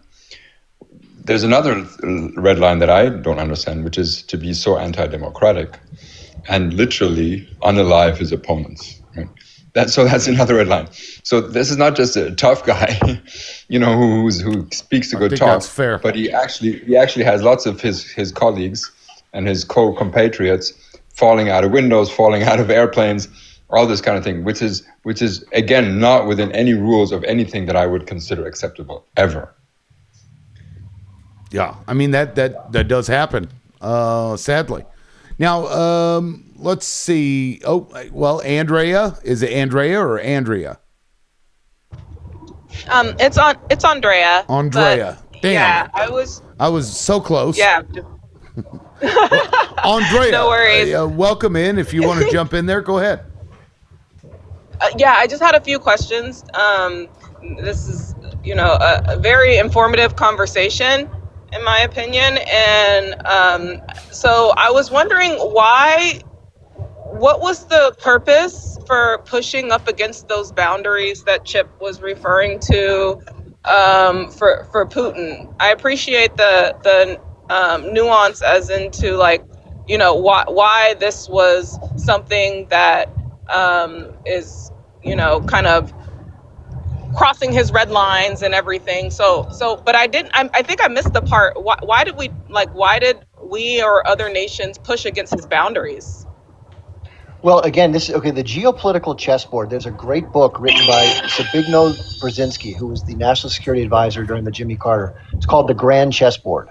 If you want to understand the answer to that question, not only in this particular instance, but in all instances, that's a great read. U.S. hegemony, backed by the petrodollar and U.S. military dominance in economics, has been the primary force governing the global scene over the last 7 decades, just the way it's been. So in projecting power, both soft and hard, we have different tools that we try to employ, one of which is using non-governmental organizations like USAID, whose mission is supposed to be helping people, less advantaged people in countries with aid, is actually used as a mechanism to infiltrate and do political subversion on behalf of the CIA. That's unfortunately part of the mission. So in other words, nothing is free. We'll go into a country and do like a vaccine program, but at the same time, we're out there organizing politically and trying to get people on our side to push for policies and politics that favor our interests over maybe a competing set of interests. And the United States government, that's why I'm not saying us, because it's not you and I. Our government over the past 8 decades or so has done this ubiquitously across the globe, wherever it can. We've unalived democratically elected leaders or deposed of them. Look at Haiti. You had what's his name? It was Bartrid. What's his last name? John Aristide. Is that his name? Anyway, he was the elected leader of Haiti, and we came down with a plane and just took him out of the country. Look what we just did to Maduro in Venezuela. Look what we've done historically. So it's all to make sure that the American dollar is the one that's used, and then we control the oil. Well, it's part resources, it's part finance, and it's part geostrategic control of shipping lanes, resources, and military bases. So they all kind of go together to form a web. But it's one thing to project the strategic interest of a nation state. What usually happens is there's a very small but very active controlling oligarchy, the shareholder class, basically in corporate terms. So why are we fighting in Ukraine still? Why are we giving them hundreds of billions of dollars? The money gets washed through the weapons manufacturers and the contractors, and that money primarily goes to the hands of the shareholder class. Same thing with Iran. I mean, look what we're doing in Iran right now. It's no different. All of our military adventurism benefits a very small people. So I'm trying to connect the dots. I want to put it in very simple terms. If you could put it in very simple terms of what exactly goal is and how it benefits the upper class, the elite, basically. Yeah, one way to look at it is this, and this is hard for people like you and I probably to think this way, but the elites don't think from a nationalistic standpoint for the most part. They're a supranational group of people, meaning that they think, what are the resources within the nation states that we can use to leverage to achieve certain objectives? Whether it harms the actual benefit of the nation state or the populace is irrelevant. So, for example, the Israelis right now and their elites who have this political connection and this infiltration into U.S. politics are using the U.S. military and the U.S. Treasury to achieve objectives towards their aims long term, right now. Yeah, with that, Some of whom may have American citizenship, but they're putting their individual needs and their long-term vision of their ideology ahead of the benefit of the society in which they live. So my view, Trump is not the president of the American population. Zero. He does not care for your country at all. Couldn't agree more. He cares about serving the people that he's aligned with. Yeah. And I don't know how that I'm alignment still is. trying to make sure Thank you, I Karen. understand the goal. Like what is their ultimate goal? How are in terms of wealth building, because that's what they're doing. They're just hoarding all the wealth. They're accumulating more wealth. What's the what mechanism? What's the mechanism that they are? Well, their alignment it's is whatever everything. you can do. Right, everything. Yeah, everything. And the goal being to ensure that we are managing countries that we believe could dominate in the future and or dealing with enemies to maintain that global hegemony that we, or at least I guess this small group of oligarchs, currently have. And that's why they poke and prod and do all these little fucking stupid things that they do all across the world to make sure, because a lot of people believe that Ukraine, without Ukraine, Russia will have a hard time becoming, a greater superpower than it currently is. And so that was always, it was always a contested area. Unfortunately, the Ukrainians end up getting screwed by Western countries going in there fucking with them too. Because just like the Gulf states now are getting the shit kicked out of them because of something the United States did for its own interest. Yeah. If that makes any sense. In the interest of the United States, to be honest with you. Like, it's the only interest of Israel. Iran was never in that case, yeah, I would agree. But it's still the same. It's a small group of people trying to maintain or gain control and power over other things. The Prince of Qatar, like the other day, went out actually, and he sent a tweet. He said the plan was to hit Iran. Iran will hit the Gulf state, and the Gulf state will start a war with Iran, and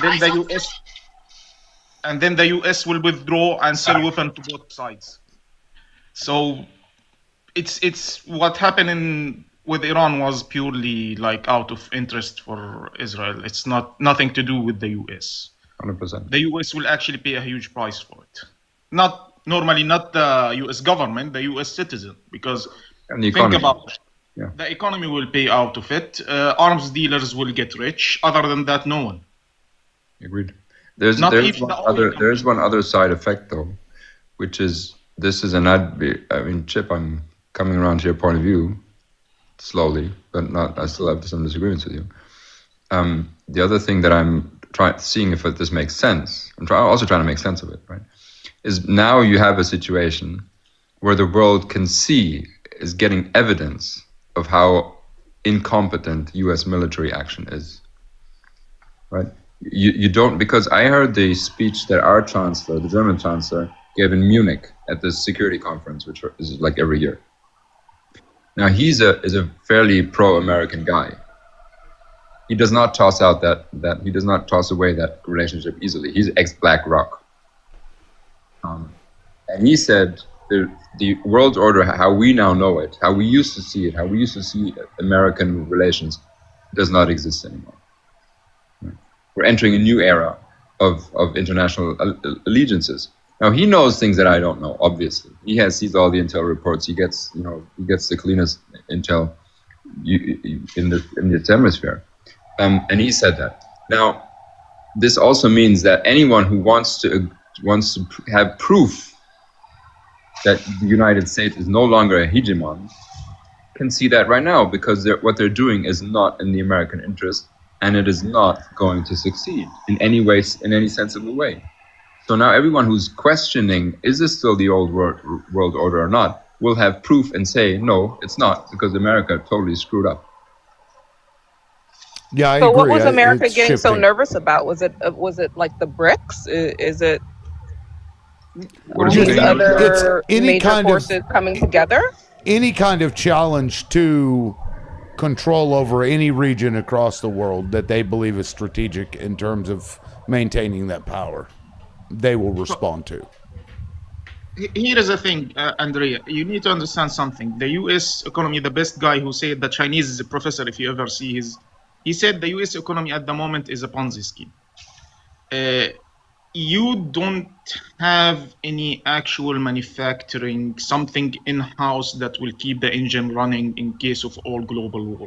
Yeah, I've China seen Dr. controls- Zhang. Yeah, I've Yeah, watched so, him. so the issue is right now with the US that if you look at the major company you have is Microsoft, Oracle, Nvidia, something like that. Most of it is a software company. It's not even a hardware. They're not manufacturing anything. Valuation for the US stock market is very unique because globally, no one valuates the same way that you do the valuation for the stock market. For example, Tesla have higher market value than the biggest auto market company in China, even though the company in China manufacture maybe 3 to 4 times more cars than and sells 3 to 4 more times than Tesla do. But somehow Tesla is a value in the market is 4 or 5 times more than the Chinese company. Right. It It's a really bullshit. doesn't make sense. Right. It's so if tomorrow this market for some reason, guys, they say like we lose 3 trillion in let's say the stock market or whatever billions in the stock market. In reality, it wasn't there to begin with. And Yeah. your tax system is structured in a way to let the rich run away with the money. Every single country, even third world countries, they have much more control in their tax system. The US is the only country around the globe that actually people cheer when IRS get their funding cut. Not a single country do that. Usually they spend more money on the tax agency that do the collection so they can go up after the big fish. This is why you find the IRS never audited a large company because they don't have the funding to do that. To be honest with you, like I don't know how long this will last. Like from the look of it, not long. Yeah, Just I a matter agree. of time until things collapse. And the problem is the US won't be the only one that's hurt. Because it's a Ponzi scheme, everyone is involved in it. It will be a global recession and God knows what will happen. And see, that goes into my belief that Trump may be a Russian asset because with the U.S. out of the way, the economy here getting fucked up, we're less able to do things like, you know, what Chip was talking about. Because everything that Trump has been doing recently, including this, it comes back on us in the worst way.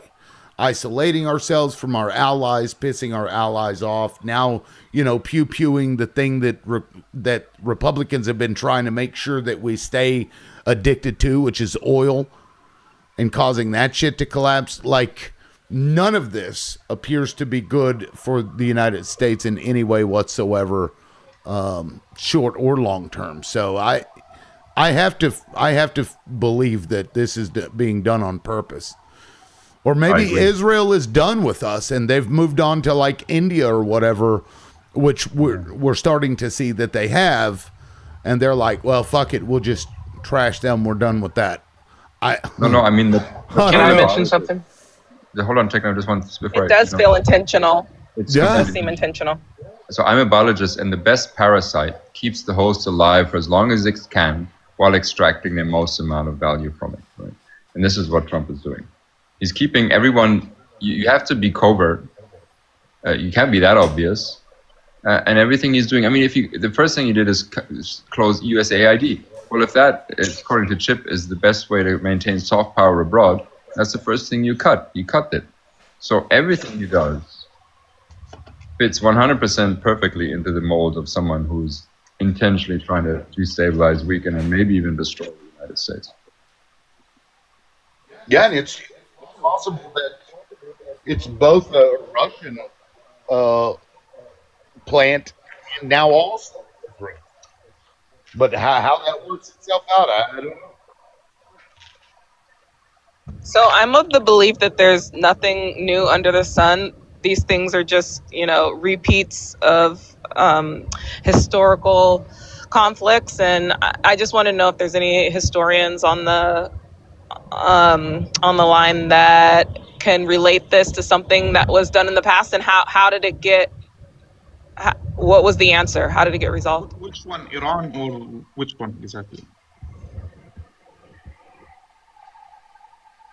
Oh, I see what you're saying. Which conflict? Which conflict? Yeah. Oh, yeah. Okay. So, in this case, I'm referring to Iran. So, can I?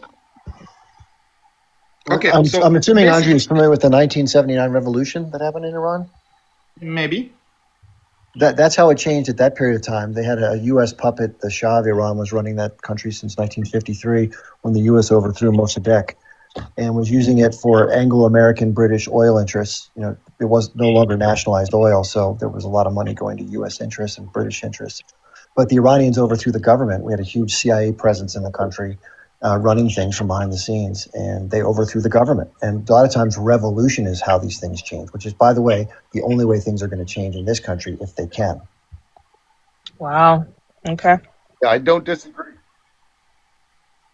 And I just want to say too, so is there, Chip, are you good with Chinese, or anybody on the panel good with Chinese history or with the China's geopolitics and everything? Can you guys hear me okay? I wouldn't say I'm good with it.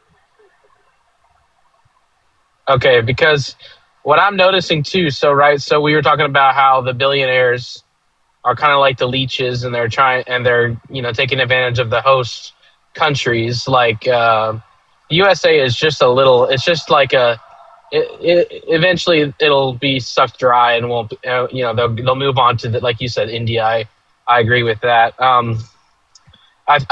Is the reason they're avoiding China is because of China's history of holding billionaires accountable? Do you guys think that's why China is kind of like the good guy in this situation, right? Might be the savior, but maybe not. Look, there isn't a good guy. Let's face it. There isn't something called it's just interest. There is bad, and there is worse. So, but for China, you have to understand, it's kind of, they call it invisible contract between the Chinese government and the people. We'll keep you happy. You don't complain that we are in power. This is the situation.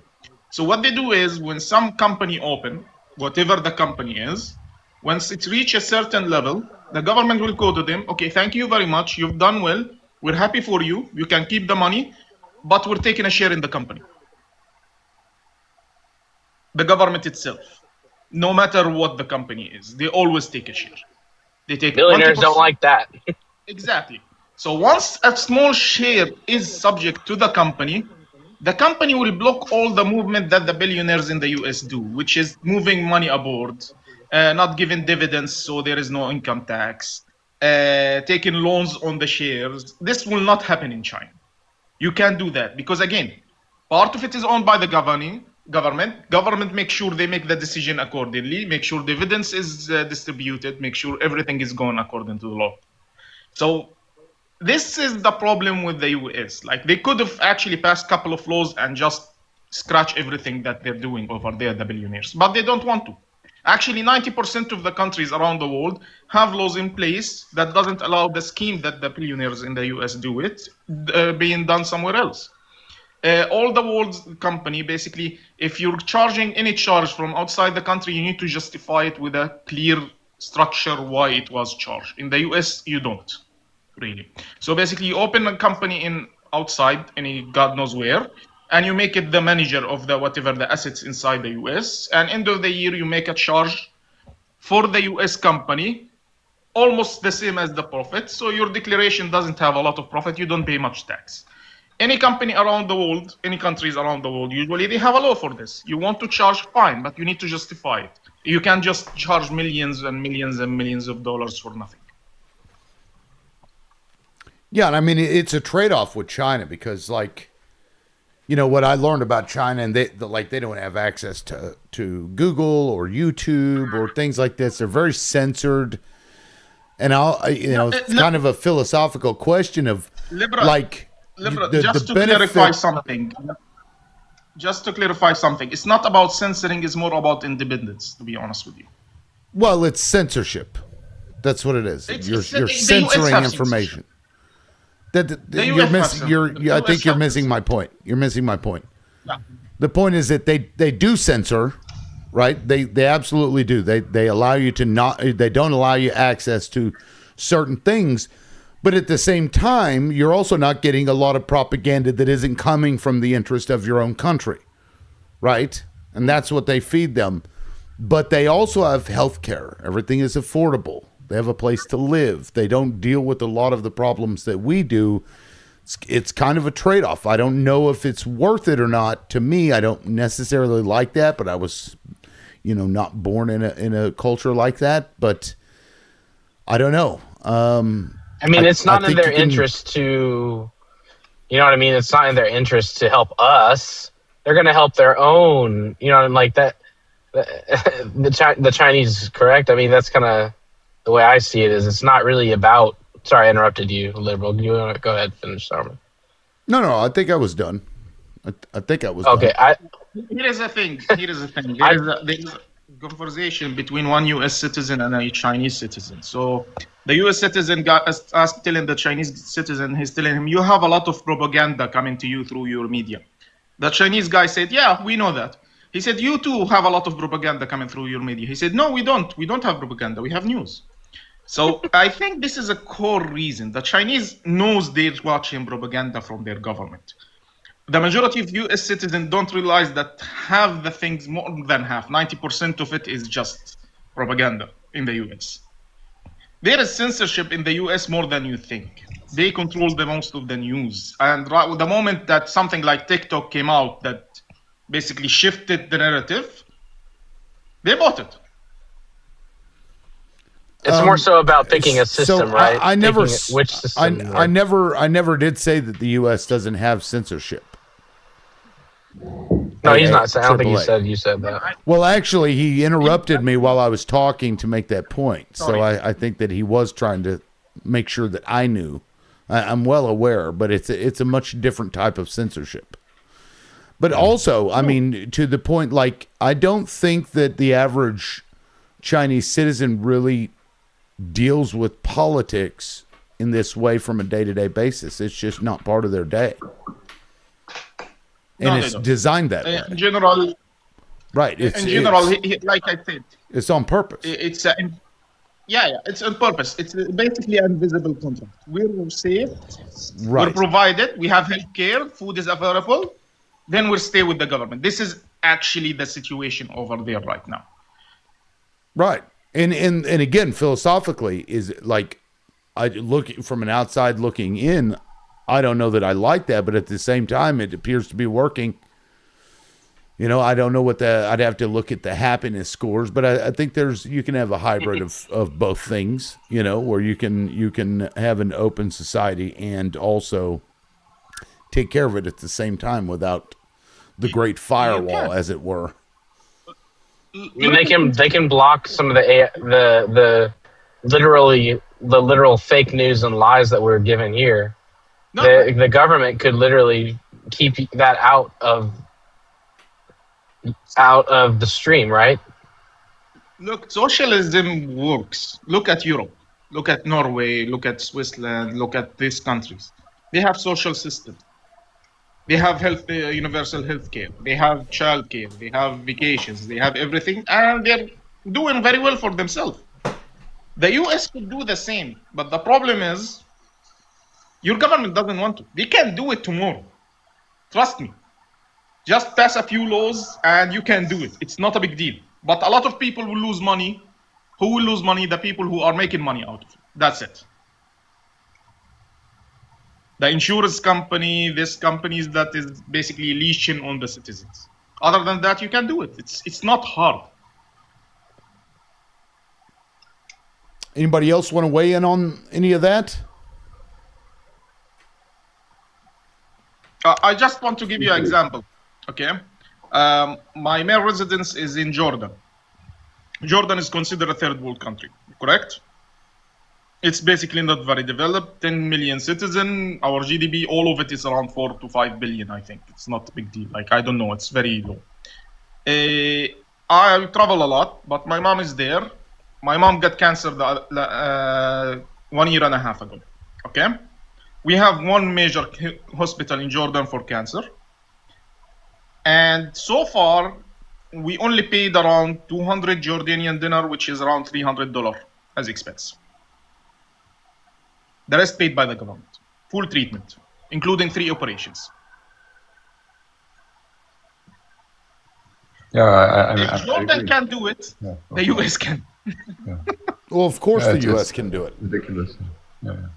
But, you know, again, our propagandist media, it feeds narratives that are favorable to the very people that have purchased the politicians and write the damn laws. So, health insurance industry might lose too much money that way. Well, you know, if you have a few of the Bryans face planting on the sidewalk right after a meeting, you know, maybe things will change. I don't know.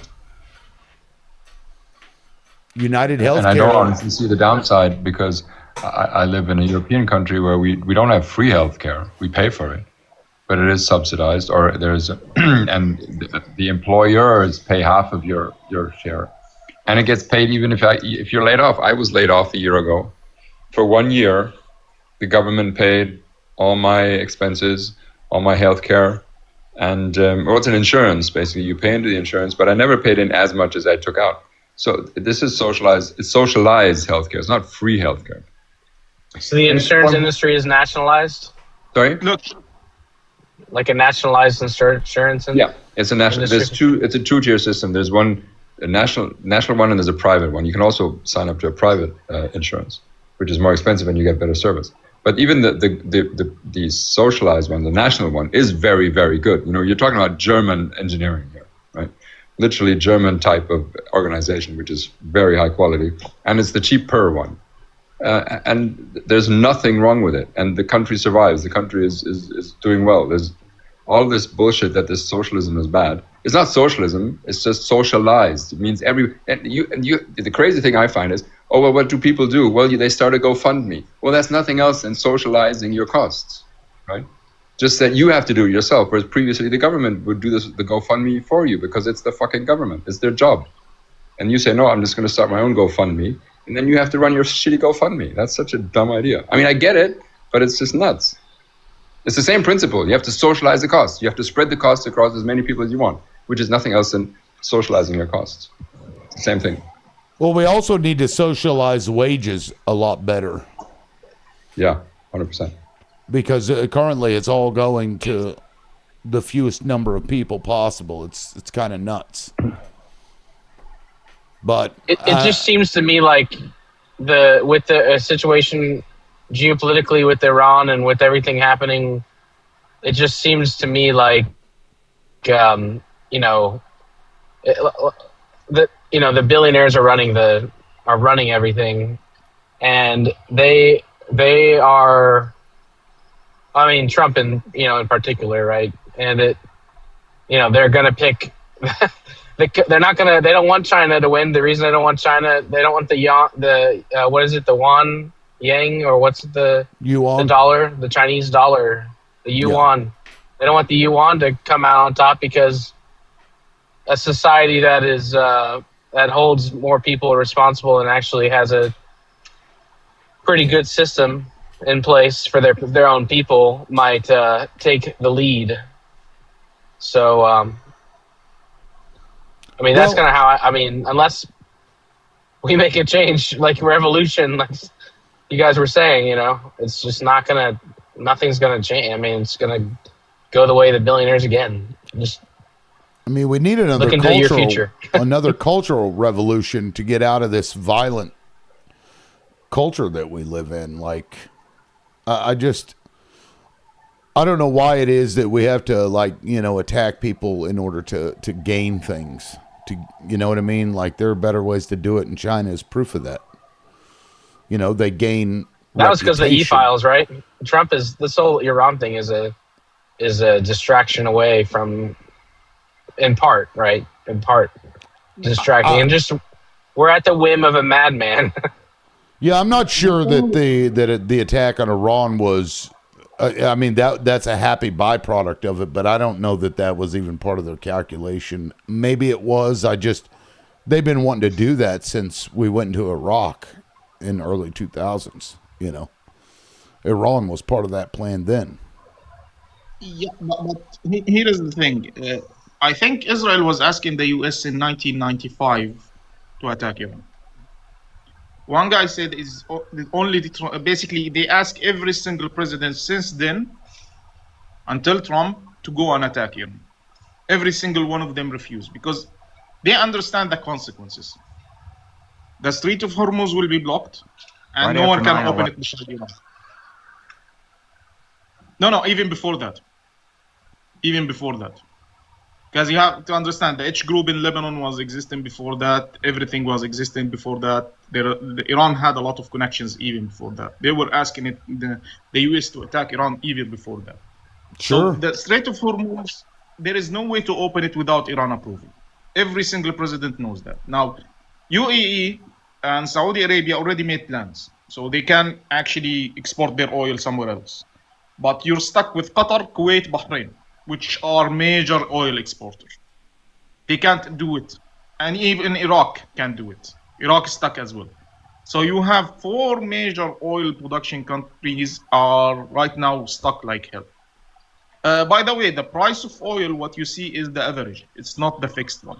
For example, if you Google price of oil for Dubai oil, I think it's right now $138.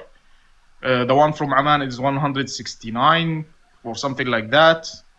The US is 93. So what you see the price right now is the average. It's not the highest. And it still is going to climb up every time that delay on the Strait of Hormuz. You can't open the strait with brute force. That's a fact. Every single military person will tell you the same because it's only around 23 kilometers and it's surrounded by mountains from the side of Iran. And there is a small island in the middle. So they don't need to be in sea. Like you destroy the boats, that's great. Okay, fine, keep them. They just need to put a few missiles in the port. That's it. And they will hit anything that come near it. And by the way, the shallow water in the Strait of Hormuz is only around 5 kilometers, which is around 2.5 miles or 3 mile max. So they know where the ships are going. Right. No, I mean, it's a trap.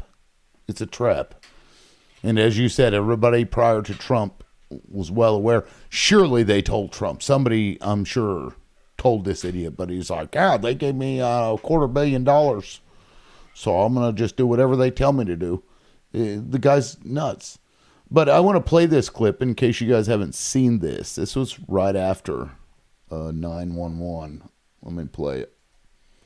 This is Wesley Clark here. Right after 9/11, about 10 days after 9/11, I went through the Pentagon and I saw Secretary Rumsfeld and Deputy Secretary Wolfowitz. I went downstairs just to say hello to some of the people on the Joint Staff who used to work for me. And one of the generals called me in. He said, "Sir, you got to come in. You got to come in and talk to me a second." I said, "Well, you're too busy." He said, "No."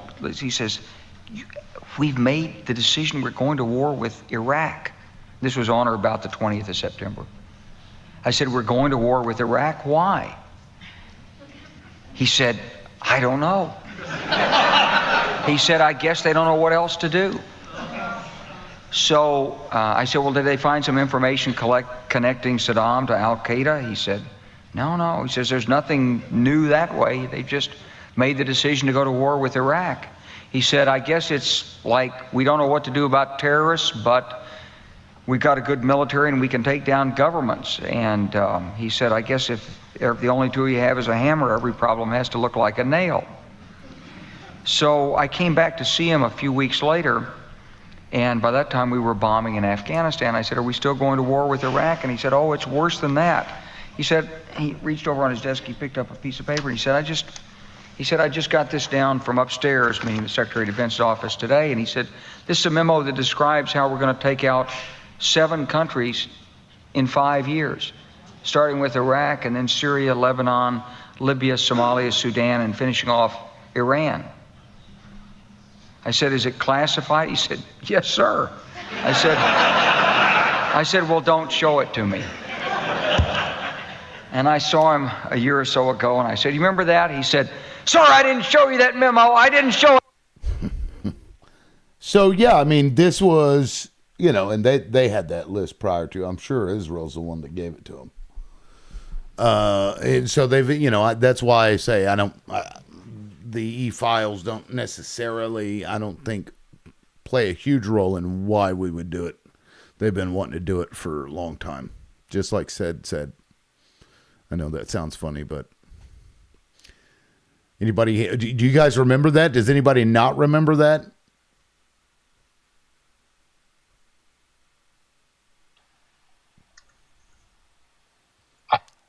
What, remember when Wesley Clark did that?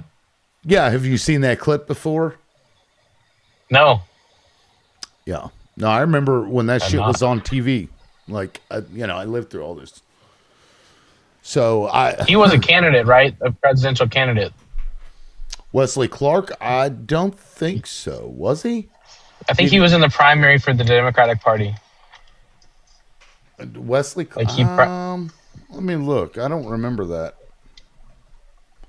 Wesley Clark run for president.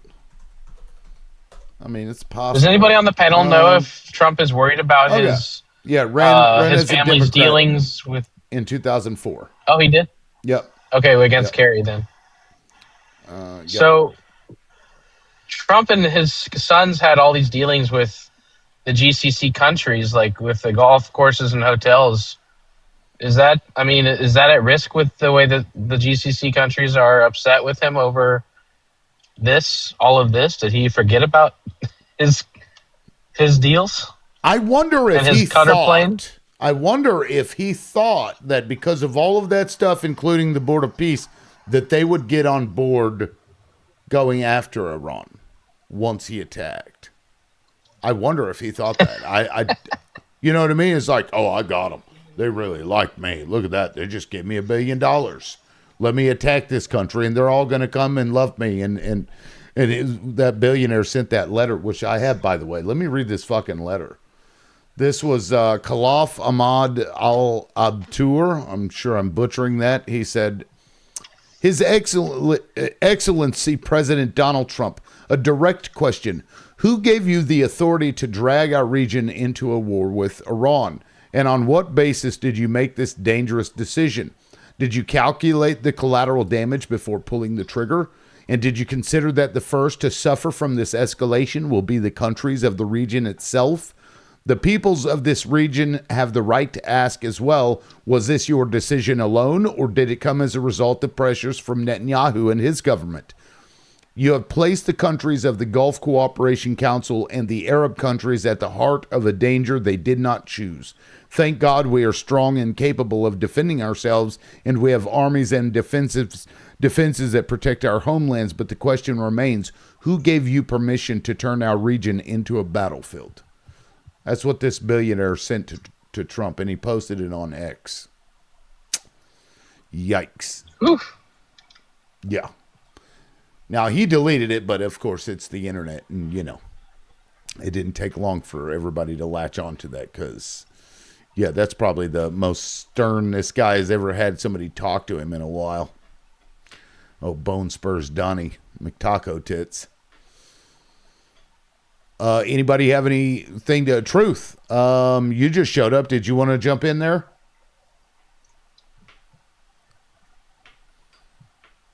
Hi, Liberal. Hi, everyone. Hello. Yeah, I mean, it's just... Hi, everyone. It's just sad. Just when you think Trump cannot do something more stupid than what he's done, he goes and gives Iran an ultimatum of 48 hours before he's going to hit their power. which I can guarantee you is going to end up not very good. The reason why I say not very good is because they've really said quite clearly, if that does happen, they will make sure that the whole of the Middle East is blackened out. So they're going to go hit every single power station that they can in the Gulf, and they're going to hit these, I'd say, any water sources in is not real, as well as the power grid. So, you know, I just don't understand. You'd think by now, after they've kaboomed Iran for so long and everything that Iran has done, that they've actually, and not only that, they said if they do go ahead and do that, they're actually going to block the strait again, which means it's gonna get worse. Like right now, they are letting a few ships go through. Obviously, they have to pay, and they also have to trade their oil in the Chinese yuan. So yeah, it's just gonna be a worse shit show again. Just when I think he couldn't do something worse, he's willing to let something get worse. So I honestly